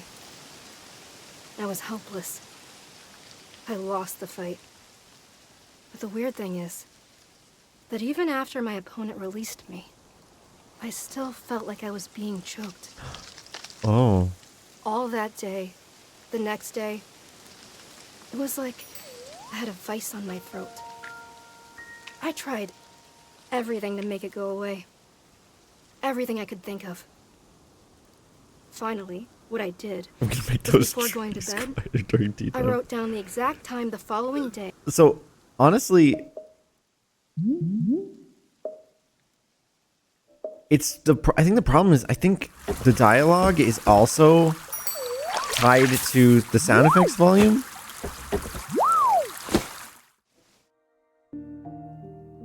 You know? And I think for just this tea time specifically, she's quieter than like other stuff. I don't know. When I planned to go to the gym and train. Then, and only after writing this down, then I could breathe. The next night, if I didn't make plans for the subsequent day, the choking came back. So Are you kidding me right now? Fine. I'm Dump trying a to listen shit to ton of Lord. chocolate chips on butter, sugar, flour, and bake till melty. Done.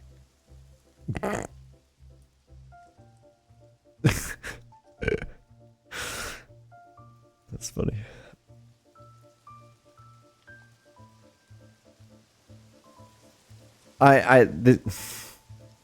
This is PC.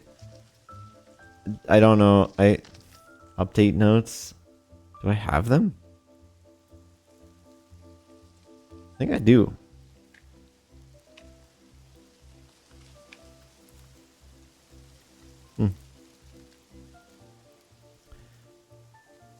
That does sound, yeah, cert, blah, blah, yeah. Gotta love console development. I mean, it's nice in some regards, obviously, but it's a lot of work. every single night, every single day, one after the next, after the next, after the next.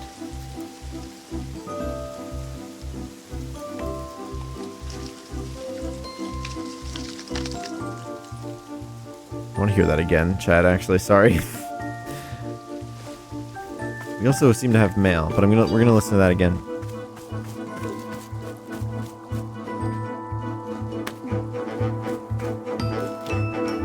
Oh, yeah.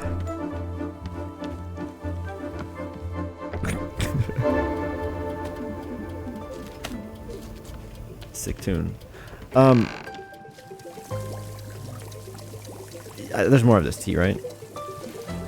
Dun, dun.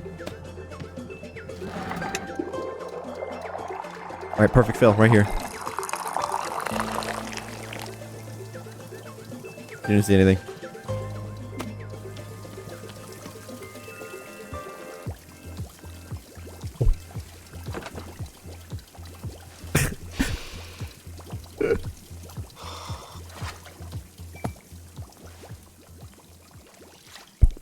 There's a move in grappling called the triangle choke. I'm listening to this again because It's I a missed the headlock last you part. pull off with your legs. And it's one of the most effective ways of incapacitating a grounded opponent. Early in my fighting career, just as I was starting to feel confident in my abilities, someone used a triangle choke on me in a fight and completely disabled me. I was helpless. I lost the fight. But the weird thing is But even after my opponent released me, I still felt like I was being choked. All that day, the next day, it was like I had a vice on my throat. I tried everything to make it go away. Everything I could think of. Finally, what So I she's like did kind of always had was before going issues. to bed, I wrote down the exact time the following day when I planned to go to the gym and train. Then, and only after writing this down, then I She could turns her breathe. traumas into just The more next night, if I didn't make more plans for the pressure subsequent day, on the herself. choking came back. So it went every single night, And if she wasn't every constantly single moving day. forward, she felt like one after the next. she was getting after the choked. next, after the figuratively, next. but also literally. Yeah.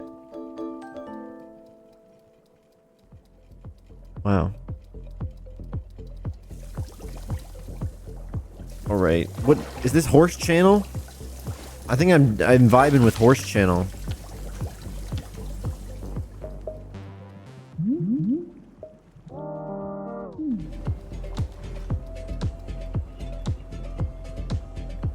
Oh, we need the rave gloves.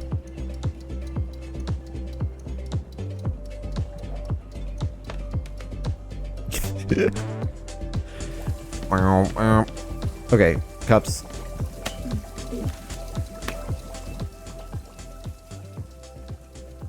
So, we need to figure out what the plant that we need actually is. Oh. To the person who returned my second lost parcel. This is quite confusing. As you know, you've already returned one lost parcel to me containing my sacred cloak. However, your latest package contained another cloak exactly the same in every way. Where did the second cloak come from? My cloak is the only one of its kind. It's not possible. Where are you finding these packages? Attached is a photo of me attempting to wear both cloaks at once. As you'll see, it's quite nonsensical. I am coming apart at the seams attempting to wear two cloaks at once. What have you done to me? Sincerely, Olivia the Owlmancer. Who? This is another picture of Olivia the Owlmancer. Who is this character? I hope she shows up later.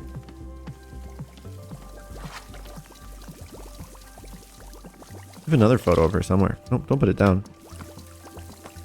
And that's a bad spot for that.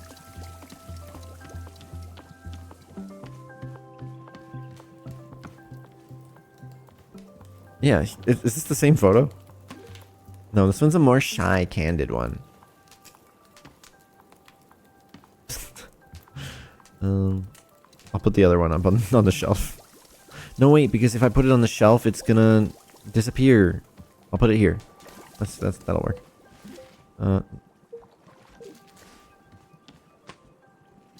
Dude, Olivia's gonna be so excited if she visits, seeing all of her photos up.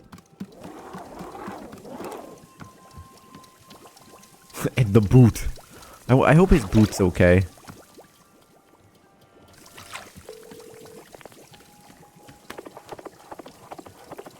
Horse galloping radio. My pocket's full. It's all these damn dirty cups.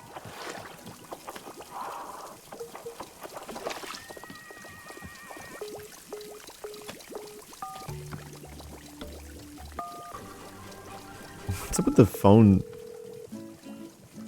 dialing sounds? I'm assuming it's like something to do with how the radio works or something. Okay, so if it's not... This is weird, because there's... Oh, I guess it could just be all that one color? What color? The,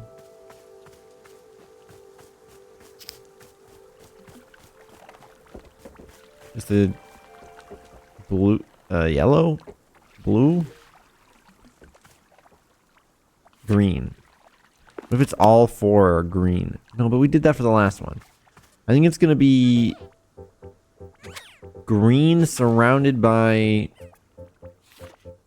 blue. Let's go with that. Green. Which admittedly looks a little blue, but that's just the leaves.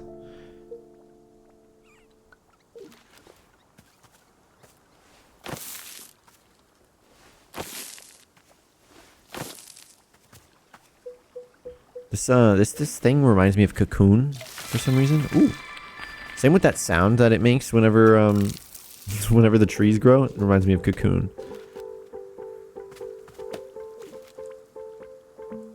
Blue Loop. Well, I guess we have to drink this one now. So it is all 4 of them are green. Interesting. Okay, let's make some Blue Loop tea. Hey, Vladimir. How's my progress going? Good. Oh. Hey, can I have that cup, please? Spell I cup.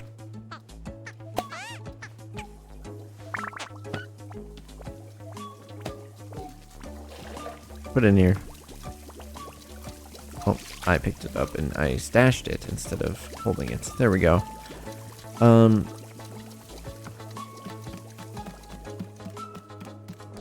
Bonk.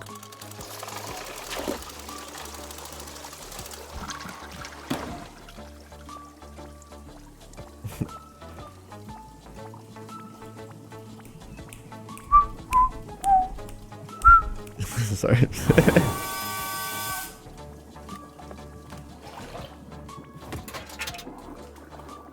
All right. Blue loop it.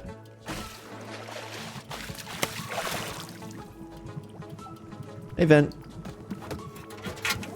All right. Taste test time. What happens if we give the birds tea?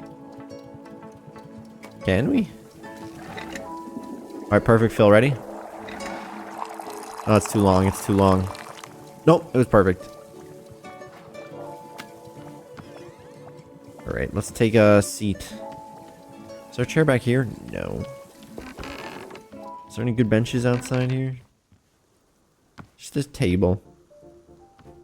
There should be... Oh, here's a bench. Right in front of the big tree? Yeah. Mysterious shrine tree. This one is supposed to... do what? I don't remember. We'll find out. Blue loop? Regrets. Regrets. It's actually that simple. My experience is that people who hold on to regrets are looking for a way to punish themselves. And so I just don't... Like... Here's a good example. When I was Is this coming about up to be a as regret? respectable fighter, a young guy came to me and asked me to train him. Wow, I just like you agreed. did? And subsequently, I put this kid through the most intense training regimen anyone his age could ever be expected to do. Damn, okay. I was brutal on him because my expectation was only that he become great. After a couple months, I pitted him against a much older and more experienced fighter. Someone I knew had the potential to be reckless. I had this idea that it would bring out something fierce in the kid, awaken a fire in him. It was a disaster. He older was fighter probably broke just two of the intimidated kid's and ribs scared and and put so him in much the pressure. hospital. He never came Damn. back to see me after that. And for a moment, I felt some kind of regret over it. Yeah. But what I realized is that this kid had come to me because he knew I would put him through that. Like, obviously, I'm this very intense sort of person, and everyone knew that. So if he came to me and asked for this training, then what was he trying to get out of it? Did he assume I would change who I am just for him? Here's what I think, okay? I think he knew that being a fighter wasn't the right path for him. And so when he came to me, he was specifically looking for something that would push him too far. He wanted, like, an excuse or something. He was looking for a reason to quit. You know how people will do that, right? Like, you can't tell yourself that it's okay to quit, so you have to go and manufacture a circumstance that forces you to stop, because if you stop, then you're a failure. But if someone else forces you to stop, then it's not your fault and you're not a bad person. You're just trying. You're doing your best. And people don't see that. They don't take responsibility and realize that you're the one who wanted it to go too far. You asked for this because you wanted it, not me. I'm not... I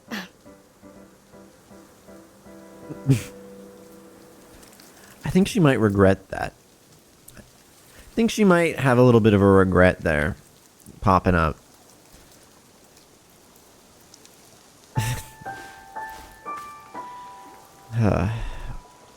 Man, she really does not know how to control her emotions. But hey, it's hard. It's hard to do. That was the What was that? Prism pepper? No. That was the blue loop, right. Confess their mistakes. Yeah.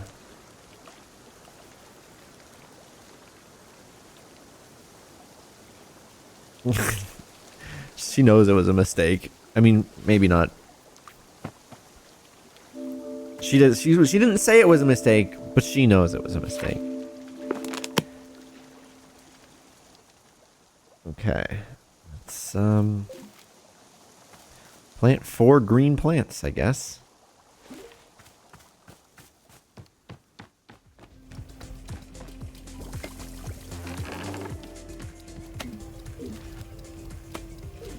Okay. How many do I have? 8.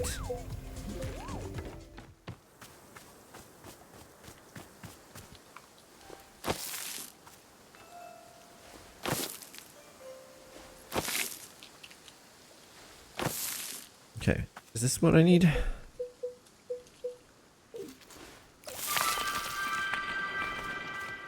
That's a tree. Certainly. What do you make? Ghost fruit.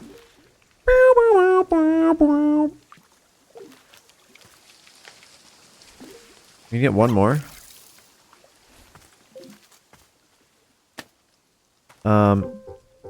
That pocket is full. God, why do I have so many? Jesus, why do I have so many T-balls? I made a lot of T-balls. That's why. Let me put these away.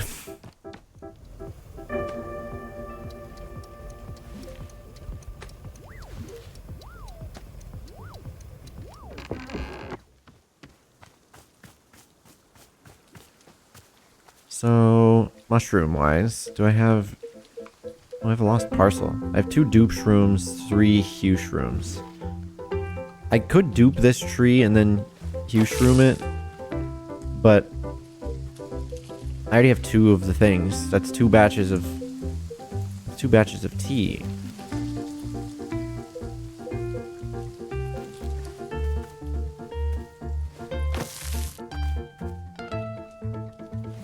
One day I'll remember what buttons to press and never press a single wrong button in the process.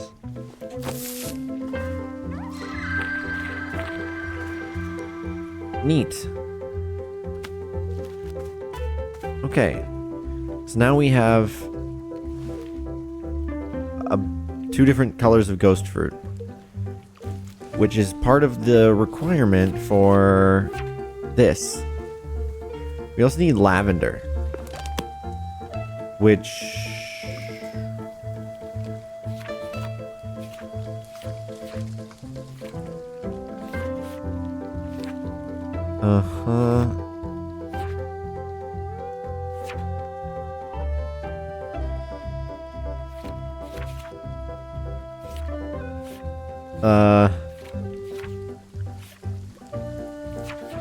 Lavender? Boro? Do you know where to get lavender?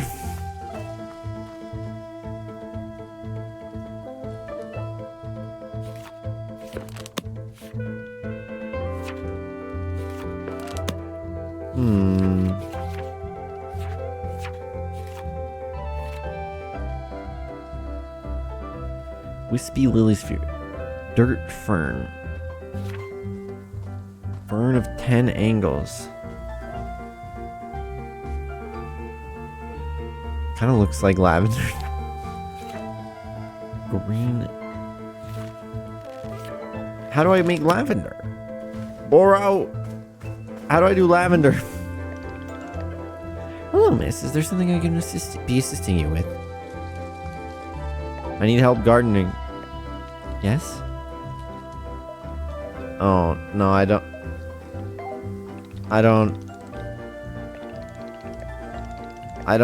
need this information, sorry. I need to know how to get lavender. Where do I get lavender? Maybe it's in the...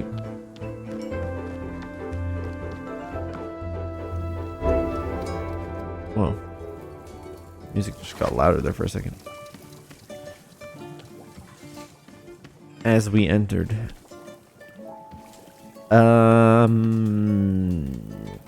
Lavender. Do I have a book that talks about lavender? It's the Book of Answers.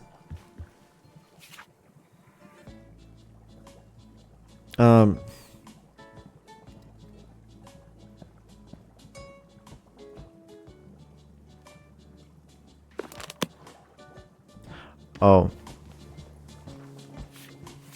Oh.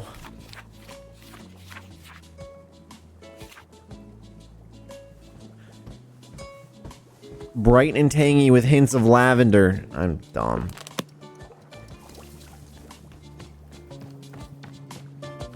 That's blue surrounded by green, probably. Let's do that here. No, we'll do it where we were doing the other ones.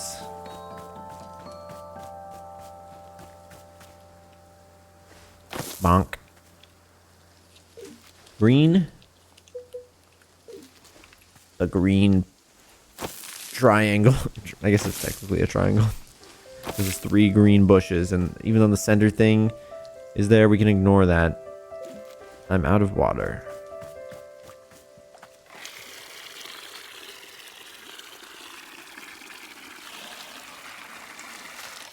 Nice. Spray it. I missed. I'll show you a lavender taste. Bush. Tyrius Fox answered the daily question. Husky. I see. Okay, here's what we're gonna do first. We're gonna hop on the ladder.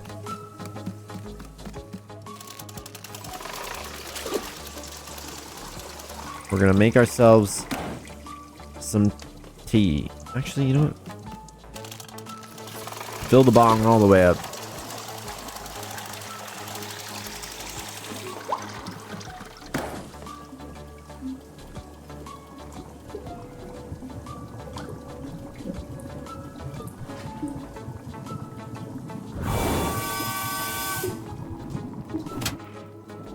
Wow, she really went for a high kick there. It's crazy.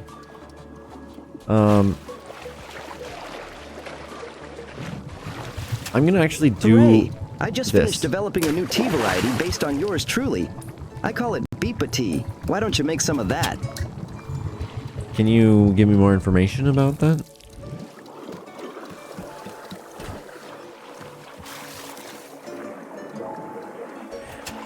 Beep, beep, beepa, beepa, beepa.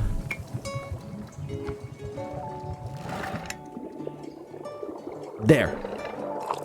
No, it was too soon. It was too soon. That's fine.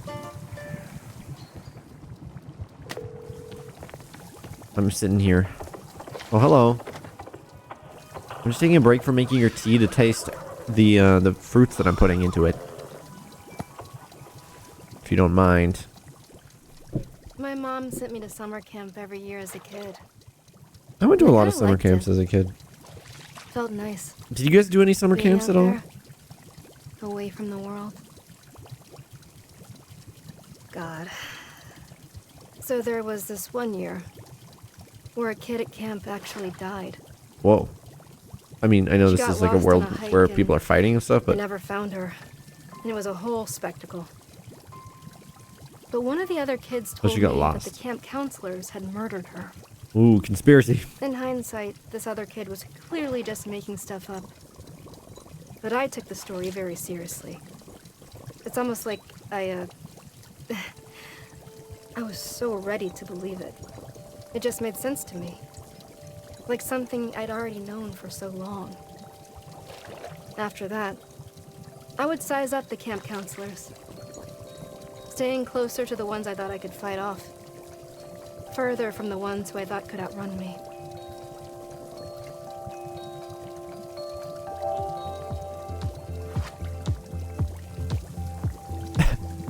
Wait. Like, that she couldn't out. That's funny, that's such a subtle way of writing the character, right? Instead of saying that she avoided the ones that she didn't think she could outrun, she said that she avoids the ones that she thinks could outrun her, like in the sense that it makes it sound like they're getting away from her when in reality she's afraid of them catching up to her, right? But they did the subtle, it's just the subtle phrasing difference that just adds the different framing.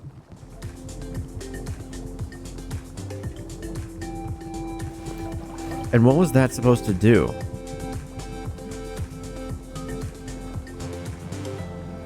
One's awestruck amazement at the vastness of nature?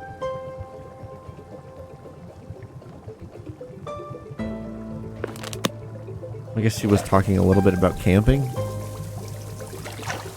Dude, this tune's sick too. Because it also has like the motifs. A little bit. Like those notes are like, they remind me of the theme. I don't know, man. Shit's good. We love games that are made with passion.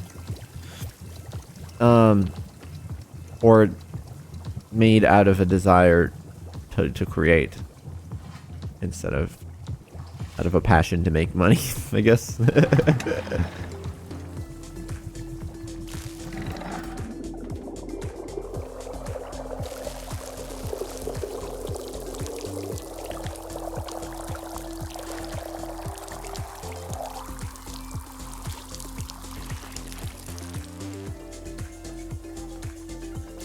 We just had to drain that all. Now we can work on their tea. Unless, is there an ingredient that I wanted to try here? Yeah, I didn't try the ghost fruit. Let's try the ghost fruit.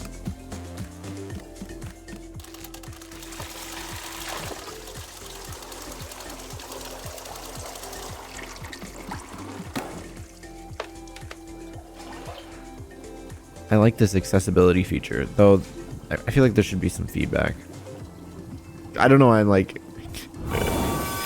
This isn't early access, it's not like I'm gonna make a difference, but...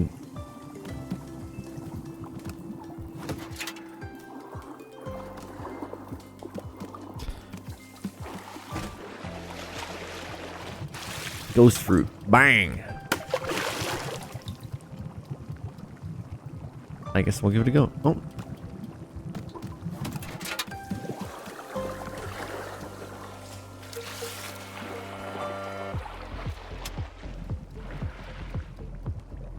I'm ready.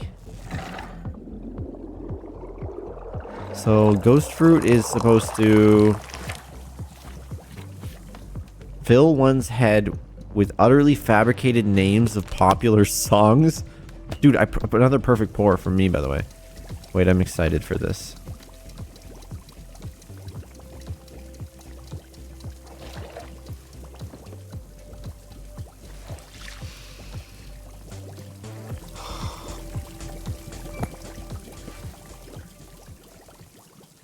Ooh. Okay. Fabricated names of popular songs. Let's see. How about Sunshine Song?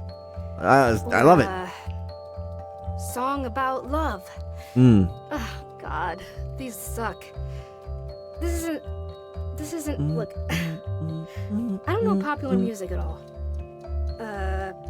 Tippy Tappy. Zippy Zappy? Sure, whatever. That could be a song. Yeah, right? yeah. I actually heard that one the other day. Music. This isn't my thing. You're a swell angel of songs. And you're sweet, so dance and do a song thing. There. Are you happy? That's a song. It's a stupid, awful song, but I don't even care. Leave me alone.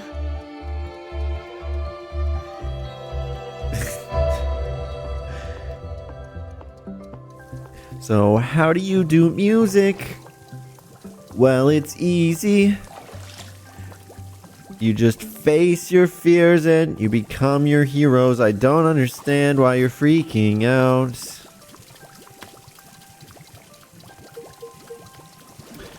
Okay. That was amusing. Let's make the tea that the bird lady requested.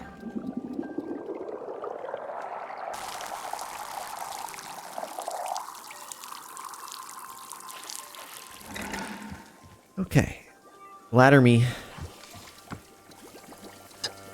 Beepa tea is like boba tea, but it has swirl patterns and little fish-flavored gummies floating in it, shaped just like Fish-flavored me. gummies? The secret ingredient makes Not those shaped? who drink it more prone to suggestion. That sounds typical.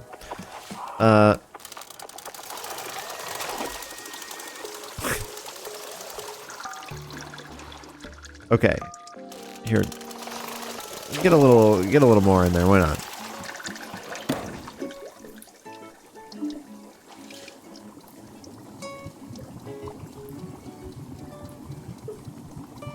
Heat it up. Bonk. And now we do the real deal. We're gonna need lavender, which is the thing, ghost fruit, and color swapped ghost fruit, which should be easy. We have our ghost fruit, color swapped ghost fruit, and vapor sprout, which supposedly tastes like lavender. So bonk. Bonk.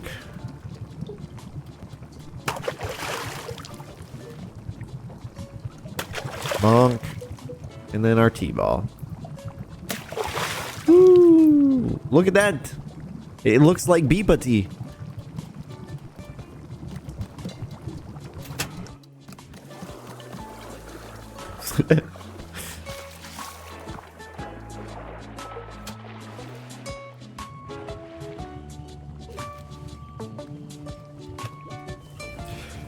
Dude, it's so funny. I don't know if you remember a few weeks ago I played that game, the Chocolate Factory Simulator.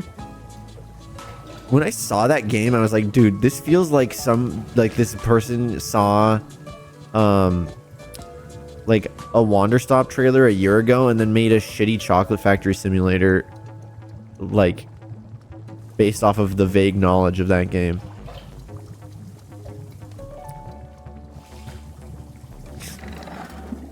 There's no similarity, though. I do like. There's like kind of like the fantasy visual elements that it kind of has in common in a weird way, and like I don't know. There's probably no overlap in inspiration at all. It just came to mind. Okay, to you.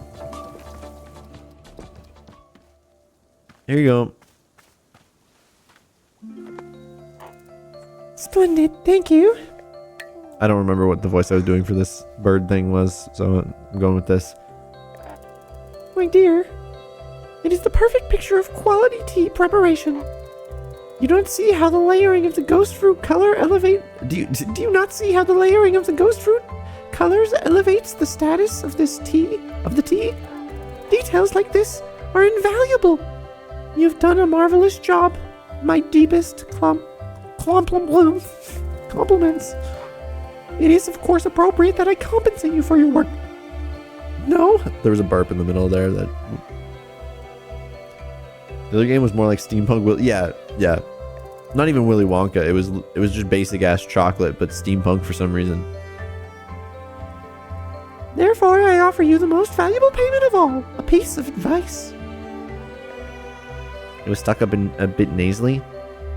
Therefore, I offer you the most valuable payment of all, a piece of advice. I know that's not it at all, but oh goody. Here is my advice that I offer to you. You should endeavor to slow down so that you notice the beauty of life. And there you have it. Wow, that's fantastic. Very helpful. Is that the entire advice? Darling, I assure you, this advice contains multitudes of meaning. If it feels at all trite to you, then perhaps you have not spent enough time meditating on its meaning. Now then, I must sit with this tea for a moment to savor its taste. Excuse me. I want some. My turn, my turn, my turn.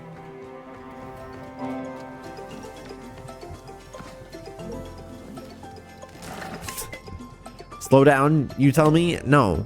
I will run in and make myself some beepa tea. And perfect pour, right here. Fuck. Damn it.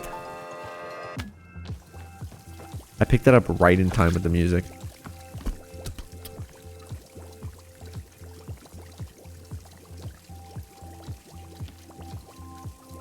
I should sit down and drink this. I like horse channel, Chad. I like the horse channel on the radio. Is this gonna be something I've heard already? My mom sent me to summer camp. Twice, actually. Right? No, it was the triangle hold one that I did twice. No, wait. We're right here. Put it in the dishwasher. My dude. There you go. I don't know the last time I said my dude. I'm actually kind of upset. Okay, wait, don't yank it yet in case somebody comes along who wants some beepa tea. There's somebody new on my map. I just noticed, or on my screen. I just saw their silhouette. Dude. Is it Stanley? No. It's Jerry. I see. Hello, I am Jerry. Perhaps you can help me. The meeting will be starting soon, and I'm running behind schedule. Therefore, I must get to the boardroom. Where's the boardroom? Oh, it's over there. I see. Thank you for the information. I will go there now. Do you, want tea? No, I do not drink tea, but I will take one coffee. Thank you. One coffee coming up. Let's do it. Very good.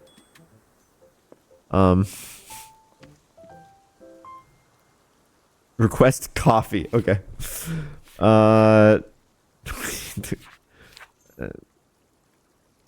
Apricots. Ice cream.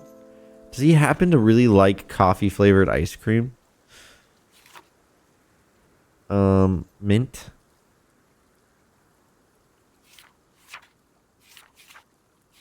I don't know.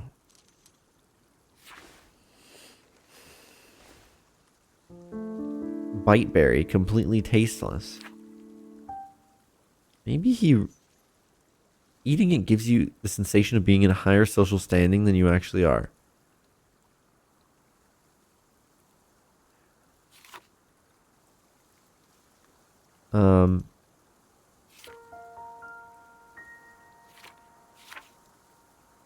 Savory, rich and chocolatey.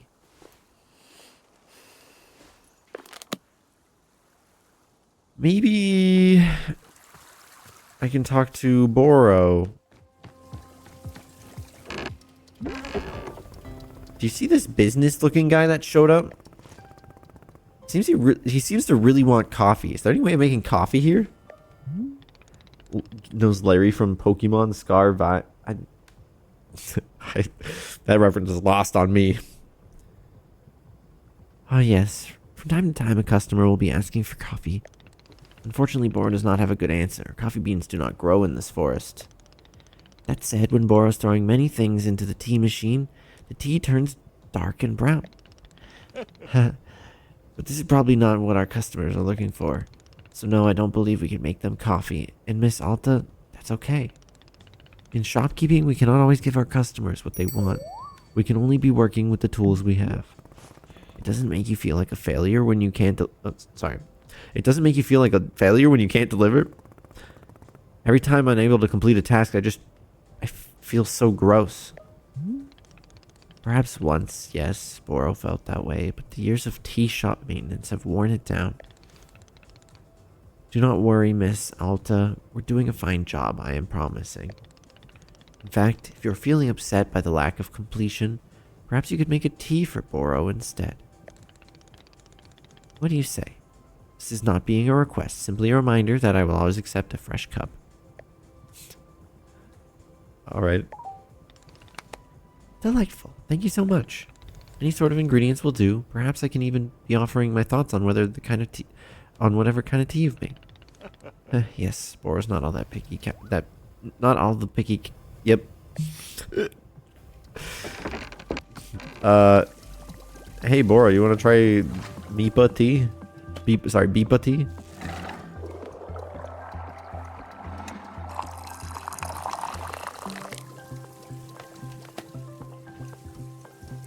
Try it. What? No. No. Ah. This. Here. Drink it. Why, Miss Alta, you brought Boro a cup of tea. No, just showing it to you. Yes, this is for you. Wonderful. Hey, Truckin'. Miss Alta, this is Waper tea. I will tell you, this is one of Boro's favorites. Waper sprouts are growing in great abundance within the heart of the forest. Perhaps we could see it someday. I am obviously someone who loves nature very much, yes? This is not a surprise. But Waper tea is causing me to love nature even more. How is that possible? It is like pouring chocolate syrup onto a birthday cake. Pleasure on top of pleasure. Ooh. Camera angle change. Indeed, the trees, already beautiful, now feel even beautifuler. I'm doing good, Void. This game's really good. The rocks more rockish. The water wet. Truly wet. Incredibly wet. But now look back at the trees again. Don't they look even more beautiful than they did a moment ago? And the water! At least 20% wetter than the first time we looked easily. The rocks, they're still so rock-like. Majestic. Look at the water again. It gets more and more wet every time I consider it. But what about the trees? Oh yes, the trees. How could I have forgotten? Beautiful. What else am I forgetting? A different rock? A different rock. Why, yes. I dare say it's even more like a rock than the first one. Is that possible? Miss Alta, this is what Waper tea is doing to me. It is a whole thing. Quite fun, but somewhat overwhelming. Perhaps let us not do it again for some time. Can I give him like all the different types of tea? And have him like tell me his experience on it? Oh, that opens up a whole lot of possibilities. Wait a second. Do I have to brew it? Could I give him half-brewed tea too? I'll feed him every tea that we end up making. He has glasses now. Hello. Hang on. Are you the same guy I just talked to? You are mistaken. You and I have not spoken. You must have spoken with Jerry. I'm Larry. Perhaps you can help me. I'm needed at the boardroom for the presentation. I'm behind schedule. Can you direct me to the boardroom? You guys are both completely off course, or you're here, you made it, welcome. Yeah, it is Repscalian. I did? You did. Well then, I suppose I should deliver my presentation. In order to prepare for my presentation, I require coffee. We do not have coffee, only tea. I see. However, it is important that I not deliver my presentation until I have coffee. Therefore, I will wait here until coffee becomes available. Sure.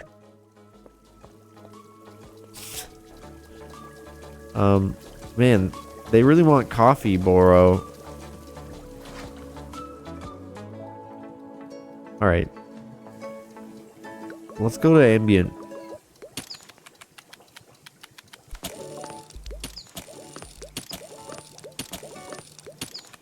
It's so good. Yeah. Hello. Sorry. Say, who are these questionable individuals gathering nearby? The ones in the hideous suits? I find their drab appearance quite offensive to the sensibility of this shop. They would love to run a presentation by you. They've been requesting that I make coffee, or they could really use a boardroom.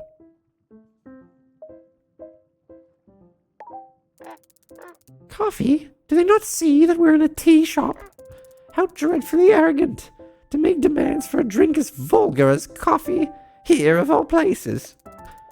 The self-absorption of these corporate types sickens me dreadfully, I must say. No, I cannot stand to be around them any longer. I must bid you farewell, and return to my travels. Take care, my dear. Her voice is devolving. I hope to return one day under less dreary circumstances. Okay. I mean, coffee. We gotta be able to do something, right, Boro? Yes! Hello, it's Book by Mail Club. Unfortunately, I have to apologize to you. After I sent out the previous book, several readers wrote to me to remind me that Dirk Warhard, as a character, is an outdated model of masculinity in law enforcement, a product of its time. I recognize that as cultural norms change, it is important to reflect on what our media implies and accepts. And that's why this time I'm sending you an analysis of the Dirk Warhard character and franchise to better contextualize the novels against the social circumstance in which they were written. Oh god. I have a feeling this is going to be a lot less amusing of a read, but Lydia Turnwell, Chasing Bullets, a history and critical theory of the Dirk Warhard novels. Oh god, okay.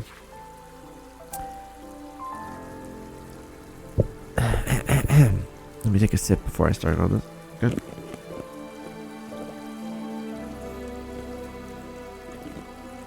Okay. The enduring popularity of the Dirk Warhard novels presents an enigma for contemporary literary critics. How does one analyze and understand a body of work which is so superficial in its content, yet which has achieved such enduring audience adoration?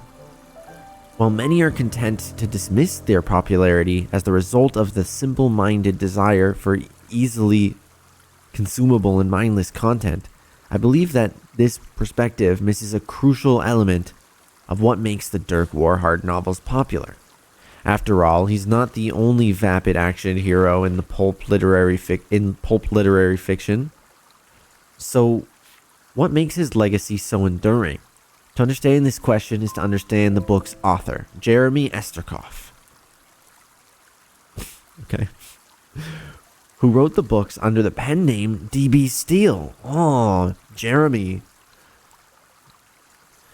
Did not always produce such simple-minded literature.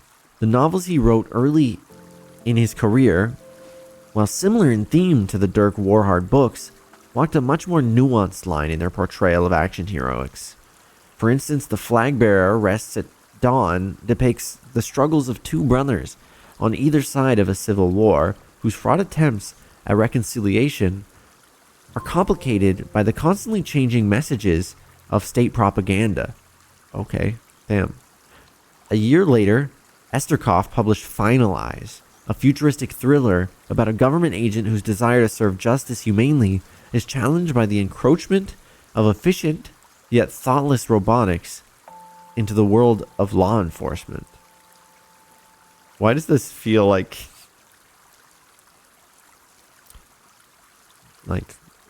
real life adjacent while being completely fictional? Esterkoff has repeatedly declined to speak publicly about these early works, or indeed about any of his oeuvre. In time, he came to be known as an enigmatic recluse, someone who emerged from isolation only to deliver a new piece of work. His reticence to explain himself, therefore, invites a great deal of speculation as to why he shifted away from writing more nuanced material to instead pen Dirk Warhard novels. Of course, it's impossible to ignore the financial failure of his early novels. Yet to focus on sales may miss the bigger picture. Esterkoff was known to have a contentious relationship with his publisher, who at the time was attempting to capture a more artistic and socially conscious audience, and so put extensive pressure on him to make public appearances for press and the reception of awards. Esterkoff bristled at the insistence, resentful of being asked to participate in the literary social world. We are then left to wonder whether the shift towards mass audience literature was actually a move by Esterkoff specifically intended to rebel against the wishes of his publisher. Yet regardless of Esterkoff's intentions, what's indisputable is that the moment he shifted his efforts, he found immediate commercial success. His very first Dirk Warhard novel, On a Wing and a Bullet, became a global bestseller and brought the name Dirk Warhard into the public vernacular. Within 3 years, Esterkoff had published a further 6 novels in the franchise, including bestsellers Bullets O'Clock, Edge of a Bullet, and Knives at a Bullet Fight. Who is Dirk Warhard exactly? Going by the novels, he can be difficult to pin down. He is consistently portrayed as stoic and unflinching. Yet with each novel, he shifts socio-politically in order to meet the needs of the story. The best example of this is the perpetual question of whether Dirk Warhard works for the government or not. The answer seems to change in each book. His role in the execution of justice fluctuates between being a public good and being a rogue renegade, sometimes even within the same story. Dirk Warhard is also the embodiment of a stereotypical heteronormative masculinity. As the novels exploded in popularity, so too did they begin to attract criticism for their portrayal of Warhard's relationship with masculinity. As writer Laura R. Hauer phrased it, Dirk Warhard romanticizes male infantilization to an audience for whom contemporary expectations of masculinity have become far too nuanced. This and other criticisms resulted in a bitter retaliation from Esterkoff, who chose to respond to his critics not via public statement, maintaining as ever his trademark aloofness, but through the novels themselves.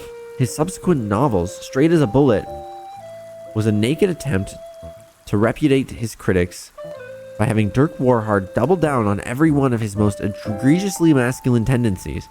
In the novel, Esterkoff's longest ever, Warhard makes love to over 120 women and kills dozens of vegetarians. The exact phrase, "I'm a man and nothing will change that," appears 26 times. It's at this point that the novels begin to drive toward a very specific thesis. Dirk Warhard is incapable of fundamental change because he is who he is as a result of inherent traits rather than a product of social or political impact. For instance, in the Bullet Complex, the villainous Dr. Shumptuk genetically modifies Dirk Warhard to make him more compliant and passive as a person. Yet Warhard's genes literally resist the transformation, rearranging themselves back to their natural configuration just moments after the procedure is complete. This is a recurring theme in subsequent books such as Face Full of Bullets and Bullets Forever, wherein the villains become focused less on personal gain and more on simply trying to change Warhard. I get it.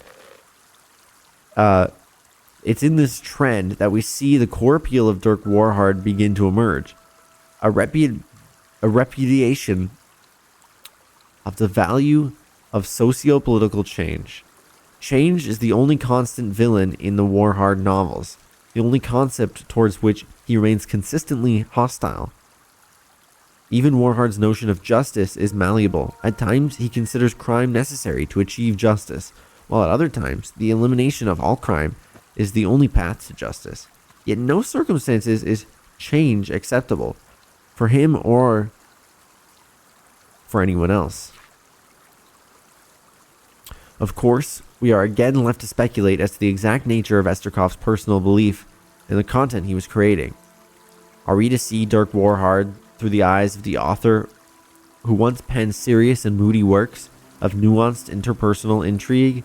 In this sense, the Dirk Warhard novels could be seen as a satirical lampooning of mass media interests. Or are we to assume that Esterkoff truly did come around to believing in the fundamental righteousness of never changing? This thematic thread may have continued through the novels, if not for a personal setback. Esterkoff's brother passed away after the publication of The Bullet Haunts at Night, at which point Esterkoff's prolific pace slowed dramatically. The loss devastated him.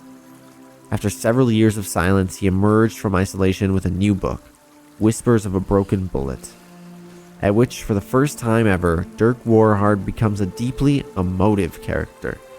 Warhard monologues on the nature of pain for over a dozen pages, and openly cries twice. There is no villain or central conflict. Warhard simply travels from place to place, remarking grimly on the various people and locations he passes. In some ways, the novel feels like a return to Esterkoff's earlier works. Yet, if the response to the early work was muted, the response to Whispers of a Broken Bullet was hostile. Fans of the series uproariously decried the changes and demanded a return to form, whether as a capitulation to public response or perhaps a desire to distract himself with work of less nuanced sort. Esterkoff abandoned the new angle on Dirk Warhard. His next book, Bullets Don't Cry, saw a decisive return to the Dirk Warhard of old. In this book, Dirk Warhard murders over 400 people, including the Prime Minister of every nation on the planet, becoming the Prime Minister himself in several countries. His tendency towards cannibalism, already alluded to in the previous books, ratchets up with the invention of his new justice cannibalism technique. The book shows Dirk Warhard's complete regression into the most thoughtlessly violent and virile version of himself, and was adored by fans upon release. Bullets Don't Cry ended up becoming the best-selling book in the entire franchise as of writing this piece. Yet the series' resurgence was short-lived. A few years and a few novels later, a bombshell investigative report revealed that for an unknown amount of time, ghostwriters had been doing much of the work on Dirk Warhard books. Esterkoff was, at this point, in his declining years, and his publishers had progressively been enlisting uncredited staff writers to take over a significant amount of the writing. It was never revealed what sections of the later books were not written by Esterkoff, or indeed if he wrote a single word of them at all. But those hoping to hear an answer directly from Esterkoff were crestfallen when he passed away a few months later. In the wake of his passing, the publishers openly turned to ghostwriters to continue the series, albeit strictly in sequel form. Sequels such as Sequels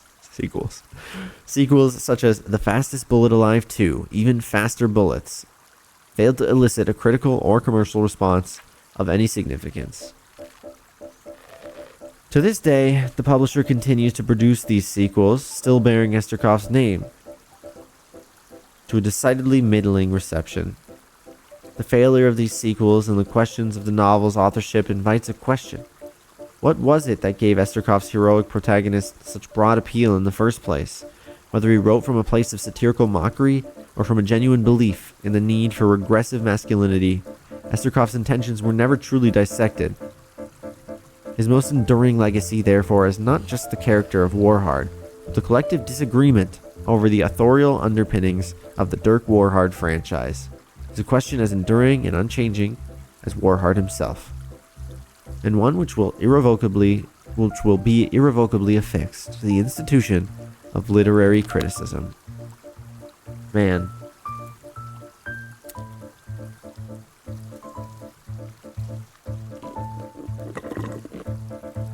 It's funny, because I was expecting a Dirk Warhard 3, right? Another Dirk Warhard, and then instead we get a literary analysis that breaks down that the person who was making these things was actually really struggling, and it was kind of a fucked up situation in the background. and the publishers were kind of just making him pump stuff out at the end, even as he was dying. Yeah, we didn't get our third Dirk book. We got shamed for even thinking we should deserve a third one, which I love. That was good. Okay. Where are we at right now? We need to make coffee. But I think the coffee mission, there's another businessman coming. I think we're gonna save and quit, and we're gonna continue this another time. I will have to let you guys know exactly when that's gonna be. It depends on the next few days with Split Fiction and with Pringle and all the other games that I have on my schedule. I'll talk more about my schedule. Also, by the way, the buttons, main menu, going to the music, one of the best things.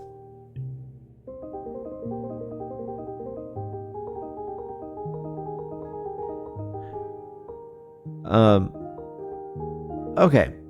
Yeah. I'll talk about my schedule in a second, but we're going to go and raid somebody right now, chat. I'd love it if you could stick around for a minute or two longer while I find somebody to raid. It'll make their day extra good for you joining along. And, goodbye, music. And, you also get channel points for my channel for coming along. So it's good stuff. I'm going to put some music on for our raid here. And then, I'll go look around and talk more about my schedule while I look around. All right. So, my schedule, it's, we did our 2 bonus streams this week. I don't know if I'm going to do bonus streams next week. I don't know. We'll see. But my next stream is going to be later tonight. We're going to be playing Split Fiction in 19 hours and 49 minutes with my husband. And that'll be cool. I've been loving that game so far. And I've been enjoying playing it with him. But then on Saturday, I'm going to be starting my new Minecraft modded Let's Play. Which, yes, more C418. Then on Sunday we're playing Satisfactory with Pringle as well. Wednesday, if we're still playing Split Fiction, will maybe be Split Fiction. Maybe it'll be Wanderstop. I'll figure that out. And then, yeah, that covers the next week of streams. Let's see. Who do I want to raid? Filled with purple, black, and white. I'm thinking Mega? Yeah. Mega. Didn't I raid Mega yesterday? I don't know.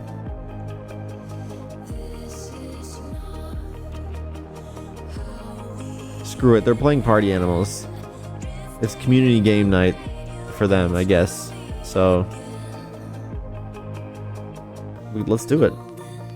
They're also a Twitch ambassador, so that's pretty cool. Alright, chat, I'm gonna have a raid message in chat here for you in just a moment once I start the raid. You can copy and paste that. It includes my emotes, but you can exclude those if you're not subscribed, okay? So here it is. Get your Meowties ready, chat. We are raiding Mega. Mega. Yeah, there it is. It's Meowty. If you don't mind, when we get over to Mega's chat here in just a moment, could you paste a Meowty into their chat? If you're not subscribed to me, you won't be able to use those emotes in her chat, but just Meowty is all that matters. Use any emotes you got. But yeah, thank you guys for being here. I've been loving this game so much. I'm excited to continue it very soon. And yeah, thanks again, everybody. Have an absolutely wonderful time. Bye.